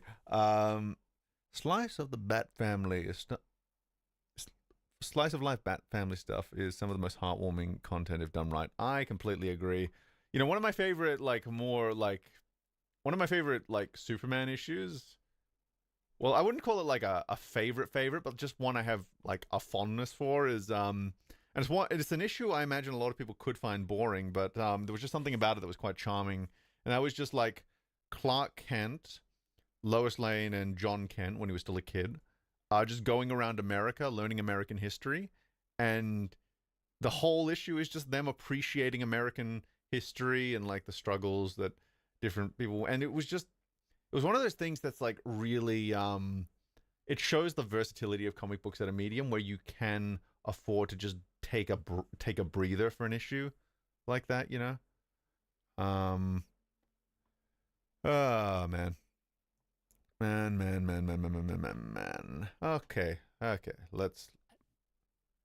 Yeah. You know, if he does do that, what does that mean? What does it tell you? But does he stand up to it? Can he survive that? Right? As a god, as your god, can Batman survive? He's not a god, Zach. Again, I have to reemphasize, you did not establish a non-killer Batman for this question to become interesting. Batman at the beginning of the film, he's already, either implied to be a murderer or, we have no reason to believe that he has a no-kill rule. Like, there isn't a deconstruction here. There isn't that, if you, like, it's not necessarily a story I would personally desire to explore myself. But I feel like if you are going to explore that story, you need the contrast first, right? Like, you need to establish a very moral Batman. You need to establish what that no-kill rule means to him. And then if he's going to break it, that's, then you craft a story around that, having established that. But you didn't do that, Zach. You're relying on, like, the idea that we saw Nolan's Batman films at the bare minimum. You're relying on us having seen the cartoons. You're relying on us having read the comics, on us having been invested in the pop cultural institution that is Batman. But that's not really how a new version of a character should work. A new version of the character should assume that the audience probably doesn't really know the larger history, right? Like, even for someone like Batman. Like, and if you want another good reason to do that, it will really help you keep your story straight long term if you are establishing this version of Batman alongside the audience. I'm not saying you have to go for like the origin story again. Like, Batman has proven time and again, you don't need to do the origin story right away, but you can start like a year or two into his career or a few years into his career and establish those key details through exposition, but still, we're still establishing who this guy is before we subvert, one of his core characteristics. And even then, if you want him to cross that line, you have to give him a really good reason. You have to give a really good, believable scenario where that could happen. And again, your film, Zach, death in your film, like, obviously, I'm not going to say, like, how do I put this? There's no exploration of what killing means to Batman in BVS. There's no discussion of it.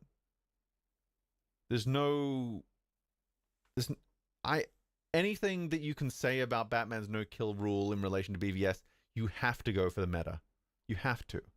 I don't even think it was until Peacemaker that anyone in the DCEU said Batman doesn't kill people. Or anything even remotely close to that. And that was how many years after BVS, Zach? I was at least, what? BVS was 2016. Peacemaker was 2020, I want to say 2021, 2022, I think. Yeah, 2022, 2023. 2022, I think. No, wait, it was 2020. It was, it was 2022. So that's a long time. And that wasn't even something you were really, like, I think you might have an executive producer credit, but I think that's kind of a default for most DCEU projects. So, like, I don't like Black Adam. That was a more complete exploration of heroes and killing and all of that shit. Because they actually, they at least establish, that, okay, this Black Adam guy, he's out there killing people, but, we as the Justice Society, we don't believe in killing people, which is kind of laughable, which is kind of laughable in the DCEU where, like, you have this when you have all these ultra-violent versions of these characters, but, yeah, yeah, it's annoying. It's annoying. Never thought that was canon, that Batman can't kill. But well, it doesn't have okay, yeah. I know he has a credit on the Suicide Squad, so I just kind of I covered my ass. That seems ridiculous given the circumstances in which he operates. Yeah, well, he dresses up like a giant bat and uses a bunch of bat-themed fucking gadgets and gizmos in order to fight crime.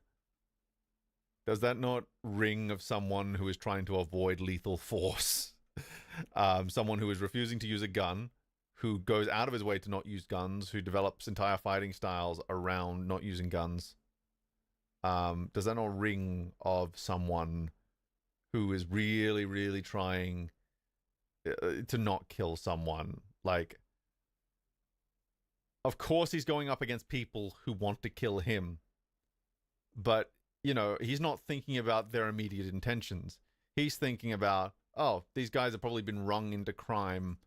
Probably not because they're not all vicious psychopaths, Like, a lot of them are just trying to support their families and they've ended up in a really bad position. Or a lot of them just ended up there through their own misfortune. That doesn't make what they're doing right. But, like, from Batman's point of view, it's not really, he's trying to make sure he's not killing them. And, and look, it's an interesting question to explore in universe. Like, what are the logistics of the no-kill rule? What does it mean? What is Batman's responsibility in this? What's the responsibility of the state? Is blaming Batman for all the people in Arkham, just a scapegoat for the fact that the state is clearly failing in its duty? How far should Batman be allowed to press his authority as a vigilante type? There's a lot of really interesting questions there for sure, and none of them are explored in Zack's film. And that's kind of the big issue, is that he can talk all day about, like, how it's important to explore this issue, but he doesn't explore it is the problem. He says he explores it. His fans say he explores it. But the film itself, it doesn't. Like, again, without appealing to the meta, it doesn't. And I don't take the meta, like, the meta is, look, and I'm going to throw a bone out and say, it's interesting to talk about the meta when it's, like, when we're not just talking about, like, the self-contained entity that is the film, that is that story. When we're talking about, like, Batman as a whole, of course it's interesting to bring in the meta and do the comparisons and all that. Like, that's a valid conversation. But it's a different conversation to the ones that a lot of fans are having. The offensive part isn't even necessarily that Batman is killing. It's the fact that we never got a Batman that didn't kill in this universe. We never got like that Batman in the movie where you would want him to be his most Batman, where he's meeting someone who should be their most Superman. And all the weapons. Don't read the comments right now. Don't read the comments. Yeah. Don't watch this stream. What the hell? Where'd you go? Where'd it fucking go? Where'd it fucking go? Oh shit, I pressed the wrong button. Fuck, no! The Joe. As a god, as your god, can Batman survive that? I never thought that was canon, that Batman can't kill. But well, for a lot of people it is. Wait, Joe didn't... Okay, I think we went a little too far anyway. In no way would I criticize that, because I feel I live the same life. Okay, we're a little bit... Because, like, for me, it's morning, noon, and night. But so for we'll just those let him guys, talk, because we've already talked about this part. It's not just a movie. And so you have to, on some level, you have to acknowledge that this is their religion, and they feel strongly about it. And by the way, the truth is, it's my religion too, so I tend to get in trouble because of I do take a deconstructivist point of view because of Dark Knight Returns, because of Watchmen.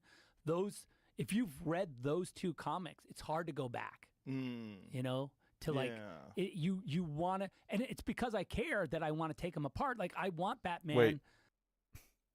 But Batman doesn't kill in The Dark Knight Returns. Like people say he does, but like the reasoning they use is like, oh, the text boxes change when the Joker dies, so that means that it's actually in like it's this very reaching interpretation of the text. Which, look, if you want that to be your headcanon, I think that's a perfectly valid thing. But like, you have to reach so far that it's really difficult to even like it. Occam's razor kicks in when you go for that interpretation, where it's like, did the text change because it's all in Bruce's head, or did like the font and the word bubble style change because the Joker is like one cracked vertebrae away from dying and can barely speak, so the dialogue and text is changing to reflect what his voice would sound like.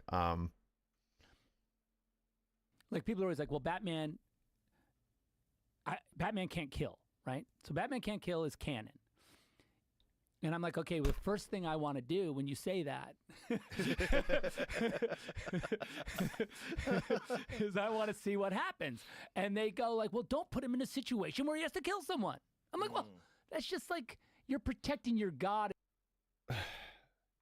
Again, the problem is that we didn't get a default. Like, look, people point out the Nolan Batman, kills, which, I think is a fair enough criticism, but that film does pay lip service to the rule, right? It does establish it as a character trait. It's just one it's not super duper thought through in the actions present in the text. That's a much more nuanced discussion. With Zack, I can't even get as far with Zack's version of Batman because there isn't even a conversation about what it means to kill someone or where killing and taking lives stands in Batman's moral code, because it's not present in the text. It's not even really subtextual there. Like, again, without the meta, I keep having to go back to this in a weird way, right? You're making your god irrelevant if he can't be in that situation. He has to now deal with that. Please. Yeah. If he does do that, what does that mean? What does it tell you? But does he stand up to it? Can he survive that? Right? As a god, as your god, can Batman survive? Not that? my I god. never thought that was canon, that Batman can't kill. But well, for a lot of people, the Joe Rogan showing. I think insert your own joke here. That seems ridiculous given the circumstances in which he operates. Just gonna. I think I've already said so much. Eventually, I want to cover the no-kill rule way more thoroughly. It's something that's boiling under the surface, because honestly, it is one of the more. It is the more I look at it, the more it's like one of the more fascinating parts of Batman. Just in terms of like the sheer number of angles it can be explored from. It's yeah. Well, and all the weapons. Don't read the has. comments right now. Don't read the comments. Yeah, this is like, it seems ridiculous. It's I mean, and there's this huge so in Dark Knight Returns, there's a scene where, and I copied it kind of in Batman vs Superman, where he grabs the M60. He busts through the wall. He's gonna do this thing. Okay. Let's. I know exactly what he's gonna do. So he's gonna argue that Batman straight up shot someone to death in The Dark Knight Returns. What actually happened is this is what we call. A lot of people like interpret this as like, oh, is the Batman in this one a killer? And it's like, I understand why your brain goes there for sure. I understand why a lot of people's brains go there. The problem is the surrounding text doesn't support that as an event that happened in universe. So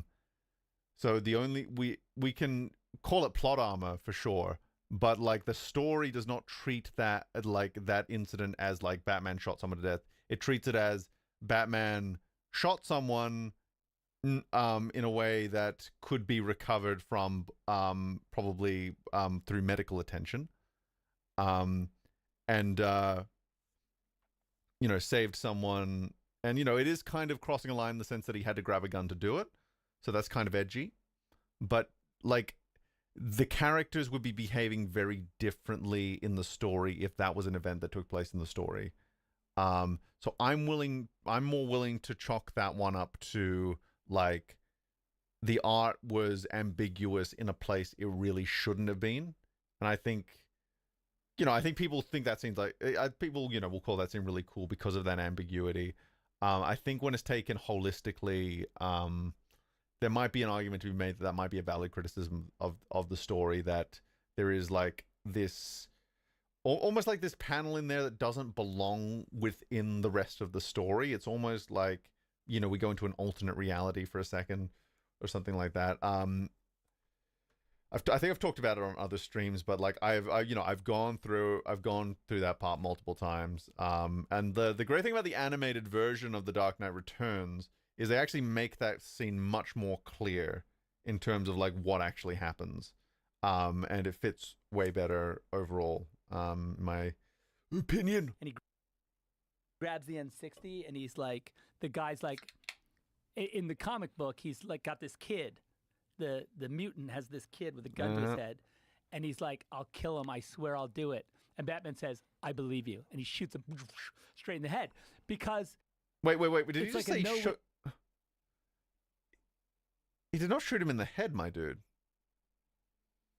You're misremembering that so hardcore right now. You are misremembering what happened, Zachary. Shimaru is that in Star Trek, it's that test they put Kirk through where there's a no-win, right? Because they want to see how you'll react. I want to see what happens. And they go like, well, don't put him in a situation where he has to kill someone.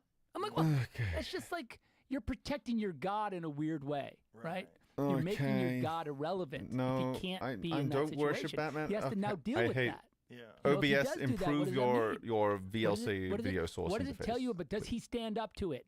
Can he survive that? Right, as a god. By the way, did you watch the Penguins first? I am so behind on everything. I probably will watch it eventually. Just like, man, survive that. I never thought that was canon, that Batman can't kill. But oh my god, I'm gonna die. I'm gonna fucking get a tumor on the spot. Given the circumstances in which he operates. Yeah, well, and all the weapons. Don't read the comments right now. Don't read the comments. Joe, all the weapons he has are like these weird bat-themed like accessories or like things that are all like, how do I take out a guy without shooting him in the head? That's a really difficult thing to do, but how could I do it? How could I incapacitate someone without having to apply by applying as little force as possible? Like, even some grapple gun designs don't have a traditional gun shape for that reason. Like, not all of them, obviously, but like, if you look like the BTAS, this is probably more due to the network censorship, but I actually quite like that the BTAS grapple gun doesn't have a traditional gun shape, because it kind of feeds into that idea that anything that even resembles a gun would probably be like, ugh, This seems ridiculous. Well, I mean, and there's this huge like. So in Dark Knight Returns, there's a scene where, and I copied it kind of. Meme, have you heard anything about Disney owning the live TV rights to Batman? Comic Drake did a video on it. Was that like,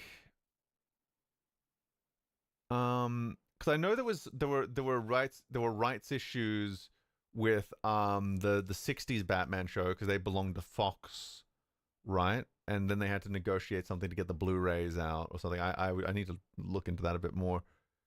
Man. And of course, Fox is owned by Disney now, so that's probably how that works. He grabs the M60, he busts through the wall, and he grabs the M60, and he's like, the guy's like, in the comic book, he's like got this kid. The mutant has this kid with a gun to his head. Okay, let's see where he goes. And he's like, I'll kill him, I swear I'll do it. And Batman says, I believe you. And he shoots him. Okay, no, okay, Zach, he doesn't. Okay, so as you can see there, he clearly. Zach, he didn't shoot him in the head. Like, I don't think it's actually clear where the mutant was shot, but I think it was like implied to be the shoulder area or something, but it was like somewhere that is theoretically survivable. Like, and again, we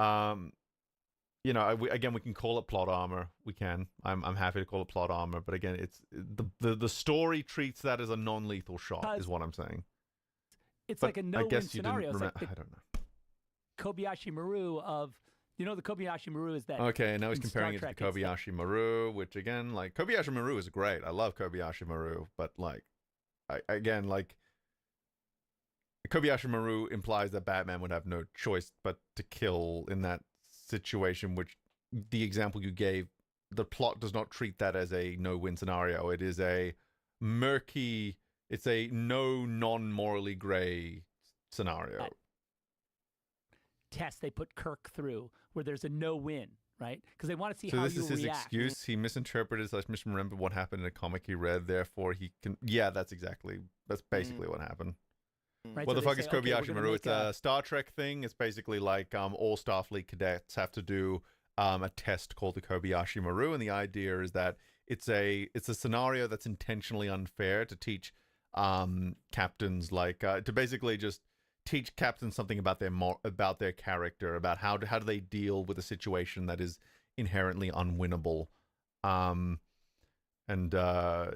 like there's only been, and Captain Kirk is like the only person who is actually beaten the test, and that's because he reprogrammed the simulator, and he got commendation for original thinking. We're gonna make a scenario. Yeah, it's like the trolley problem in a way. So the Kobayashi Maru, the idea is that there's a distress signal, and it requires crossing like treaty lines in order to do it. And if you cross the treaty line, it requires going into like into an area of space where like it's kind of a free for all, the neutral zone. And so you go in there, you're ambushed by Klingons. And the idea is that you can't save the ship and save your crew in that scenario. So your choices are either to retreat, to retreat, or to be destroyed. But you can't really win the scenario. Where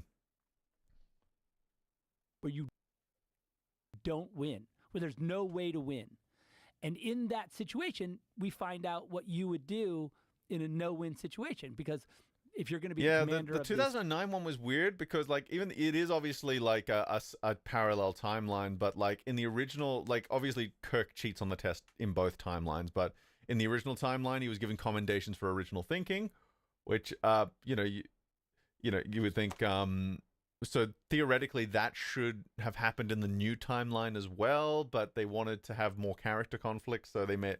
I don't know. We're not going into a Star Trek divergency here. We're not going to do it. We're not going to do it. Ship, you're going to be in situations where, it's life or death, and especially when there's no tricking it, right? There's no tricking death in this case. And the famous thing with Captain Kirk is he went and hacked the machine and made it so there was a solution. Yeah. And so that was his response to the no-win situation, was create a scenario where he wins, which is cool, which is a cool character, that's a cool character move. But like that's kind of how I felt. Is Abrams' Trek worth watching someone who's never seen Star Trek? I wouldn't recommend it. Like it's kind of like the comparison I would give, it's kind of like if there was a Star Trek like roller coaster ride at Disney World, and one of those like 4D ones where like the seats move and you have all the things, and it does have a narrative, but it's more there to facilitate like the experience. Like that's kind of what you get with the JJ films. It's basically like a roller coaster ride with a Star Trek coat of paint, so you don't really get much out of it. It's like you wouldn't want that roller coaster to be your first exposure. Yeah. They would say, don't do that to Batman. Don't put him in a no-win situation, because we don't want to see him. No one is saying that. I think most people are just advocating that there are plenty of no-win scenarios you can put him in without him having to break that rule, which is true. Like we can debate on whether or not it should or should not be crossed, and that's quite a nuanced conversation depending on medium and depending on X, Y, and Z. But like, I think it's supreme laziness to say like, well, I'm going to put Batman in a no-win situation. The only no-win situation is whether or not he has to kill someone. Often the scenario is like, can I save someone, right? Or like, can I save everyone? Like Batman in the trolley problem, I don't think he would be, this is the interesting thing about the trolley problem, is that I don't think in the way I would understand killing, like it's, you know, a killing, you know, it's killing. I think implies a certain. I think when we talk about killing, you know, there's a lot of different ways we can define killing.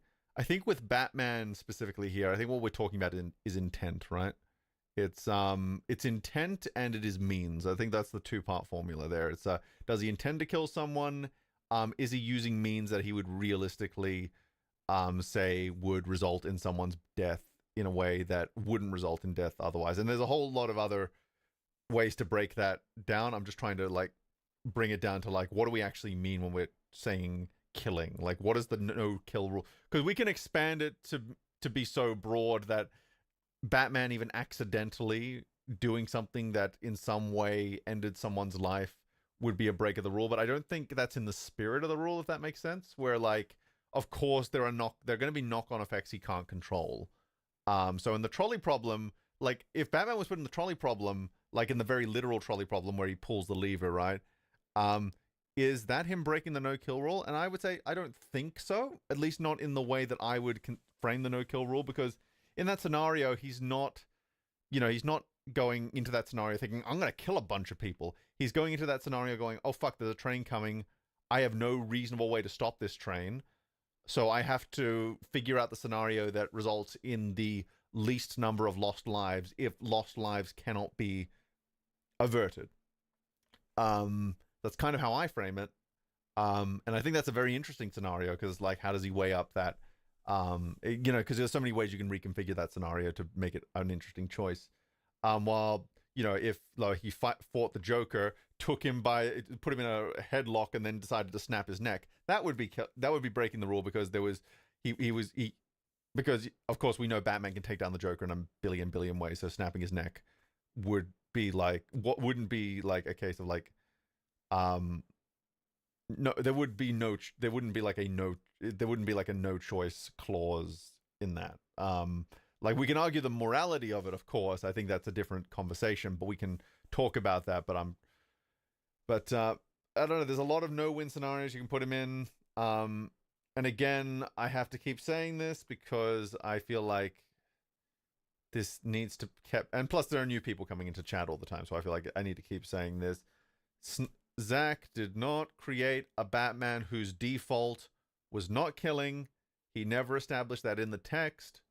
Therefore, like, his points here basically become mute because we don't have a default. We don't have a non-lethal Batman default to work with. It's like we can't see him lose. He has to maintain this godlike status. No one is saying Batman shouldn't lose. What are you talking about? The cool thing about Frank Miller. Thoughts on Injustice continuity? Not too big a fan myself, but it does have its moments. Said, fuck it.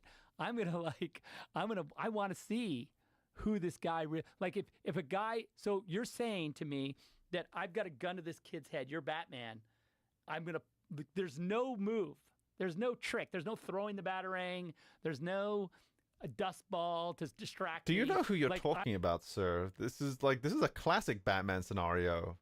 Like, this is a guy who, like, we can argue like how contrived it is or whatever, but like the gun to the head is actually a very weak scenario in terms of like, because Batman is like he like, of course he has a lot of gadgets that can probably deal with that. He has a lot of fight skills that can probably deal with that. But you know, what is his greatest strength beyond all that is his brain. He could talk his way out of it in so many different ways. You know, he has a great capacity for fear. He has a great capacity for empathy.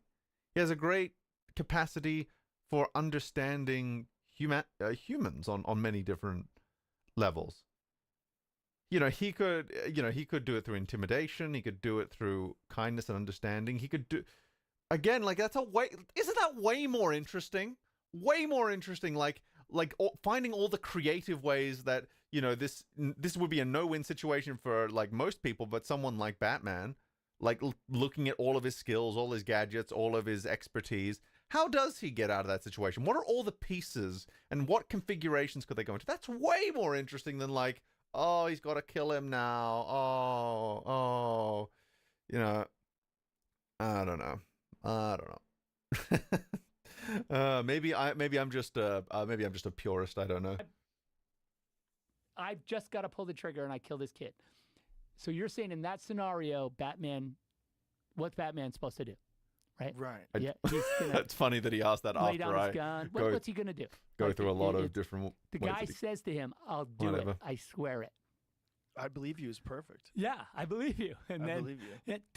Yeah. Yeah. So I'm just imagine if you've made that that's threat, where, and you said like, "I'll do it, I swear," and it's like, okay, you do it, but like, are you gonna be able to? Oh, here's the thing, right? Here's the thing. You can. Like, he doesn't even, like, he can obviously imply that, like, he'll have to look over his shoulder for the rest of his life if he goes through with it, which is terrifying in of itself. But imagine if Batman just pointed out the very simple fact that, like, as soon as he does it, he's got nothing. He has got nothing to hold him back, right? That's probably going to work on a lot of people. Like, not everyone, but, like, imagine that. You know, you pull that trigger, you erase your one shield that stops Batman from punching you repeatedly in the face, ribs, kidneys, all the places, everything short of death. Just think about that. Like how many people would go through with pulling the trigger knowing that Batman is essentially giving them the option to, you know, if you know, the fight is allowed to if the temperature is allowed to come down just enough to where they can go like, oh, I don't get out of this, do I? Either way. And again, you know, that I'm not saying that's necessarily the way to do it. I'm just saying it's one of many ways you can explore this. I'm pretty sure there's probably plenty of stories where that sort of thing happened, you know? Like like the whole thing about Batman is he's built up this mystique, this you know, this mythos in universe, and he can back up his words and his mythology with action, you know. Frank, Deacons take Batman telling me nothing would be stopping him from forcing me to eat through a straw would definitely give me pause. It would give me pause too. Definitely give me pause. Like, Batman would probably go easy on you, assuming you don't have child murder on your resume, you know? Like, you don't want to add child murder to your resume in front of Batman, is what I'm saying. Like, them in half. Yeah. And you've got to now come out the other side of that. And Batman is still the hero. Batman still does the right thing. He maintains his code. He doesn't change. But like our perception of him changes, and I think that's like again, Zach, my perception of your Batman didn't change, and that's the problem. He like his end point in that film doesn't even explicitly, like when he says he needs to be better. What does that look like to this Batman? I don't know. I don't know what returning to, you know, being a good man means for this Batman, because you never established it. He was already down in the dumps at the beginning of the film, and all the context clues without the meta point towards him being this vicious sociopath, you know? I don't know. But a lot of the fandom who Holy shit, he just doesn't understand what the no-kill rule meant. Yeah, exactly, he does not. Feel like who have like this is the thing, right? To the same. Of course, you know, fans disagree about the no-kill rule all the time. It's pretty hotly debated. But you need to start, but like in order to have that conversation, you need to start in a place where like both people kind of have like this shared understanding, and it's more just like an interpretation thing, or like, you know, both people like have like I don't even know, how do you like, to begin this conversation with Zach, I would basically need to, like, how long have I been talking about this one subject, this stream? I would have to go through all of that with him to get to like a place where we could finally have that conversation. Like, because I think it's a really good conversation. I love, you know, I get frustrated talking about it, but it's one of those subjects that I also kind of, I also really like talking about at the same time, because it forces me to think about why I defend the no-kill rule. It forces me to think, it forces me to consider it, it forces me to think about the other person's interpretation and, you know, what their understanding is. and how they might have reached that conclusion and why I have reached my own conclusion. You know, it becomes like this empathetic, introspective exercise. It forces you to think about the character. It forces you to think about the logistics of being Batman. It forces you to think about all the different pieces in universe. It forces you to think about the psychology and his relationship with other characters and, you know, his history. Like, it's the reason people get really pissed off when people are blasé about it is because the more you break down this rule, the more you realize this isn't just some detail. This is, like, in many ways very core to who Batman is. Not just like psychologically, but in terms of his relationships with other people, in terms of how he's, in terms of the very fact that he dresses like a bat, the fact that he has the weaponry that he has, the fact that he conducts himself the way, like all of it kind of ties back to kind of a single, really, you know, a single point. And then when you cut the leads to that, it kind of starts to unravel. And again, that's why it's why I really value the discussions about it, because it forces me to think about all these different pieces and realize like how much of it ties back into it. And it's like, turns out a hell of a lot does. It's like sex of religion, where everyone understands the basics but have their own specific views and practices. Yeah, exactly. Like, obviously I don't consider Batman my god, but he is someone whom we have interpretations of, even within different writing spheres. And Zack hasn't even, you know, gotten past the book of Genesis. I have with the characters where they need. When it comes to the no cruel rule, I think it shouldn't be. It really shouldn't be. Do you think it makes sense? But it really shouldn't be. Do you think it makes sense? But do you believe that Batman believes it? Yeah, exactly it. And that's kind of and that's where I always try to approach it from, because like obviously, you know, we can talk about like Joker killed this many people and you know, should he cross the line? But it's always it doesn't come down to like a more objective morality discussion, if such a thing can happen, which contentious subject at best. Which I'll leave it at. But you know, in terms of like the character's perspective and the reasons that he does the things that he does, we need to look at whether or not, you know, that tracks with everything that he does, even if, you know, would we personally consider it a character? And that's the interesting thing. Like, depending on who you ask, depending on their own moral, we could consider. Some people might consider his no-kill rule a character flaw. Some people might call it's his greatest strength. But I think both people. But I think a lot of people on both sides can at least agree it's consistent with how he's characterized. And whether or not they agree with it, that's kind of its own conversation. But like, yeah, Zack is like, I don't know if Zack would have even thought about all the stuff I brought up here.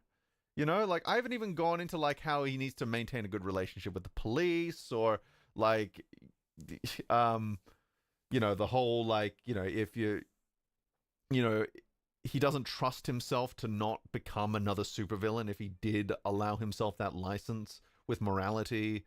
You know, there's sort of, you know, is a disciplined position, you know, from like there's so much, like it's so rich. It's so rich. There's so many reasons that Batman writers keep coming back to it over the years in so many different forms, because it is such a rich topic.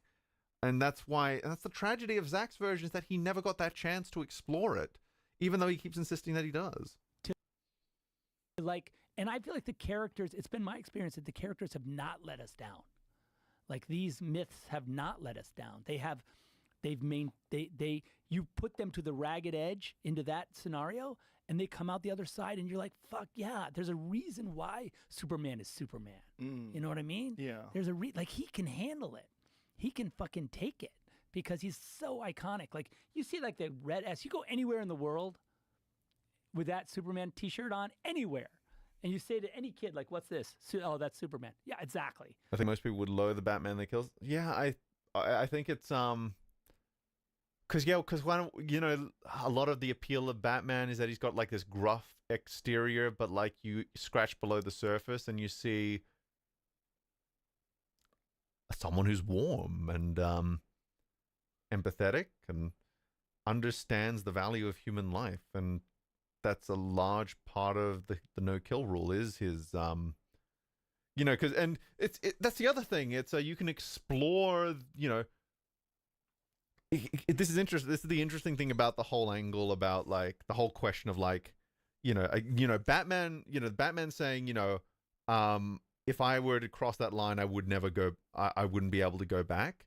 Like that's really interesting because that, like, is that interpretation accurate? In terms of like, would that really happen? Well, that's the interesting thing. Like, we don't necessarily know, 100%, but the thing about it is that tells you a lot about what Batman thinks about himself. He doesn't trust himself enough to go down that path. And that gives him, you know, a huge amount that drive and that lack of, and that understanding or that interpretation of his own character. You know, it drives a lot of what he does. Is, you know, again, characters are very multi-layered in that way because there are the objective character traits that exist within the text that can be observed through action.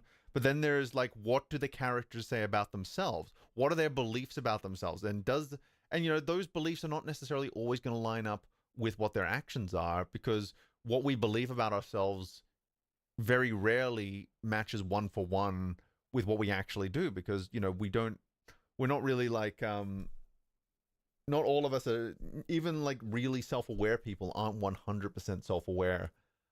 So, and we have these like cognitive distortions, especially when we're examining ourselves. And, you know, the no-kill rule feeds a lot into Batman's self-image and his what he believes about how the damage and the trauma that was done to him. Oh, so much potential. Like, you know, that means something. That's like fucking cool. Well, not only that, it's one of our first ever superheroes. Literally. Yeah, I mean, just think of the name. It's so unoriginal. Superman. It's the most. You couldn't think of that today. That's It's not so a, ridiculous. You can't do that today. I know. If you tried to come up with a Superman today, everybody would shut the Superman? fuck I up. don't know, horrible. man. Like, I think we're at that point. I think it kind of goes through this cycle where, like, you know, people get, like, we have very simple names, then people get increasingly elaborate with the names, and then we kind of want to go, and then we kind of, you know, that kind of gets boring, that people are kind of, like, it gets so, like, try hard with all the, with how people are just trying to avoid the simplicity, that people are kind of like, you know what, I kind of just want someone that's like X-Man, well, that wasn't on purpose, I promise, or like Y-Man, or, you know, or this woman, you know, I think the important lesson there is variety. That sometimes it's okay to be simple. It's okay to be a bit more complex, but you know, it's important to like create a name that fits the character and all that shizniz. That's your guy. Yeah. You know, come on, man. We've got so Joe, many give a different good name. interesting But that's characters. The woman that's why man. the Trinity. That's got to be like, someone has to have made that. I guarantee someone has to have made that. Superman, Batman, Wonder Woman are so powerful because they're literally, obviously. Also, Wonder Woman is such a good name. Like the alliteration, the double, you know, the double syllabization. It just rolls off the tongue. Wonder Woman, and it you know, it kind of, and there's a lightness to it that fits the character. Like you feel a little bit like, ooh, Wonder Woman. Oh yeah, that's kind of. It's nice. I like it. You know, and you got the double W. You know, you got the two W's in there. It's that's a good name. I like that name. Wonder Woman is a great stripper name. That too. Concept, right? Wonder Woman? Literally, yeah. Batman? Batman is the only anomaly because he's like a Batman. Like, what does that mean? Right. Like, He doesn't even have powers. yeah, he's just like he's half bat. Like, what is that? He's just got a lot of money. Yeah, he's got a lot of money. Yeah, that was Yeah. like my favorite thing we did in Justice League, where Bruce says that line about like when Flash says like, "What's your power?" and he's like, "I'm rich." Remember how many I always people thought thought that was a Joss line or like a studio line, like they're right from the horse's mouth. I'm not even like, I'm not going to comment on like what I think of the line because I don't think I'm objective at all about anything about those films, but it's just funny to think about. Cool. Kind of crazy that no one decided to genetically experiment on a Batman. Like make Man Batman. Bat. That's literally one of his villains, Joe. Also, that's a good pause face. Someone turn that into an emoji.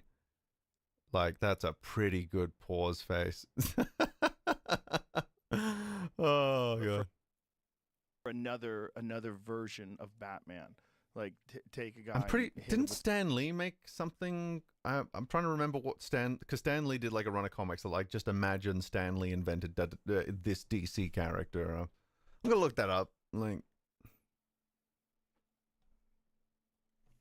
just imagine Stan Lee, Stan Lee Batman. What was his interpretation? I'm not even gonna be too hard on Joe here in terms of like not knowing about these more yeah, this is looking like some sort of like genetic bat thing. Batman, unlike Bruce Wayne, Wayne Williams is African American instead of Caucasian. He is in excellent physical condition and has a vast personal fortune, allowing him access to custom equipment, including night vision lenses, Kevlar costume, sensors with magnify sound, and a wingsuit. Wayne Williams' father was a policeman who was shot in an ambush. Williams is framed for the crime and vows revenge on hands. What the? Okay, so maybe he's not got... But, you know, I'm pretty sure, like, there's been a billion Elseworlds of Batman. Like, he's the most popular character to reinvent this. And again, Man-Bat is a thing. Yeah. Some Wolverine juice or whatever the fuck. And other animals. Just turn him into a superhero. Yeah. Instead of have him just be a rich guy, give him some crazy genetic so make him, like... This is so bizarre. Like, I understand, like, the curiosity of it as, like, a what if. But, like, what makes him interesting is the fact that he's only human, right? Like, sure, he'll dabble in, like, you know, the occasional bit of magic if needed, or, you know, he'll use some extra normal technology, but even his character is not the kind of character who would want, like, superpowers, like, on the genetic level. Like, I'm pretty sure he's the kind of guy who would...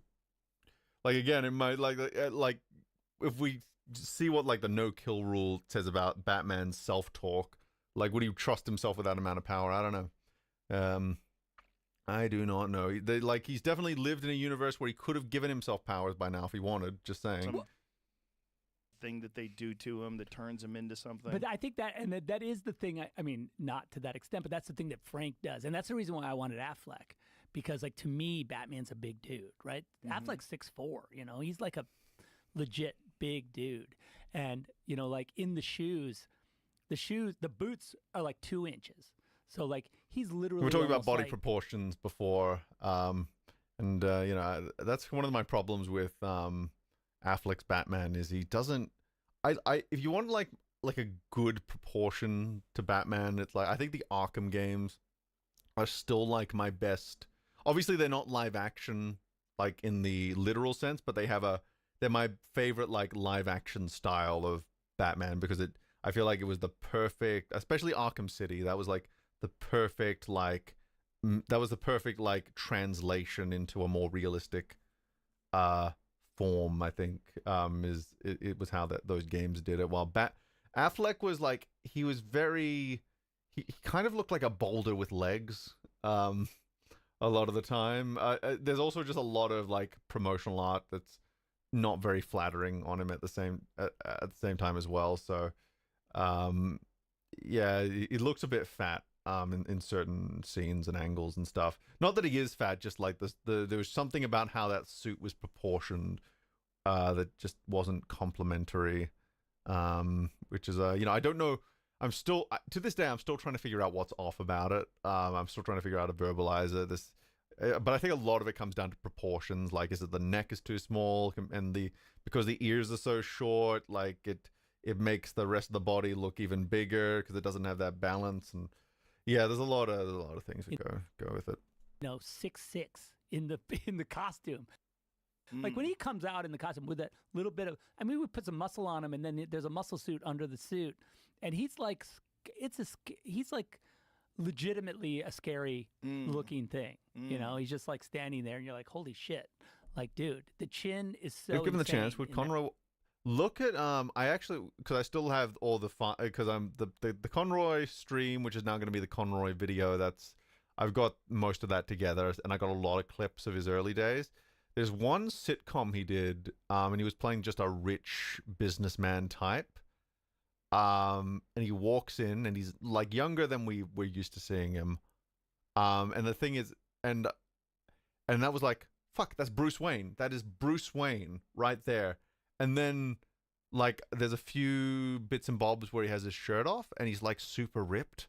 Like, he's not super big, but he's ripped. And it's like, fucking hell. He was just a couple years. He was just like, he would have been the perfect live action Batman, in his youth, or even like in his middle years. Like, holy fuck. that cowl. You know, I mean, look at him. He's like, you know, I took that picture, by the way. You know, he's like. Oh, I gotta take this. I will be back in just a.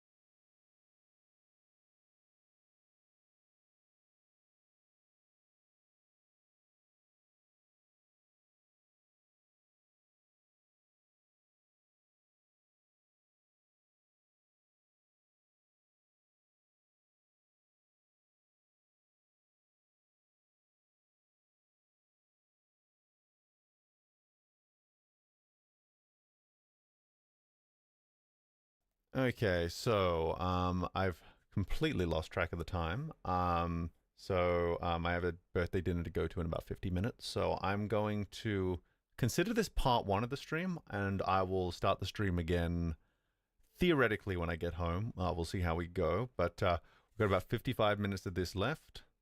And we'll see how we go. We shall see how we go.